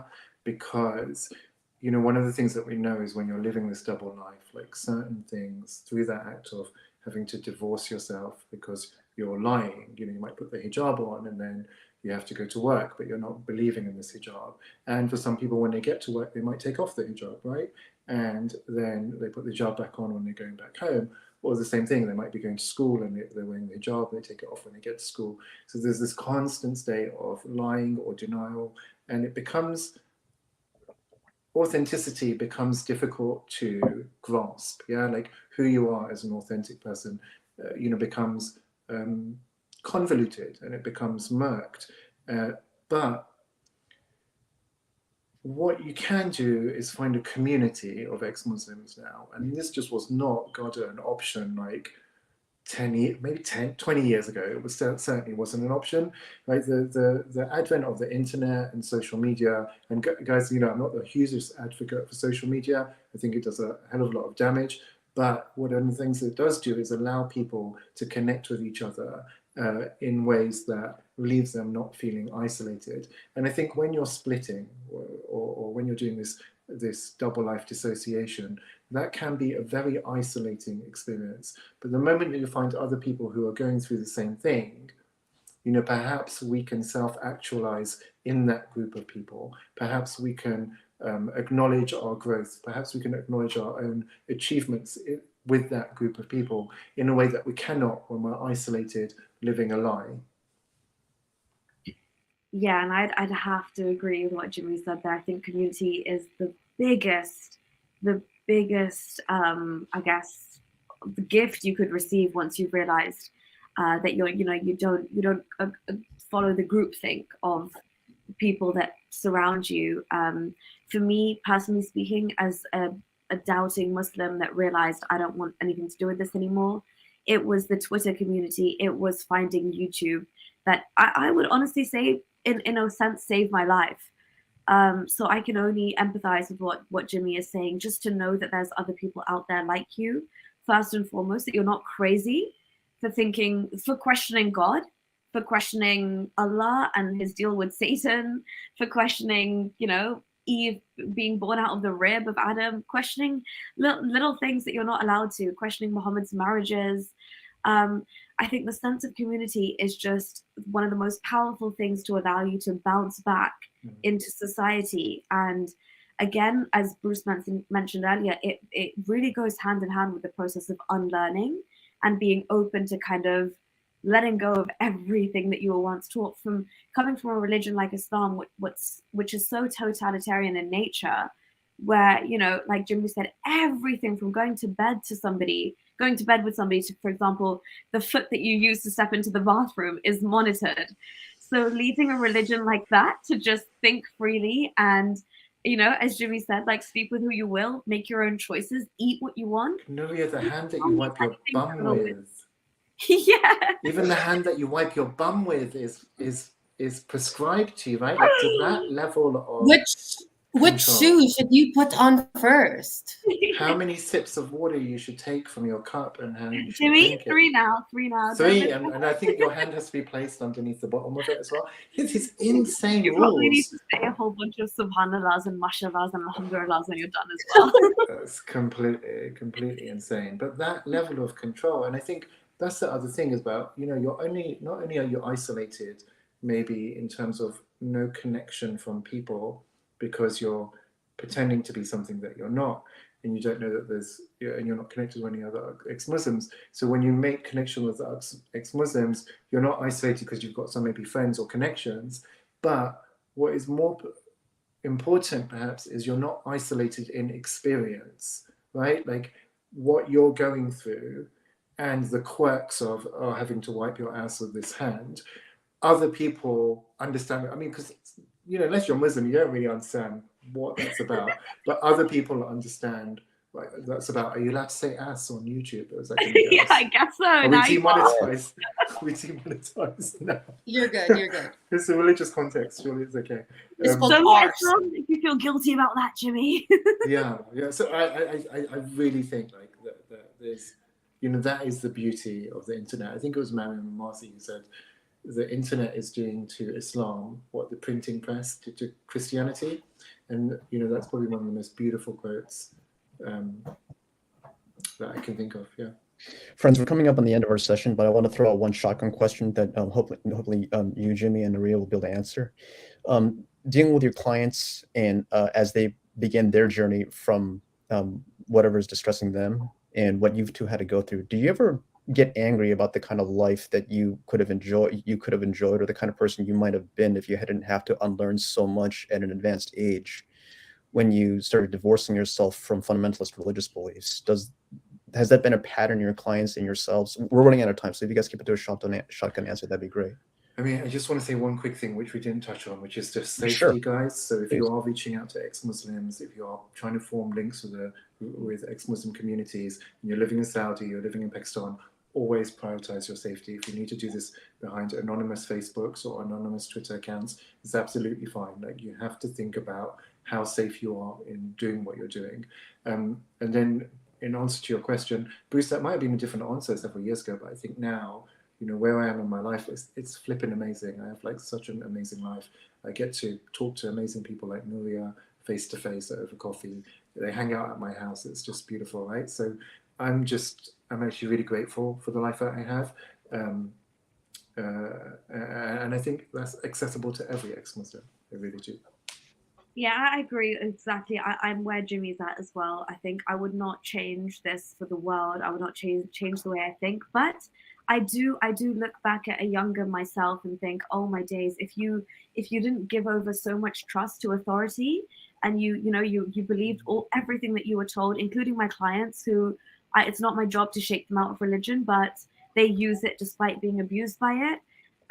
There's, you know, it's a very tough line to walk, but you kind of just give them enough agency to kind of think for themselves. And I think if we empowered Muslim minds or any religious, you know, inclined minds the world over to just think for themselves, give them that opportunity, a lot of them will turn away from themselves and live the way me and Jimmy are today. Well, we're out of time, so we have to move on to our next session. But I want to thank the two of you sincerely for what you do for people who are not able to help themselves. And you know, it's been fantastic speaking to the both of you. I hope we get a chance to do this again in the future. And Jimmy, Nuriyah, it's been a sincere pleasure. Thank you so much. Thank you, guys. Thank you for having us. Bye. Bye. Bye. That was a very good session. Do I have to click something, or are you going to click me out? Oh, hi. Yeah, that was an excellent session. Like, you know, I was familiar with Jimmy's story, but this is the first time I've ever met Nuriyah, and you know, it's the services they're able to provide for people in fundamentalist countries is something I've ever heard of, but this is the first time I've ever heard it fleshed out in this kind of detail, and it's there's a lot more to it than I originally thought. It I don't know why I didn't think about it before, but for some reason, it just never occurred to me that whatever people will be able to do for themselves will be limited by the kind of framework of whatever kind of laws and restrictions are in the country that they're in. I mean, I didn't even sorry for this, Ghada, I had no idea you were from Saudi Arabia. I am from Saudi Arabia, yes, and I completely I know exactly what they are talking about. Hello. Hello, Aleem. Hello. Welcome. Hi. Well, I think this is a good time to start the next section. But before we do, I'd like to once again encourage our audience to head over to the Faithless Hijabi website to donate, and the link should be listed below. Okay, our next section, most of us who bring a critique to respective religions have experienced living in the actual consequences of believing in tenets, superstitions, and demands. And it's usually true that when that apostate brings unique angles and perspectives when it comes to criticizing religion, but even that field has challenges, given that there are denominations on top of denominations whom delegitimize each other, sometimes turning the discussion into a really bizarre game of whack-a-mole. Joining us to discuss the role of an apostate in promoting critical thinking and challenging religious orthodoxy are two unique individuals. The first of which is someone who I've followed for some time and have had the pleasure of listening and speaking to in person. Mr. Seth Andrews is a broadcaster, storyteller, author, an activist and public speaker, best known as host of the popular website, podcast, and online community, The Thinking Atheist. Welcome, Seth. Hey, it's good to be here. Thanks for the invite. A pleasure. Aleem is an ex-Muslim sharing his story about why he left Islam and helps others to share their respective stories through his social media profiles. Check him out on Instagram through the handles Leaving Islam and Secular Spirit. Well, I'd like to kick this off by asking the both of you a question. And you'd think that an apostate who leaves a faith is in a relatively perfect position to critique aspect of whatever religion they come out of. But I don't think it's an exaggeration to say that there are a few hundred iterations of a general umbrella religion and several hundred more off of each denomination off of that. When you come across people in conversation, I'm sure you've heard the arguments that you haven't experienced the real Christianity, the real Islam, the real, et cetera, et cetera, et cetera. Now, being people yourselves who've left religious faith, how have your particular experiences led you to deal with people who take this angle on dismissing your experience with whatever interpretation of the religion you came out of?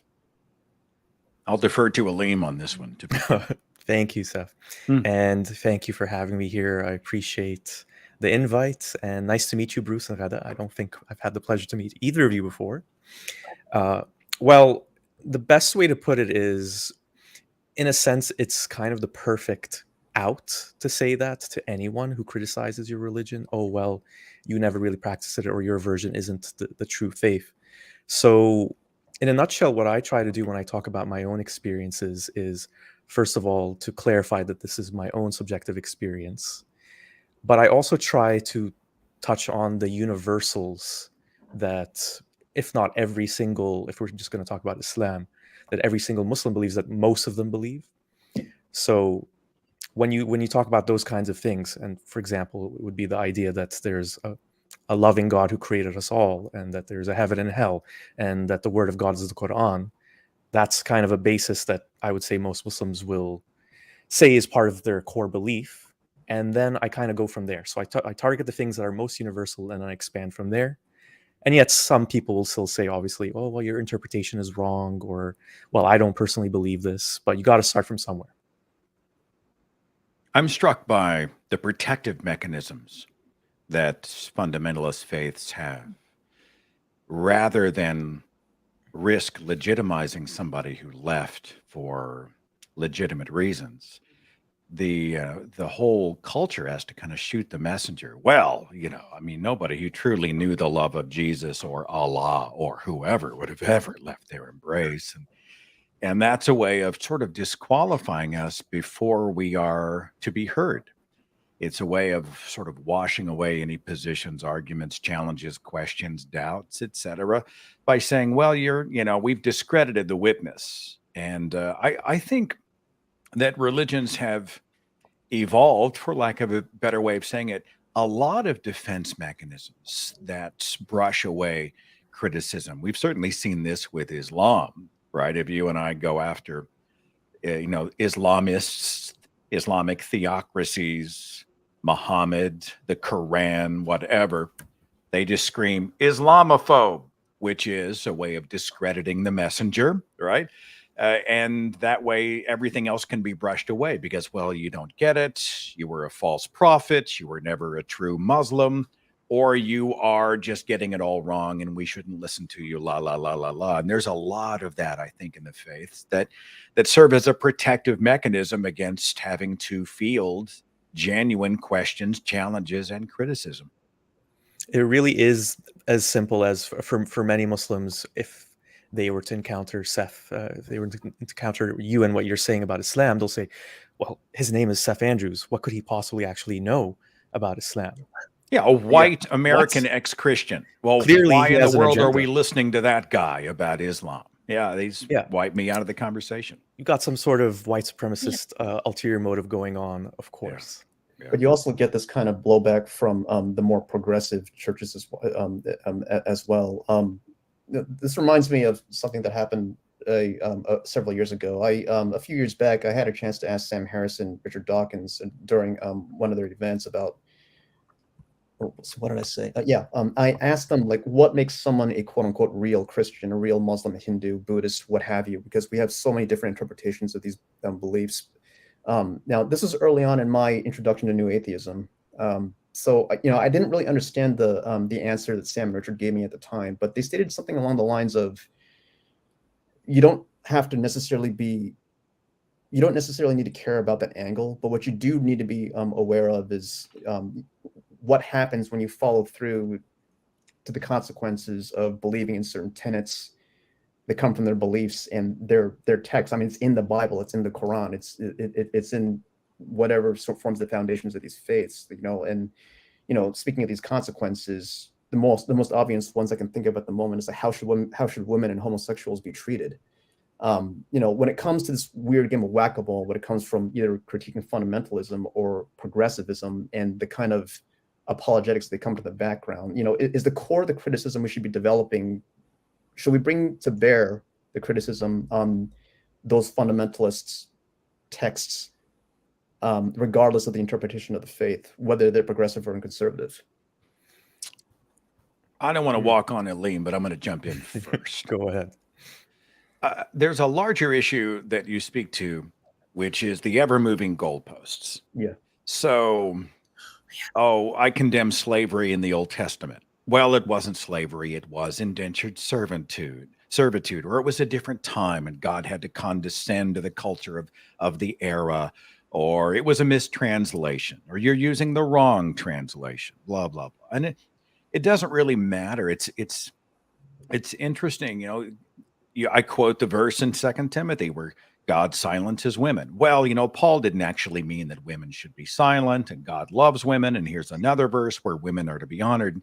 And so what happens is the goalposts are just always in motion, where no matter what you say, no matter what challenge you bring, they won't, or at least feel that they won't be pinned down. It's almost like when somebody goes into the hospital and you say, do you believe in the power of prayer?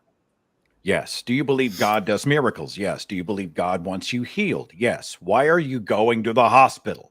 Why are you paying the premiums? Why are you paying the doctors? Why are you going through the rigor of surgery? Why don't you just pray for healing? Well, it may be healing in the future. God may be using the hands of the surgeon. Maybe it's pain in this life and bliss in the next life. God is using light and momentary There's always affliction something to build my faith. Well, it's a fallen world and God wants to help, but he really can't. I mean, it doesn't make any difference.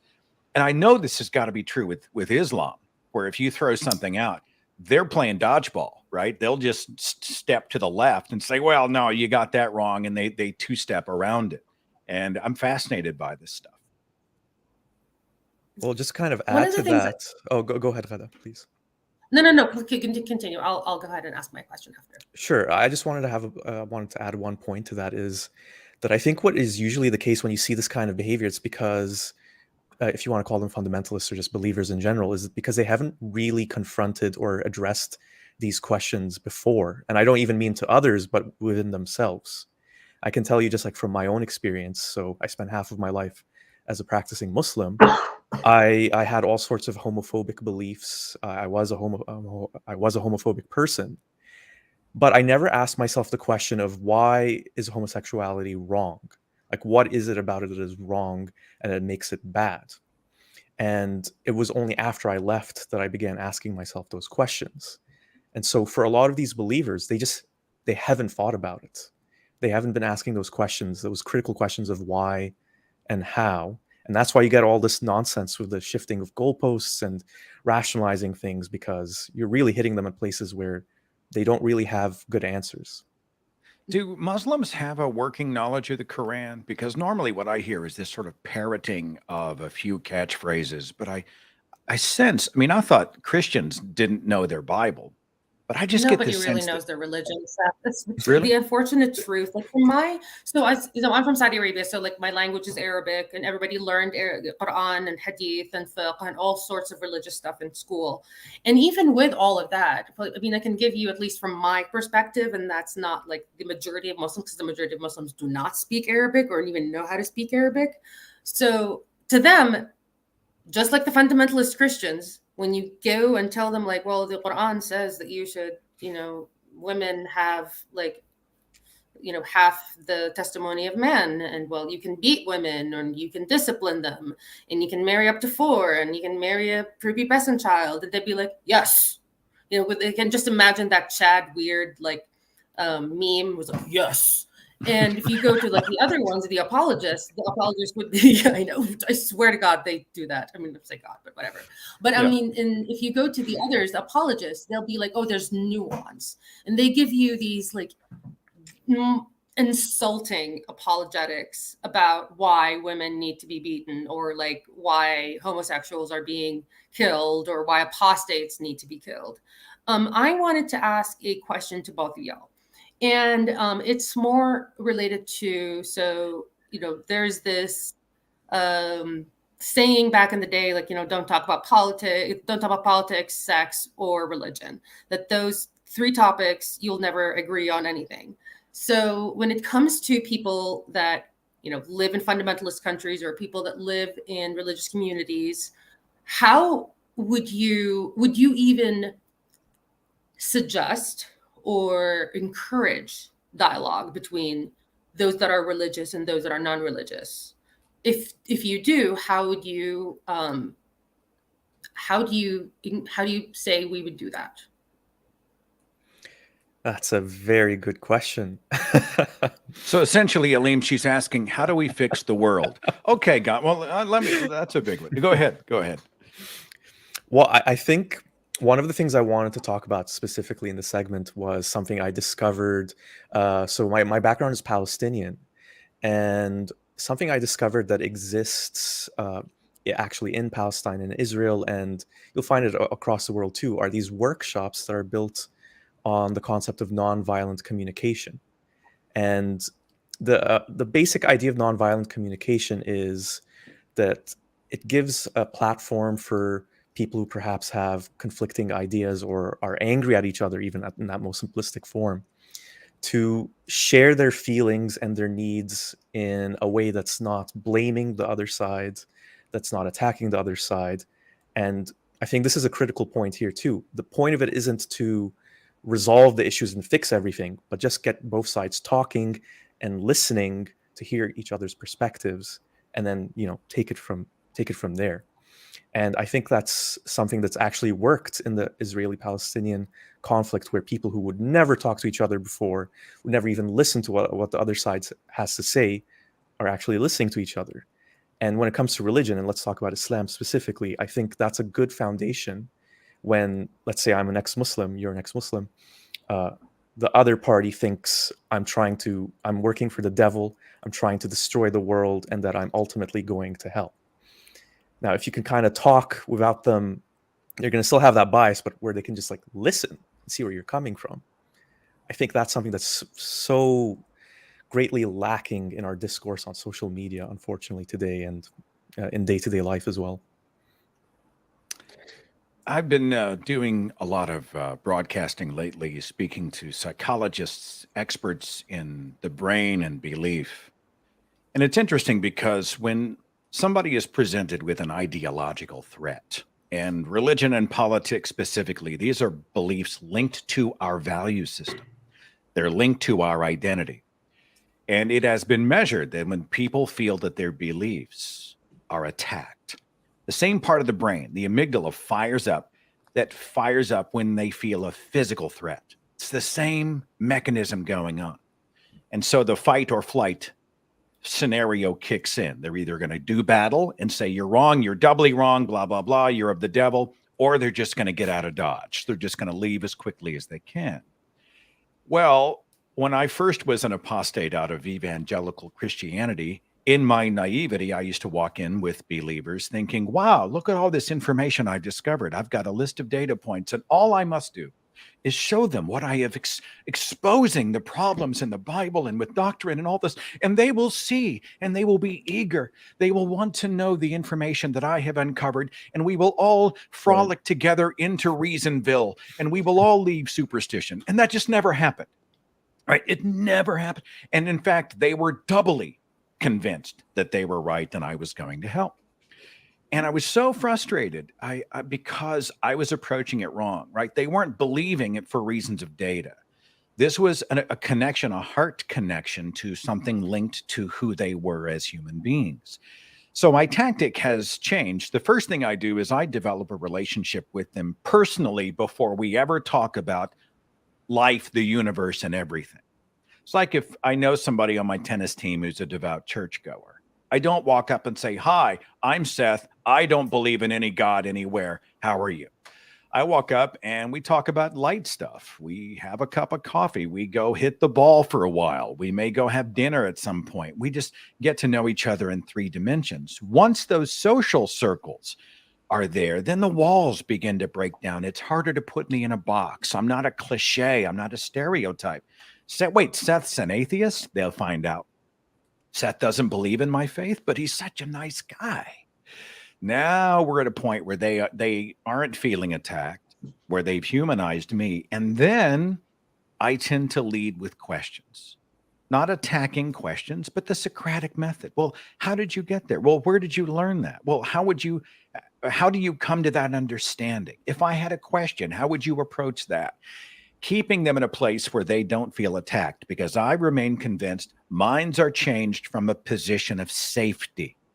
We will not change someone's mind if they feel unsafe. We have to let them know, no, it's okay. I'm not here to attack you. I may challenge you, but this is a safe space. I want to follow on that point, Seth. That approach is the one I would prefer, but it might be the most humanistic tool to use in the toolbox, but it's one of many tools that should be used. And one thing I did want to bring up was the idea of mockery. It's not my go-to tool, and I would prefer to keep that one as a last resort or something to use very, very sparingly. Like, that's not something I think anyone should use outright, but I do think it has its place. And I think it's effective in showing how nuts, immoral, or harmful certain scriptures are, but it can also, as you say, just really alienate someone who might not be as familiar with the aspects of a religion that they thought they were. So it's something that has to be used carefully. Yeah, I'd like to speak to that because you bring up a great point. Yeah. On the macro level, on the larger stage, when I'm not talking in the one-on-ones, I think ridicule and mockery is critical, right? How can you not ridicule the ridiculous? And I do it for a few reasons. One, I think the sacred cows need to be roasted. If somebody tells me this is off limits, Christ is off limits, Allah, Muhammad, that's off limits, you're not allowed, that's the first thing I go after, right? Congratulations, that is now number 1 on my list. And I think there is empowerment. It's a liberation exercise to take the things that used to control us and knock them way down and make fun of them and say you have no power. I absolutely agree with that. I also think it's healthy for other people to see us do that. Lightning doesn't strike, right? I'm not a miserable, horrible human being. I am able to just simply say, this is crap, and I'm going to have fun with the thing that used to bother or control me, or the thing I used to be afraid of. I'm not afraid anymore. I'm not afraid to make fun of this because I have defanged it. It has no power over me. And you're right, mockery does have an important part to play. I usually don't use it in the one-on-ones. It's usually a larger macro kind of thing for me. I don't know, Aleem, did you want to speak to mockery at all? Sure. I also, Aleem, before you Yes. answer that, I also want to ask another question that very much goes with that. Hang on, Ghada. Like, I want to. There's more on this I actually want to bring up. Can you just wait for a minute? Yeah, thanks. Aleem, go ahead.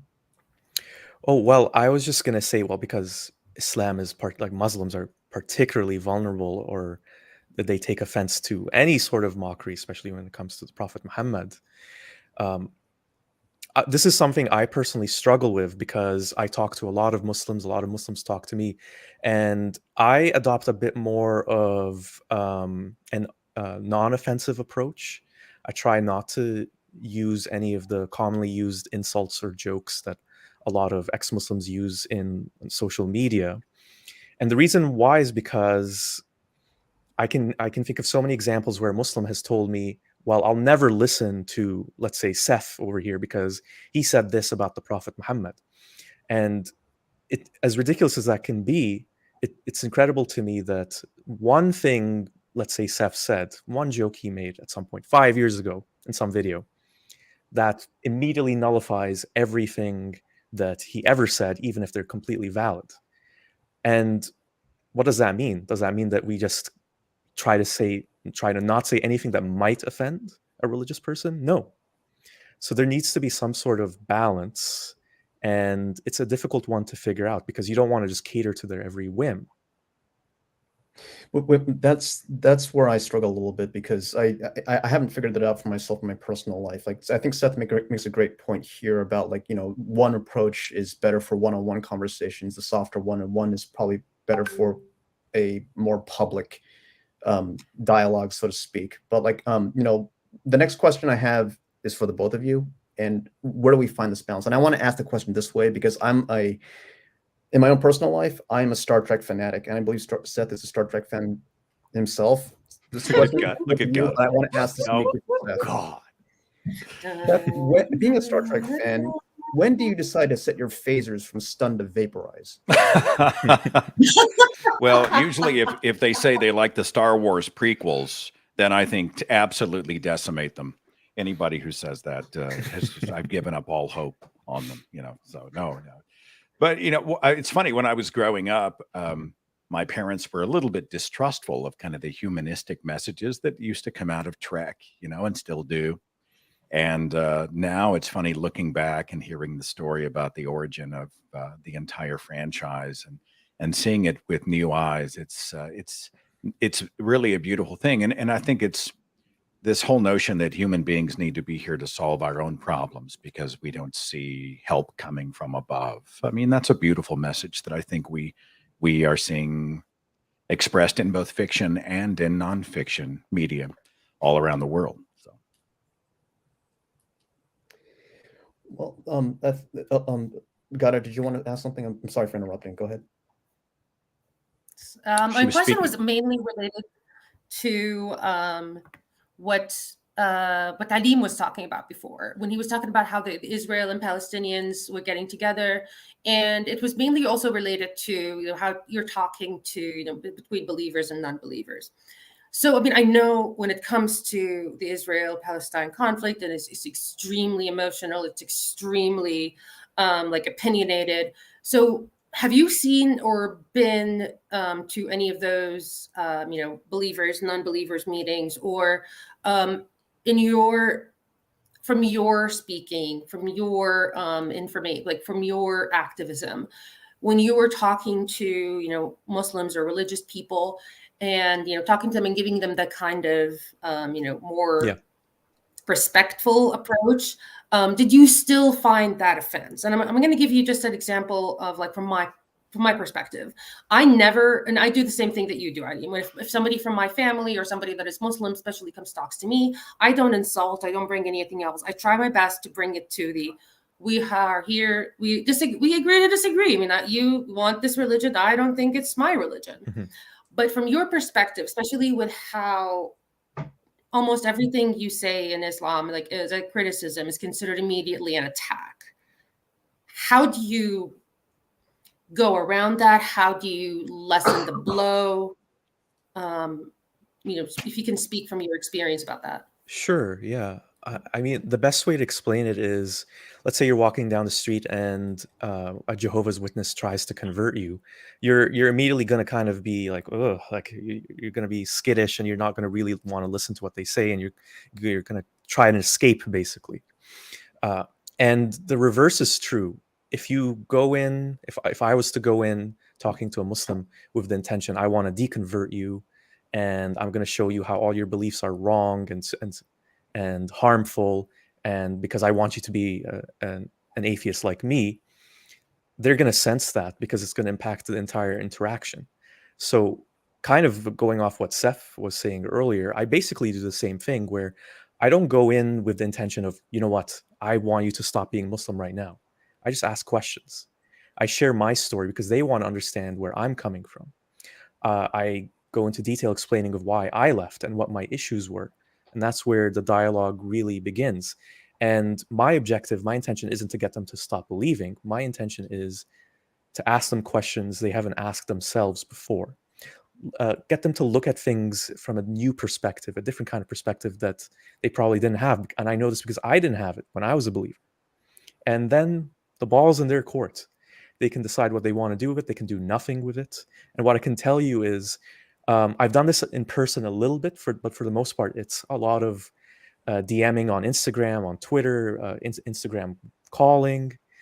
What ends up happening is a lot of these Muslims will come back. And I think it's because a lot of them sense that there's something amiss. There's something they're uncomfortable with. There's something they're wrestling with. And I become then someone safe that they can explore this stuff with. Maybe they end up leaving Islam in 5 years, 10 years time. I don't know. But if you just go in with that little step of asking the questions, I think that's better than, the frontal assault.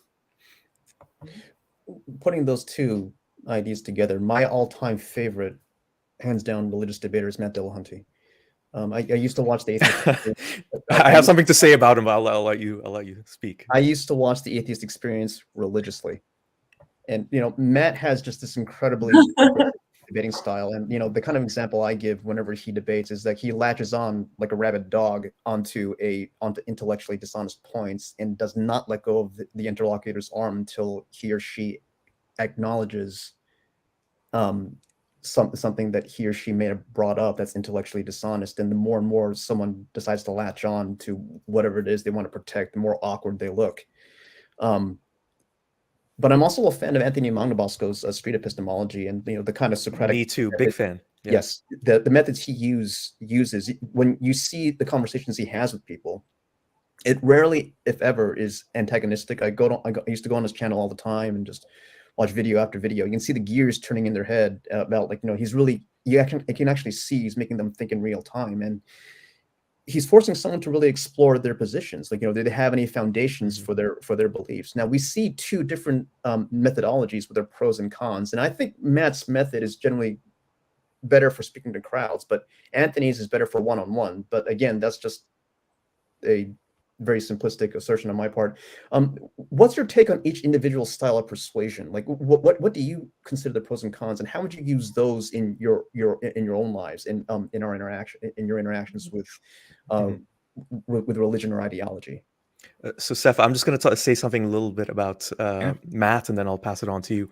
No. So Matt Dillahunty, the Atheist Experience, is something I've been watching for I don't even know how long, 12 years, maybe even longer. And I've always had this internal debate, and I've talked about it with friends who are also fans of his channel, about is his approach really the best one? Because for all the times I can think of where he really swayed someone, I can think of interactions where he's just literally saying, shut up, shut up, shut up over and over again, or just muting people whenever he feels like it, or just calls them idiots, where he just literally says, idiot, I'm still talking. And to me, just by my nature, I feel like that can't be a good way to, if your goal is to, share understanding and, build connection with people to get them thinking. I don't think that's the best way. And I think in his case, he's just been doing it for too goddamn long. And he's probably just super burnt out. But, and this is a point my friend made, and then I'll pass on to you, Seth, is that approach is really dynamic and really attracts a lot of people. It's confrontational, and people like confrontation. They like seeing conflict, and his reach is incredibly massive. So, and he reaches a lot of people with his good arguments in between, all the, just yelling and stuff.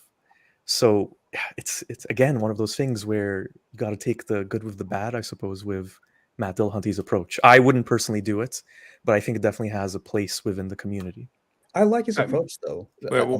When I've co-hosted with Matt, you can see that our styles are dramatically different.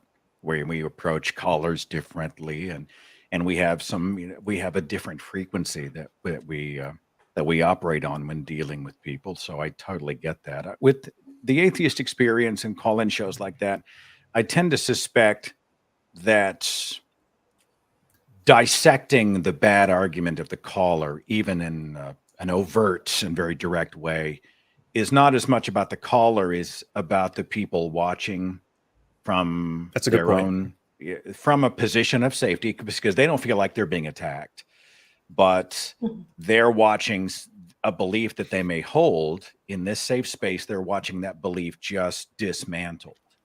And I think that may be the reason that some of these, really hot one-on-ones go, and he doesn't let go with a particular bad argument, and he's just going to work it to death. And do I agree with the approach always? No, of course not. Do I think sometimes I'd like to lower the volume, de-escalate a little bit? Sometimes I'd like to give people a little more rope, right? I mean, let them finish whatever the point was, even if it's a multi-point point, let's get it out there. But I think that's just a style thing. But I understand what you're talking about.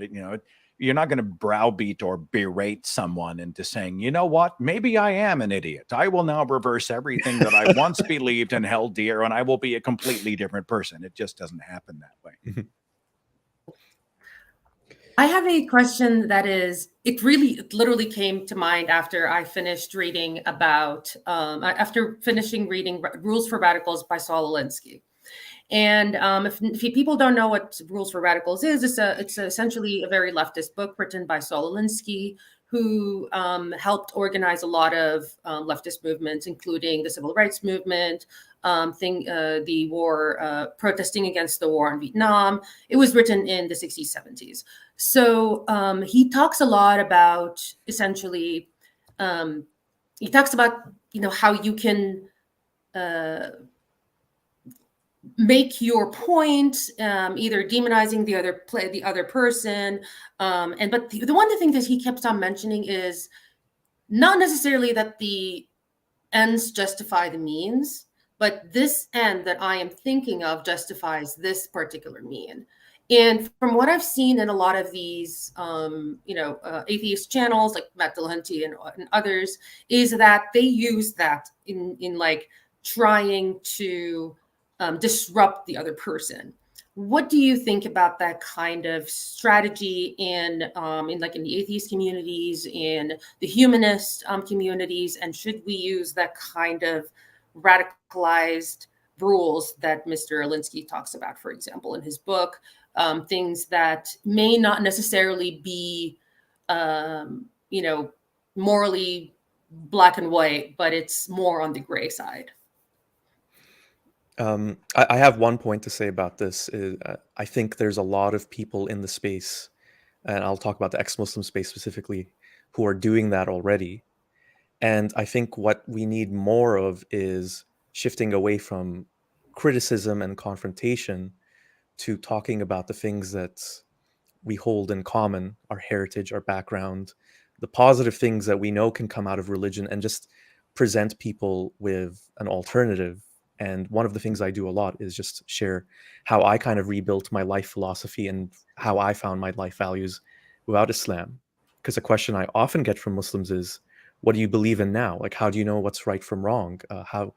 Why are you alive? Why aren't you just going? Literally, the question I get asked sometimes is, why aren't you going around just killing people and stealing? And yeah, so but if you've been a Muslim your whole life, it's understandable that you would ask that question because it's the framework for your life. And I feel like instead of directly confronting people with the things that are bad that they're doing or the bad things that they're believing, if we focus on giving them another alternative that maybe they haven't considered or thought of before, a way of life outside of it, it gets them thinking. One question I do want to bring to each of you gentlemen, but before I do, I just want to put a reminder for our listeners. Please go to the Faithless Hijabi website to make donations for Faithless Hijabi's mental health program. The link should be down below in the footnote for this for the stream. When we debate and speak to people about religion, part of what I hope gets across is the idea that we want to live in a more rational world. We want to live in a world that's grounded in reality, and we want people to practice critical thinking. But that's a term that I hear thrown out from people from all over. I hear from people across the political spectrum. I hear it from religious people. I hear it from just about everybody. But I've never heard a good definition of what that actually means. So, I kind of whipped up my own that seems to vibe with whatever I've learned from my studies of the Enlightenment period. And how I define it is that you're asserting a conclusion on phenomena directed by and caged in by the best material evidence there is at the time. And most people I speak to would philosophers or scientists seem to agree that this is a relatively good definition. This one I run by people when I try to describe what critical thinking means. But I'm not an expert. You two have been in this space a lot longer than I have. What does critical thinking mean to you, and what process of thought do you try to get across to people, not just in terms of debating dogma, but how would you like to have someone think? All right, Aleem, I'm going to jump in on this. and I've got an agenda, because I'm going to leapfrog off of Bruce's question into a larger point that I think is really salient. By the way, I would encourage anybody who's in the Thinking Atheist audience to donate to Faithless Hijabi's mental health program for ex-Muslims. The plight of ex-Muslims, apostates, people coming out of fundy cultures and going through immense consequences.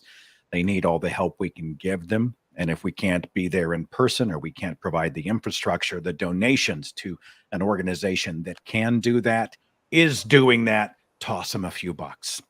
Well, conspiracy theorists think that they are critical thinkers, right? The 9/11 truthers. I saw engineers for 9/11 truth, and they believe that the attacks on the World Trade Center and the Pentagon were all part of an inside job, and jet fuel can't melt steel beams, and Building 7 and the vertical drop, and they've got all of this stuff, right? Well, these aren't stupid people, and they had simply connected dots that were never meant to be connected. But they believe, I'm onto it. I've looked at the evidence, and I am thinking. I wish everybody else was thinking as critically as I am, because I was able to figure out that it was all a conspiracy. But no. Yeah. So that's a real challenge. Like COVID vaccination science, everybody's like, well, I've done the research, and now they genuinely believe that by going to YouTube University or alexjones.freedom.eagle.com to get their information, they've done the due diligence. And that's tough. I mean, that's going to be tough to overcome. But there's a larger point that I think is, and we're losing this in the age of the internet. Good people can hold terrible ideas. And what I'm seeing alarmingly is I was a white Christian nationalist, right? I was pro-death penalty. I was a gun nut, NRA type. I was an LGBTQ bigot, right? I thought the gays were all going to hell, blah, blah, blah. I mean, I was a lot of terrible things. But I was also a victim of brainwashing by a fundy religious culture, and someone who genuinely did believe he was doing the right thing and was trying to live a moral life. I'd just been programmed. And I needed the opportunity to become deprogrammed, to be introduced to the people I'd been bigoted against, to be introduced to better ideas, to see the greater world.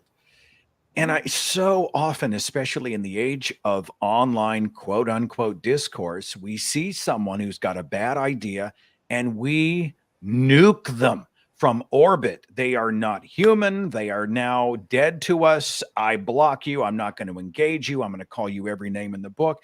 I just don't think that's how we change the world. And already people hearing me say that are like, oh yeah, well, I'm not going to be friends with Nazis. And I'm like, did I say anything about Nazis? Am I talking about that? Everybody does that. They just swing right over here to this extreme case. There are a lot of everyday people who are good people who simply have bad ideas. Why do they have them? How did they get there? What informs that bad idea? Can that bad idea be changed or eliminated or improved? Are they genuinely interested in truth? Can we get them there? Can we be human beings first and find a way to get them there? And man, that's a part of the conversation I sure would like to see happen. Instead of, oh yeah, I'm going to flame you on Twitter, and then I'm going to screenshot all the stuff you've said that I think is stupid. I'm going to call you names, then block you. That's not how we change the world. I'm convinced of it. Sorry, I went off on a diatribe. This is what happens when you ask me a question. I'm sorry. I'm done. I love it. Aleem, Couldn't agree more. Yeah, couldn't agree more. There's maybe one thing I can just say to piggyback on what Seth said. To me, when it comes to critical thinking, and this is something that I personally practice, is I follow the process when I'm looking at evidence, arguments, ideas, to where they lead. Even if they lead to places that might be uncomfortable, that I don't want it to lead to. And if I was to say in one nutshell, what is the difference between me and many people who are still believers, is I opened myself up to the possibility to let go of the assumption that Islam was true. So when I started looking at Islam again, I didn't look at it, well, of course Islam is true, and everything that I learn and find is going to lead me to this eventual, conclusion. Because that's not critical thinking. That's you using anything you can to just, support the belief that you want to have. And once I let that go and I followed that process, it was scary because I had to let go of a lot of things. I had to let go of, will I see my family? Will I see my parents after they die? Will I continue to exist after I die? When something horrible happens to me, did it happen for a reason, or what did it just happen? So Islam comforted me with a lot of those things, and those comforts were the basis of, if you want to call it, my critical thinking when I was still Muslim. But when I was finally able to honestly, critically examine my religion, I had to let those things go, because there was just no basis for them that I could convince myself it was true anymore. And if people are willing and brave enough to do that, I think the world would be a much different and arguably better place. I was talking to David McRaney. He's the author of the book, How Minds Change. And he was telling the story about a 9/11 truther, somebody who believed it was all, bogus and it was staged and the victims were all crisis actors and it was all just a big plot. And instead of flaming him, with all the insults in the book, they actually connected with him. And they brought him and introduced him to the families of those who had died in the attacks, and showed him and introduced him to scientists who were able to show him how the evidence all played in, blah, blah, blah, and the logistics. And he spent time being introduced to the humanity. And instead of throwing rocks at them from afar, he really saw the whole thing as kind of humanized. And then he went back and reversed his position and said, I was wrong. Like I now know that I was wrong. And his 9/11 truther tribe just turned on him and vilified him and called him every name in the book and did horrible things. And Aleem speaks to something about comfort that I think we as seculars need to deal with. We are asking people not as much to give up the Quran or the Bible, because I don't think most people believe or call themselves a Muslim or Christian because of the Quran or the Bible. This is a community. This is a sense of tribe and belonging. Humans are tribal, right? So it's not, hey, I think this is factually wrong. It's, you may lose your friends, you may lose your support system, your spouse may leave you, your parents may ostracize you, you may lose custody of your children, your boss may fire you, you may be in fear for your life. There's so many other things going on. So we need to begin to weave a better net for the apostate to fall into, right? Because we'll go and say, well, it's factually wrong, but there's no belonging over here. We don't have the infrastructure because we think only sheep have community, because communities are always church. We have all these excuses. I just think that's crazy. We have to give them a safe landing zone so that they can feel more inclined to sort of lean outside of fundamentalism and know that, well, maybe if I do have some losses, I will have other gains over here that make it worth it. I'd like to close out this session by asking one final question. Given the nature of critical thinking and given how people react when they're attacked, in the age of social media, Twitter, Facebook, Instagram, and how nasty it can get, how social media gives everyone an avenue to be nasty under the rather cowardly cloak of anonymity. Has it helped or harmed the dialogue between the believer, the true believer, and someone who's more skeptical? We see examples of how it helps. I believe there was a young lady who was escaping Saudi Arabia, and she used Twitter to her advantage, letting everyone know that I think her name was Rahaf Mohammed, and she let people know there are people there who were going to take her back to Saudi Arabia. And I've read her story. Like, they probably would have been horrific things to her, and like horrific things have already happened to her. And heaven only knows what would have happened if they brought her back. So that's one of the positives. But given the kind of nastiness we see on there, has it helped the dialogue with religion at all? I have one thing to say about this, just from my own personal experience. So when I first embarked on this whole journey, what actually started me off was I wrote a book. So I wrote a book about my personal experiences with Islam, why I left, and what I replaced it with in my life. I tried to get it published. Did not have much success or much interest from publishers because Islam is a very sensitive subject, especially if you're criticizing it in Canada. So I decided to go to social media. And even though I don't have the biggest following, I know for a fact that the things I've written, the things I've shared have reached, like no exaggeration, tens of thousands of people. And for as much as there is all this nastiness on social media, you have the space to share your feelings, to express what you went through. And there are people out there who connect with it and who resonate with it, who wouldn't have found you otherwise. So I think the nastiness is a byproduct of that. I think there's a lot of fear from a lot of believers when they see, a big ex-Muslim website or account with a big following, and they want to attack it. They want to dismantle it because they're threatened by it. So in that sense, it's kind of inevitable because I think there is a lot of good that's still coming from it. I think there's so many layers to this onion. You'd mentioned was it Raha Muhammad?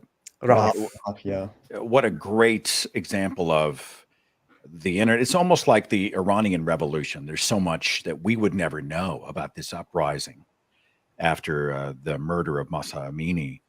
But the internet and social media has allowed this footage, these protests, the news to leak out. And I think precisely that's huge. I think I use it every day. I try to share information. It's a beautiful tool for sharing content. I try to set a certain tone. It engages people. But I'll tell you, it's affected me. And I have had to budget my time online because, and I did a show with the title, Twitter is not life. Like Twitter, we interact with people so much differently in 240 characters, mashing away at a keyboard, knee-jerking something online than I ever would if we were sitting across from each other in a living room or in at a restaurant or something. I worry about the dehumanizing aspect, the reductive aspect. People are binary, especially on the internet. It's someone's always all right and the other person's always all wrong, and everybody then chooses sides. And it's mobs and it's craziness. And I'm like, well, people are messy. Situations are messy. And sometimes these conversations require nuance. You're not going to get that on Twitter. You don't get the eye contact, the tenor of the voice, the expression, the hands, the humanity. All of that is absent. And so it's funny, forgive the long answer, but I've really been working on me. I sound like a self-help thing. I've really been working on me so that I will be better as a human being. Okay, but here's an example. So somebody came on my page and they said something and I snarked, right? snarked immediately right back, because that was the easy thing. Bam. And they came back and they said, well, I disagree about this. I'm sorry. I'm sorry. I'm a big fan. I've listened a long time, and I'm sorry. This has been our first encounter. And I'm sorry it was like this. And I felt all of a sudden very self-conscious that I had made it worse. I had a point, and it was a good point, but my approach was terrible. And so then I thought, all right, I'm going to tactically de-escalate. And I went back and I said, you're right. I could have handled this better. Please understand, this is what I was trying to say, but I totally understand your approach. And they said, you know, it's okay. I really get your point, and I understand your frustration. I'm like, okay, well, just know it came from a good place and you're greatly appreciated. So instead of us flaming each other online, using specific language, knowing how social media operations exist, we were able to sort of step back down to a point of reconciliation and connection. And that's going to take, it's work. It just takes work. And I don't think a lot of people want to put in the work. But I certainly hope we can find that within ourselves to start with. Can this be de-escalated? Am I being fair? Is there a way to communicate nuance even in this format, instead of just blasting ourselves onto somebody else's feed or in their comment section? You know, it's going to be a real challenge moving forward. I'm largely under the opinion that like the world would be a better place if Twitter had burned down tomorrow. We would never miss it. But then again, like we're missing out on what a good it's done. And like a discussion with an old friend recently let me know that Twitter is as good or as bad as you decide to use it, and what kind of values do you bring to the table when you decide to use a platform of that kind of magnitude. Yeah. But then yeah, go ahead, Ghada.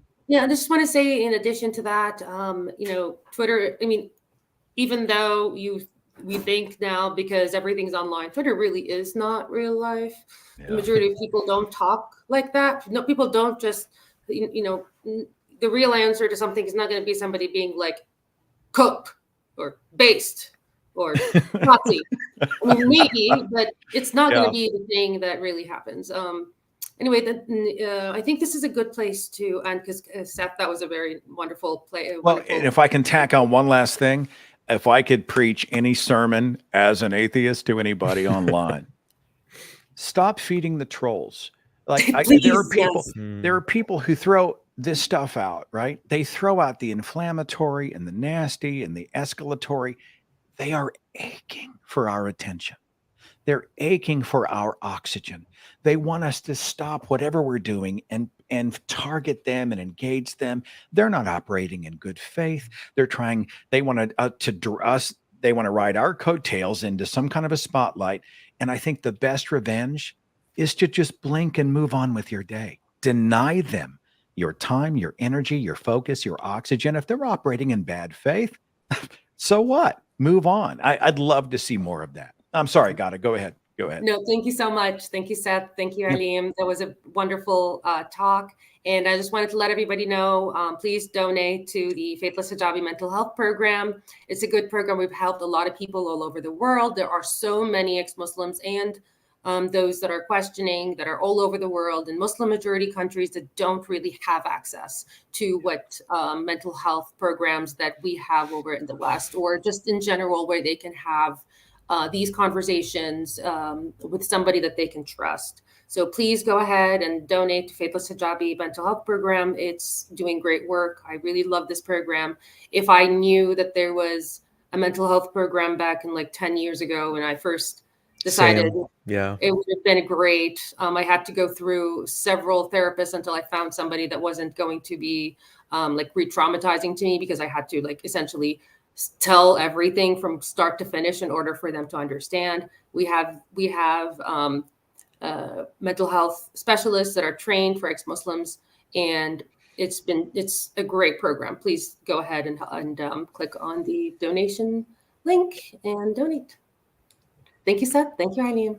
Thank you both. Thank you. An honor. You too. Thank you very much.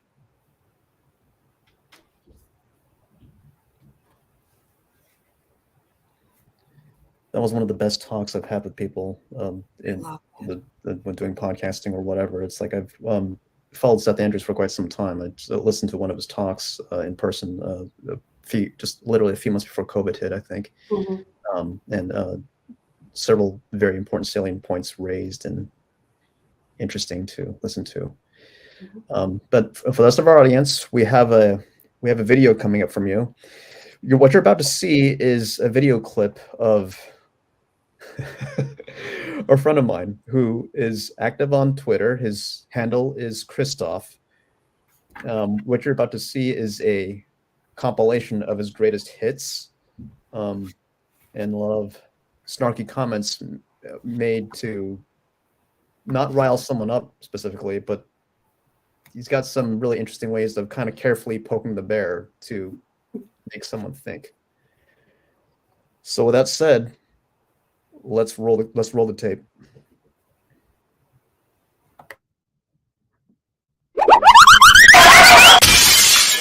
If only we could enlist 2010 Majid Nawaz to de-radicalize 2020 Majid Nawaz. Translate from Australian to English. This arvo, I went with Jono the Garbo and Stevo the Ambo to the shops. They were out of avo, so I was devo. I took a slash in the dunny at the servo. When I got back, there was a bit of biffo.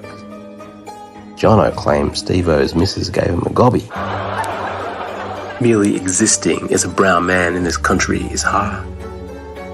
Just the other day, this random white man started yelling at me deranged things like, "You don't belong here," and "Get the fuck out," and "Why are you in my house?" I'm just so tired of this shit, man. Some people in Australia complain about migrants not assimilating, but I once heard one of my students, a Cambodian who'd been in Australia barely a year, call his friend a fucking shit cunt. So clearly the system was working. If John Wick was a cat guy, the cat would have just hidden behind some stuff and would avoid being killed, thus no longer necessitating the cycle of unyielding violence he subsequently enacts. North American Muslim Twitter be like, "Damn son, this biryani is lit AF, Eid Mubarak." While British Muslim Twitter be like, "Man dems really think they'll smell the fragrance of Jannah if they support haram things like homosexuality. Sisters flaunting the aura, shaking my head." Say what you will about the Prophet Muhammad. The dude had some flaws, but at least he understood the universal truth that cats are better than dogs. Just got back from seeing a shrink. He had some bad news, but the good news is I'm officially allowed to say retarded. I love that Spectator Index account because it always posts lists like World's Top Banana Exporters 2017. And all the replies are like, "India number 4, but big opportunity soon number 1. Superpower 2020 with Modi method Jai Hind. Where Pakistan on list, exporter of terrorism only." Baked beans is just dal for white people.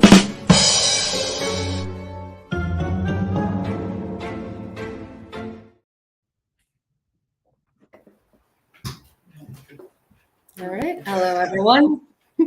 That was very funny. I love Christoph. He is hilarious. All right. Our next session is going to be with Harris and Hanney, and it's going to be talking about what ex-Muslims and apostates face and for advocating their beliefs in minority societies, where they are the minority in the society. Harris Sultan is a ex-Muslim atheist and a activist. He has his own channel, Harris Sultan. He has written a book called The Curse of God, Why I Left Islam, and that could be available online. There's also Hanney. Hanney is also an ex-Muslim. He has a podcast called Critical Faculty, and he knows a lot about different types of religion, and he is a great person to talk to in general. And let's go ahead and listen to what they have to say. So getting right into it, our topic for this panel is with Harris and Hanney, both from Australia. So this is pre-recorded. And we will be discussing the challenges and opportunities that apostates face in advocating for their beliefs in societies where they're minorities, or rather lack of beliefs. And with that, I guess it makes sense to start with you, Hanney. You moved to Australia when you were an adult, so you weren't born in Australia then, is that correct? I wasn't born in Australia, but I lived most of my life in Western countries. I lived in Egypt for about 8 years of my life altogether. Yeah. Okay, so you've lived most of your life in Western countries, where I would assume you would then be a religious minority if you come from a Muslim background, or even ethnic background as well. But if we focus on your experiences coming from different backgrounds, how challenging do you think that the majority of people, how challenging do you think it would be to convince people about, one, existence of ex-Muslims, the plight of them, and also how do you find that they're averse to acknowledging that ex-Muslims, even in a secular country, can go through tough situations? Yeah, well, my situation is a little bit unique. I was born to a Muslim or an ex-Muslim father, Egyptian father. So by the time I turned up in life, he was an atheist already, and to a Catholic Irish mother who was a New Age Catholic. So she wasn't really kind of a Jesus or Bible basher type of person. She sort of believed in spirits and stuff like that. Sort of living in European countries, I never really felt a problem. I didn't have really to struggle, but I could see some of my very good friends were struggling because they were within a certain system that would only allow them to move in a certain way. They are sort of traditional Muslims, and they were supposed to have friends from the same faith or some even ethnicity at that point. And when they left Islam, this is the type of people that really struggled the most. It doesn't matter which country they lived in, because they kind of create a ghetto, a community within a community, where Arabic is predominantly spoken in the household, Quran, readings, reciting, and therefore the virtues of Islam are supposed to be observed. So when leaving Islam isn't a piece of cake. You have to meet lots of challenges. Never mind the apostasy punishment. A lot of people don't do that anymore, but still the alienation and not being part of the family anymore, or being sort of sent out, packing on their way, have lots of psychological impact. As for the European residents looking at these incidents, they don't really understand them quite well, because they probably don't have an understanding of how Islam works. A lot of people don't understand that leaving Islam is a big deal, because leaving Christianity isn't really a big deal. It doesn't have a punishment of some sort, but it might have a certain stigma, but that's about it. Unless you're a Jehovah's Witness, that's a different story. They can be quite harsh. But in Islam, it's you pay the price quite harshly. I was lucky not to go through that, but a lot of my friends went through that, and it's not nice. Do you, just expanding on that, do you think that with your work on streams that you still face backlash from people who may not understand why you talk about religion, especially within the country? So I'm specifically referring to people of different denominations than Muslims or ex-Muslims, but why there is a certain focus on your side on the topic.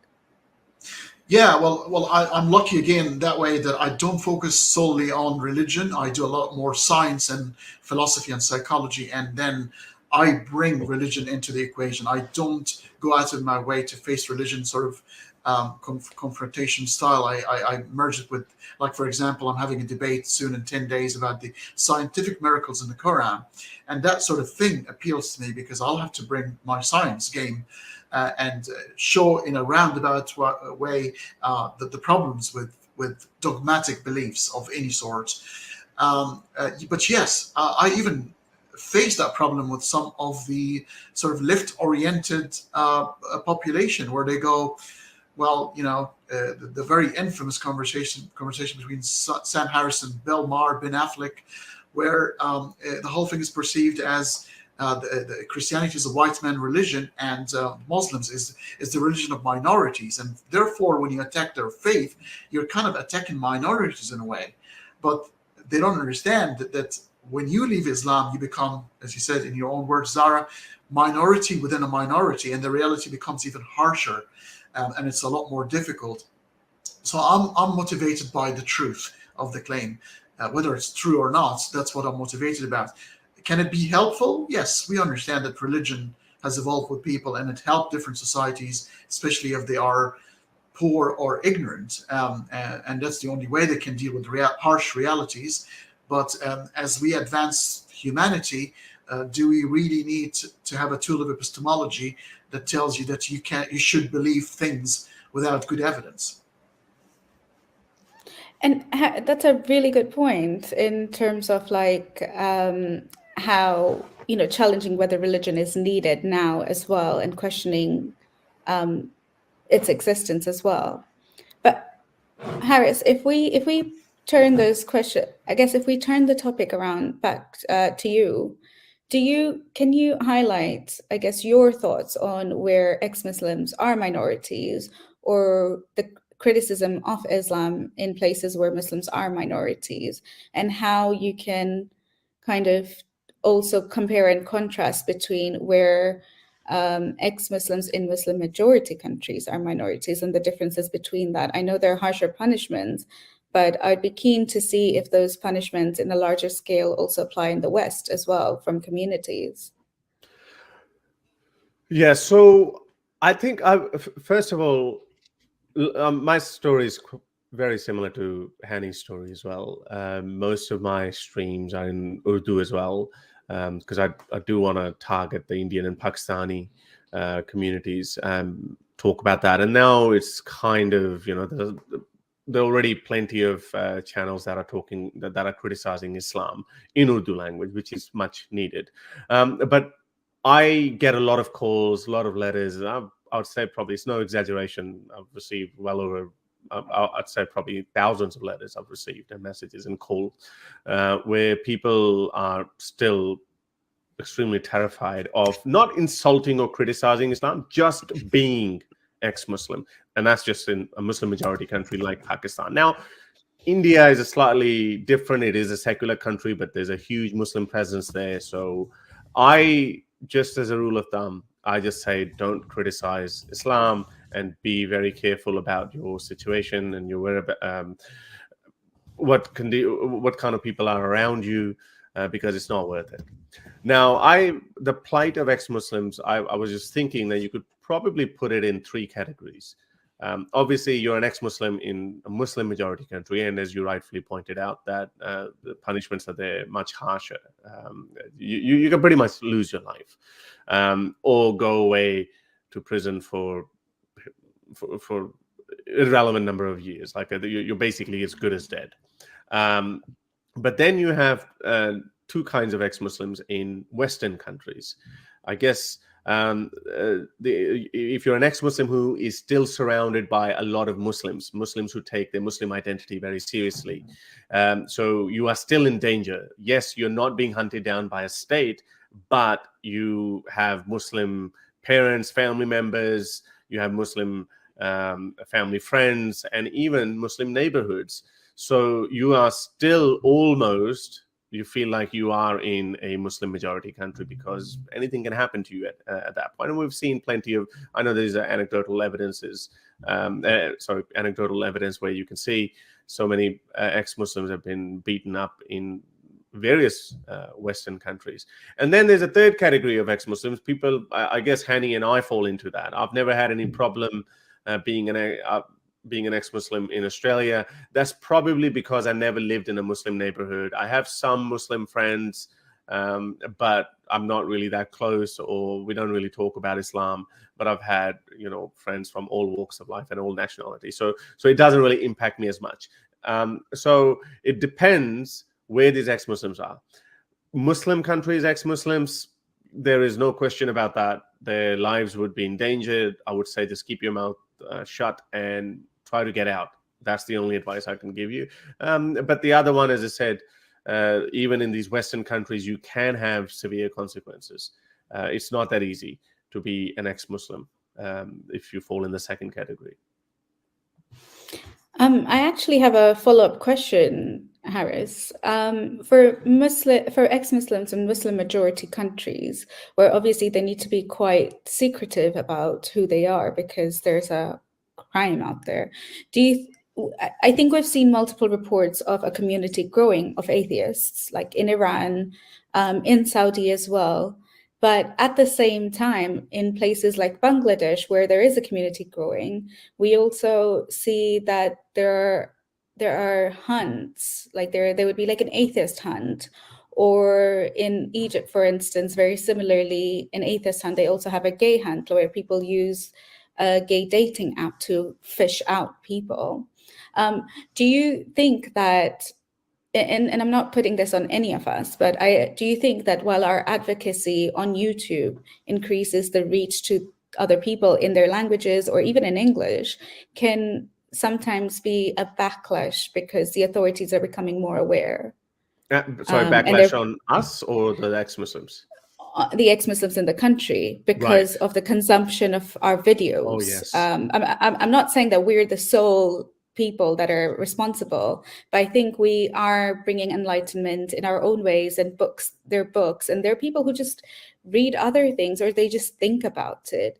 But do you think that now the governments are employing different schemes of reducing atheism or like doubling down into like youth programs and a softer approach so they can still keep people in the religion? Well, I can only talk about Pakistan. So in Pakistan, we've had great results in a way that now we have penetrated the Pakistani society so much so that they are specifically holding seminars, like these motivational speakers, these big name social media influencers. They go to universities and they actually say countering atheism. Every major Pakistani cleric has spoken about atheism and rising atheism within the ranks of their brothers in arms. So they are worried about that. So we do see that. Unfortunately, yes, there are some terrible stories out of that too. There was one person who used to consume content, atheist content, and he knew me, and unfortunately, he was actually lynched by a mob. I made a video about him, but I didn't really say that because his parents were saying that he was not an ex-Muslim or he was not an atheist. So it does worry me as an influencer that if we're doing something, is it going to end up costing someone's life? The problem here is basically, and that's tying it back with your first question. The problem is with Islam and then with the Muslim community.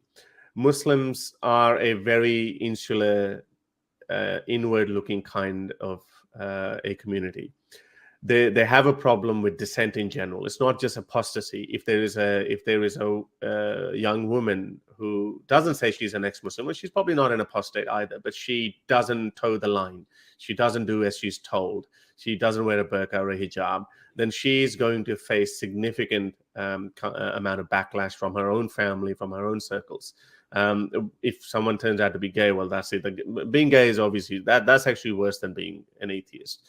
Even if you're a disobedient child who doesn't look after his family, so that he would be shamed and ostracized and alienated as well. So all these, this is a common problem with mostly conservative society communities and societies, and unfortunately, Muslims are the worst when it comes to that. Now, that is obviously not to say that all like that. So yeah, it's bound to happen. There's going to be some backlash because as the ex-Muslim community grows, it's going to get worse. One question. So I just remembered a part to answer your question. If the governments are going to double down, I recently found out that not the Pakistani government doing that. There are some vigilante organizations. There's a famous organization, very hawkish about defending the honor of the Prophet, called TLP in Pakistan. Massive party. I think a lot of people know about it. They actually, now this is one, obviously this is one story that I can tell you. There was an ex-Muslim guy who was in a WhatsApp group. He exited the group about a year ago, but then someone from that group, or they found out the details of all the members, and they honey trapped him. They got a woman to send him messages, and she trapped him over a period of a month or something, got him to blaspheme, and then he turned up for the date, and then and then there was the Pakistani federal police there waiting for him, and then they arrested him. So that was like a sting operation. Now again, it wasn't by the government, but the TLP is pretty big. So yeah, I think they're going to try everything. It is unfortunate and this is why I always say, if you're living in a Muslim country, it's probably not worth it. Just keep it on the low. Keep your head down. Yeah. And I guess on the topic of governments or different groups employing different approaches, Hannah, I know you might have a thought on this. So in the event, like when you talk about Harris's first example, where they have these seminars that are like, this is how we counter atheism, but now also more Muslim women and men are going on podcasts, and they're having more like, they're preaching, they're doing dawah in their own way, and really using a lot of the woke terminology as well. And by woke, I don't mean maybe not woke terminology. I'm going to correct that and say liberal terminology. So they would talk about toxic femininity or toxic masculinity, a lot of these buzzwords that younger people see on social media. And now a lot of conservatives have taken the podcast. And they're spinning it around to create more audiences and to make the religion, and any religion, like Christianity has this too, more enticing, and employing different ways. What are your thoughts on, like, we're obviously for free speech, so we accept that, they should have a platform, or at least I think that we are for the same position. But how do you think we can best counter it? Or I know creating content isn't, but how do you think we can best talk about these issues where, religious conservatism is coming to social media? I think it's quite positive. I think it's a great thing. I think the fact that people have finally stopped and wanting to think about whether they're pro or cons, for or against the conversation, the fact that they're actually looking up the material, trying to read them for themselves and trying to reproduce them in a way that could be understood by many, I think it's a positive thing. Finally, religion is out of the cave. It's no longer hiding. It's out for scrutiny, positive or negative, and that's what I like. But I'll give you a couple of examples. Al-Azhar University and Al-Azhar establishment in Egypt, the biggest Sunni, very influential, along with Saudi Arabia, who's kind of talking about Saudi Arabia is kind of changing in a very dramatic way in recent times. And Egypt has become more conservative than Saudi Arabia these days. But they have started a call center, I think spent $30 million taking calls of, and when I first heard the news, I thought that's funny, but that's how they're countering it. They're open that call center, and people who are a bit hesitant or not quite sure, they can give them a call and say, hey, my faith is a bit shaky. Can you try to steady me up? And I thought that was a funny thing. And the taxpayers, imagine if you're an atheist taxpayer in Egypt, you still have to pay for that one way or another. Things like, but I think contents like that, I think this is brilliant. I think for anything to be out in the open and let the truth sort of speak for itself, it's going to be evidence provided on both sides, and for those who are sitting on the fence, it's the perfect time to be alive, because they're going to watch contents from people saying Islam is the solution to everything, apparently, and those who are saying, well, no, it's a horrible dogma and it's evil. And those who, like me, would say, no, we understand religion in terms of evolution of humanity. It was needed when people were ignorant and afraid, but now we've developed better tools to understanding reality around us. Is it useful in this day and age? I don't think so, and would provide evidence. So I think it's a positive thing that it's been talked about.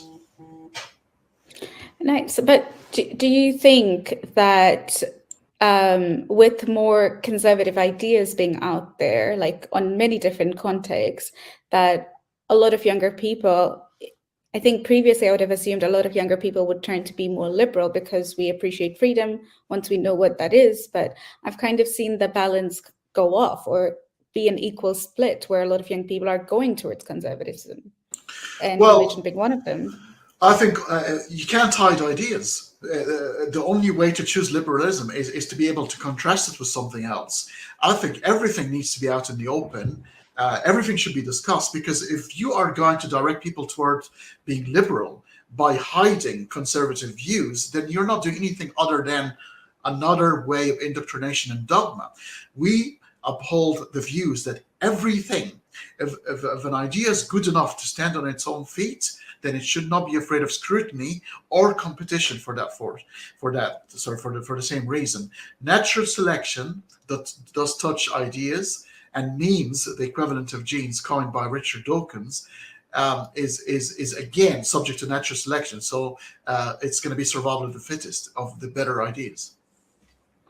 And I guess having those two ideas in plain sight, do you or either of you, have you personally felt that when you talk about, liberalized ideas or atheism, especially coming from a Muslim background as well, that you're likely to encounter being silenced more than those conservative ideas that come from Muslims instead? So in my opinion, I've noticed a lot of liberals pander towards Muslims, especially because they see them as minorities and they need to be protected. I think, Hannah, you mentioned like the criticism of Islam is conflated with Muslims because they're a minority. But do you feel like, just like Ben Affleck's example, that a lot of, even now, I think that was in 2015, so it's 8 years now, we still find that same issue where liberals do tend to censor us more than they would have with those conservative ideas existing, because we must respect them. And that's the problem, I think, and I would love to hear Harris's views on after I've got a minute to speak here, and I'll yield the floor. But atheism is just the one idea about one thing, and it should not be conflated with other things, because I think you can be conservative atheist. And I think, as a matter of fact, you've got Atheists for Liberty speaking at some point, and you will have a very young and bright gentleman who is atheist but conservative political views. Some people saying, well, if you're an atheist, this is the umbrella that you should fall under. These are the few categories that you must believe if you're an atheist. And I disagree with that, because the term atheist is just you're not convinced God exists, and that's about it. You can still be a horrible person ethically, and you can adopt very bad ethical views. It depends on how you see ethical views, and it's not guaranteed for anything. You still have to rebuild your life views, your politics, your morality, everything else. So I argue that being conservative is not necessarily bad. It needs to be argued, and it needs to be contrasted with other views. And which one is a better way to yield a better society in today's reality, in terms of science, in terms of endeavor, in terms of the quality of life? We no longer just want to live. We want to live good. We want to have a good life. And that context can change everything. Harris, did you have an opinion on it? I think it's old news that liberals try to silence us or something. They may still not share a flow with us, but I've always said it that this is an unholy alliance, and it's not going to last very long. People have known this, that if it's very easy to educate liberal activists or liberal politicians to tell them that, hey, they're very LGBTQ friendly, or pro-abortion, pro-life values that you're promoting. Muslims don't like it. Muslims don't really have an opinion on abortion as strongly as some Christians do, but generally, Muslims and Islam is not a liberal doctrine. So I always said that this is an unholy alliance. The Ben Affleck thing was 8 years ago, and there's so many liberals who do confront when push comes to shove that they do it. I'm worried about a different kind of an alliance. That would be unholy alliance 2, number 2. It's that I've seen Christians and fundamentalist Christians and Muslims teaming up, especially in America. That I've seen a lot of these Twitter spaces, these clubhouse groups, and where they are finding a common ground. For example, liberalism has come up with all kinds of other challenges as well. There's a dating problem. There's this toxic masculinity problem, apparently, and toxic femininity problem. Feminism has gone to this, I don't know, 9th wave or something. And both Christians and fundamentalist Christian and fundamentalist Muslims don't like that. So they are finding a common ground in fighting against this wave of liberalism and this wokeism. So that is that's the alliance that I think we should be worried about. But that wouldn't last very long either, because again, those religions don't like each other. So I think that's something we need to watch out for. As far as this liberals going easy on Muslims, I think that's still true to some extent, because they don't want to antagonize, a hijabi girl. But they don't want a Muslim minority to feel like outsiders or whatnot. So that part would always remain there. But when it comes to Muslims, are not passive people. If they believe in something, they're gonna shout from the top of from rooftops. They're going to let you know that this is what they believe in. This is their opinion on LGBTQ. This is their opinion on dissent or apostasy, etc. So I always knew that sooner or later they're gonna clash with each other, and I think you're gonna see a lot more of that. But watch out for this Christian and Muslim alliance. I think that's such an interesting point about this new unholy alliance. I guess it's not that new because it's happened in the past couple of years, like the Birmingham school protests on LGBT studies, apparently, where Christians and Muslims came together, and then they do on many different occasions as well, while fundamentally they hate each other. It's getting bigger on another front. This feminism issue. They're saying this because now you see these Christian fundamentalists are agreeing with Muslims that yes, the fertility rates are going down, people are not marrying enough or as they used to, these women are getting out of our hands, we can't control them, divorce rates going through. So now they're actually finding this common ground, and Muslims are like, see, we've been telling you, liberalism is a curse.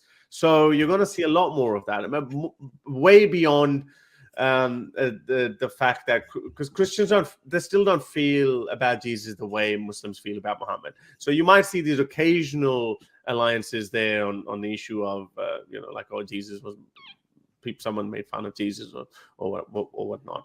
But they're going to unite more against this feminism, what they call toxic femininity. Interesting. What would you say our approach should be here? I guess what would you say a more digestible approach should be for people from the outside who are neither of those religions, and people or younger people, because I know that is your audience, Harris, and I think Hannah, you also speak to a lot of younger audiences, or at least your YouTube channel has been seen by a lot of the younger audiences. What would you say is a more digestible response or approach to kind of speaking to them to think outside those realms? So when I criticize religion, I criticize all religion. I just don't focus on Islam. I've got that multiple background anyway that I can use. So I'm very, very well versed in Old Testament and New Testament. So when I talk about it's faith, and the problem with faith, it's just believing in something without evidence or without needing to have an evidence for it. Obviously, they'll argue now we've got evidence, but it depends on what you mean by evidence. To me, I attack that very point. I attack everything that the three Abrahamic religions share.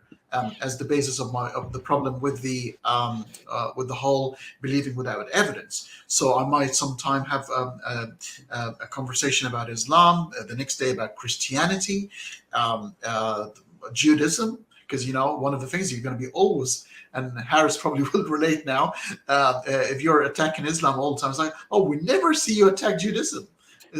How much you make in a month? It must be related, so I mean, I wish that was true, because we wouldn't have this fundraiser had it not been very true. But so one way to attack it is to attack the very core. I mean, these religions have stemmed from ignorance, fear, and eventually a very useful tool for control by people later on. So once you expose that as the whole, the Trinity, the broader Karamazov of religions, then they're all gonna start sounding the same.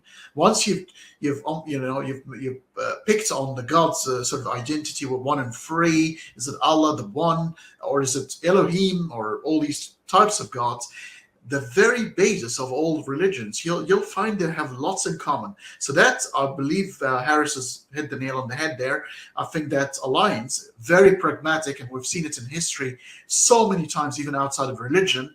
It is going to be for a time, but soon they are going to be, having the Tom and Jerry situation again.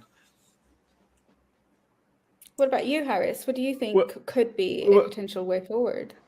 Well, I think we got to keep doing what we're doing.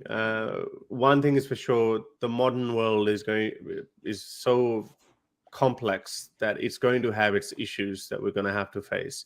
But one thing that we need to tell people, and I think people would know themselves as well, that whatever these problems are, the solution is not going to come from your conservative Christian or Islamic values. It's not going to come from there. There is a problem where people are becoming less social, people are becoming more materialistic, and I think that's been the case. It's always been the case, but everything is happening so rapidly now at such a pace that we're coming up with problems far more frequently than we come up with solutions.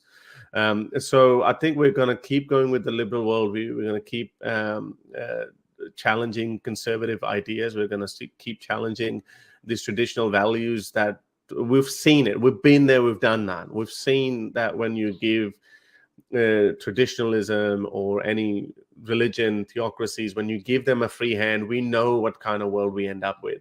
Yes, there is a problem. And nothing, it's just a temporary problem. People try to talk about wokeism and cancel culture, and yes, there are some problems, but humanity is smart enough to work out a solution. We're going towards AI, like falling fertility rate, whether that's a problem or not. Who knows? In 20 years' time, that might not even be a problem. Nobody has a solution to what should be the ideal population of Earth. Nobody knows that. So these problems that they create or they highlight, and then they say you need to come back to our Christian conservative values or our Islamic values, that would solve the problem of falling fertility rates. So I'm not even convinced that this is just one example. I'm not even convinced if that is going to be a problem, at least in the latter part of the century. So keep promoting liberal values, and humanity will come up with solutions. Great. Thank you so much for this chat. I'm afraid we're just on time. This is really nice. I'll end the recording now. But before I end it, please donate. We're doing some amazing work. We're raising funds for ex-Muslims, and we could use all the support. Please donate on our website or the link on the YouTube channel.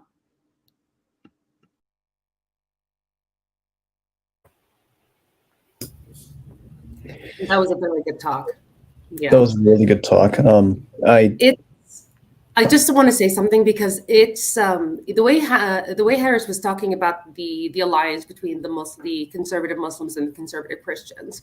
I've seen that, or heard it at least, in some talks by Muslim leaders, by lectures, by imams and sheikhs. they're using language that they didn't use back when I was still living there, or even when I was in school.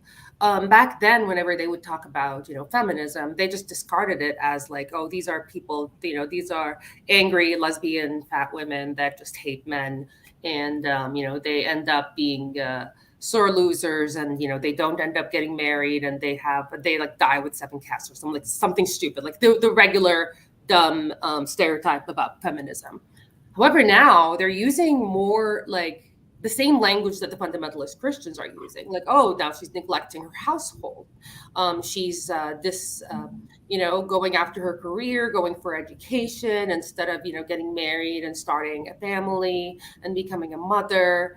That wasn't something I heard back then. They actually encouraged us to go and get educated and pursue careers. And now they're saying things like, women are not having kids in their 20s and like wanting to do it maybe in their 30s, thinking like, oh, maybe I don't want to even have children. Maybe I don't even want to have a husband. Maybe I just want to do like a cohabitation thing. And then like talking about abortion, which is not even something that we ever talked about before. And it's a very interesting, it's very interesting to hear Harris talk about it and then highlight it. Yeah, I thought that was kind of curious because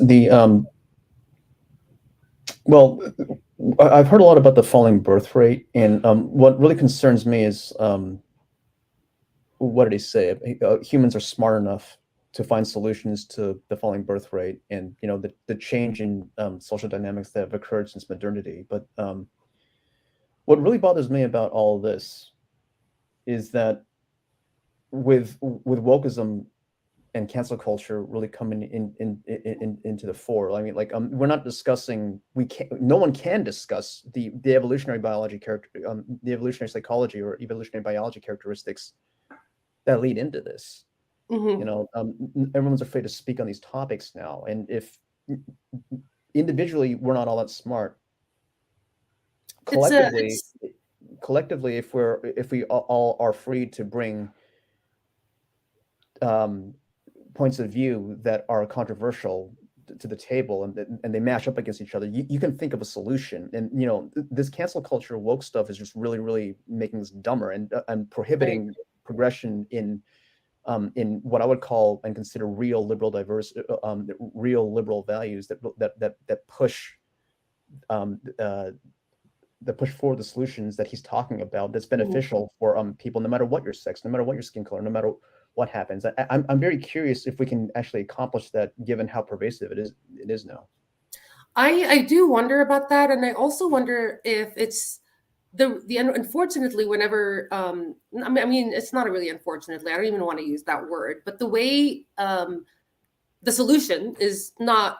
It's simple in the way you could describe it, but maybe more difficult to implement. The reason women are not having children or not getting married, it's not because they hate children. A lot of us want to have children. It's that the quality, and I hate to say this word, but we want equal partnership. Now we see what the world has to offer. For the past, I would say like 100 years before women came into the workforce, before they started having the same freedoms as men, when they realized like, oh, this is life, I can experience it.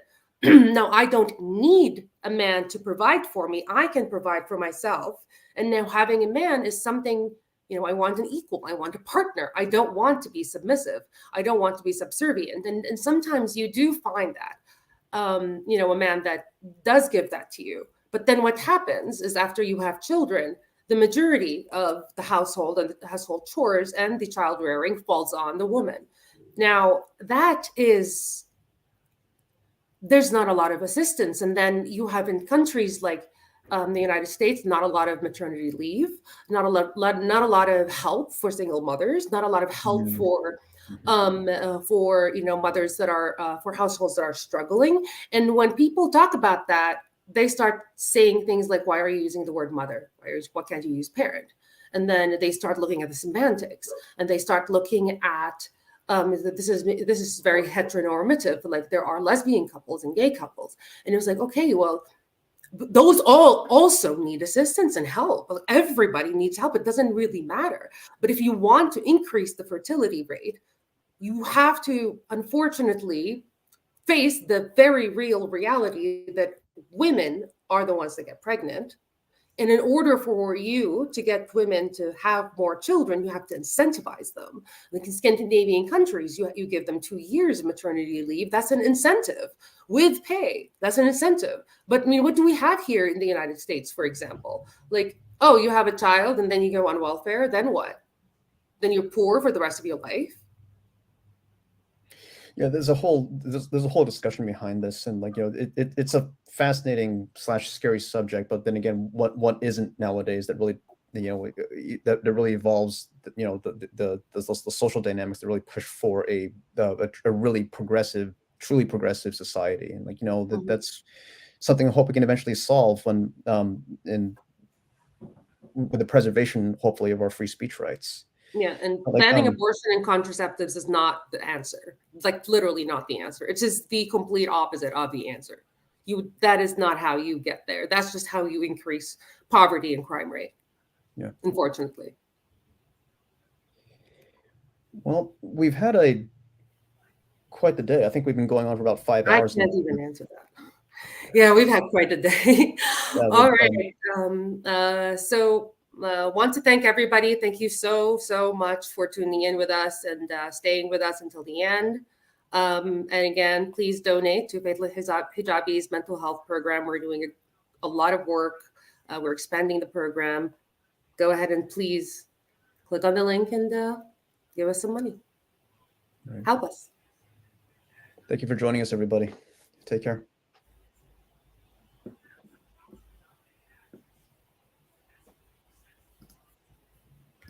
I'm Khadija. I'm Khadija, and I've been living a double life for 3 years. I'm not a spy. I'm a woman of faith at home and a non-believer when I'm out. I started questioning my faith a while ago. I told my family about it, and it did not go well. I was lost and alone. I did not know who to turn to. Then I found out about Faithless Hijabi's mental health program. Therapy helped me process and overcome challenges, including fear and isolation of living in a closeted life and navigating relationships.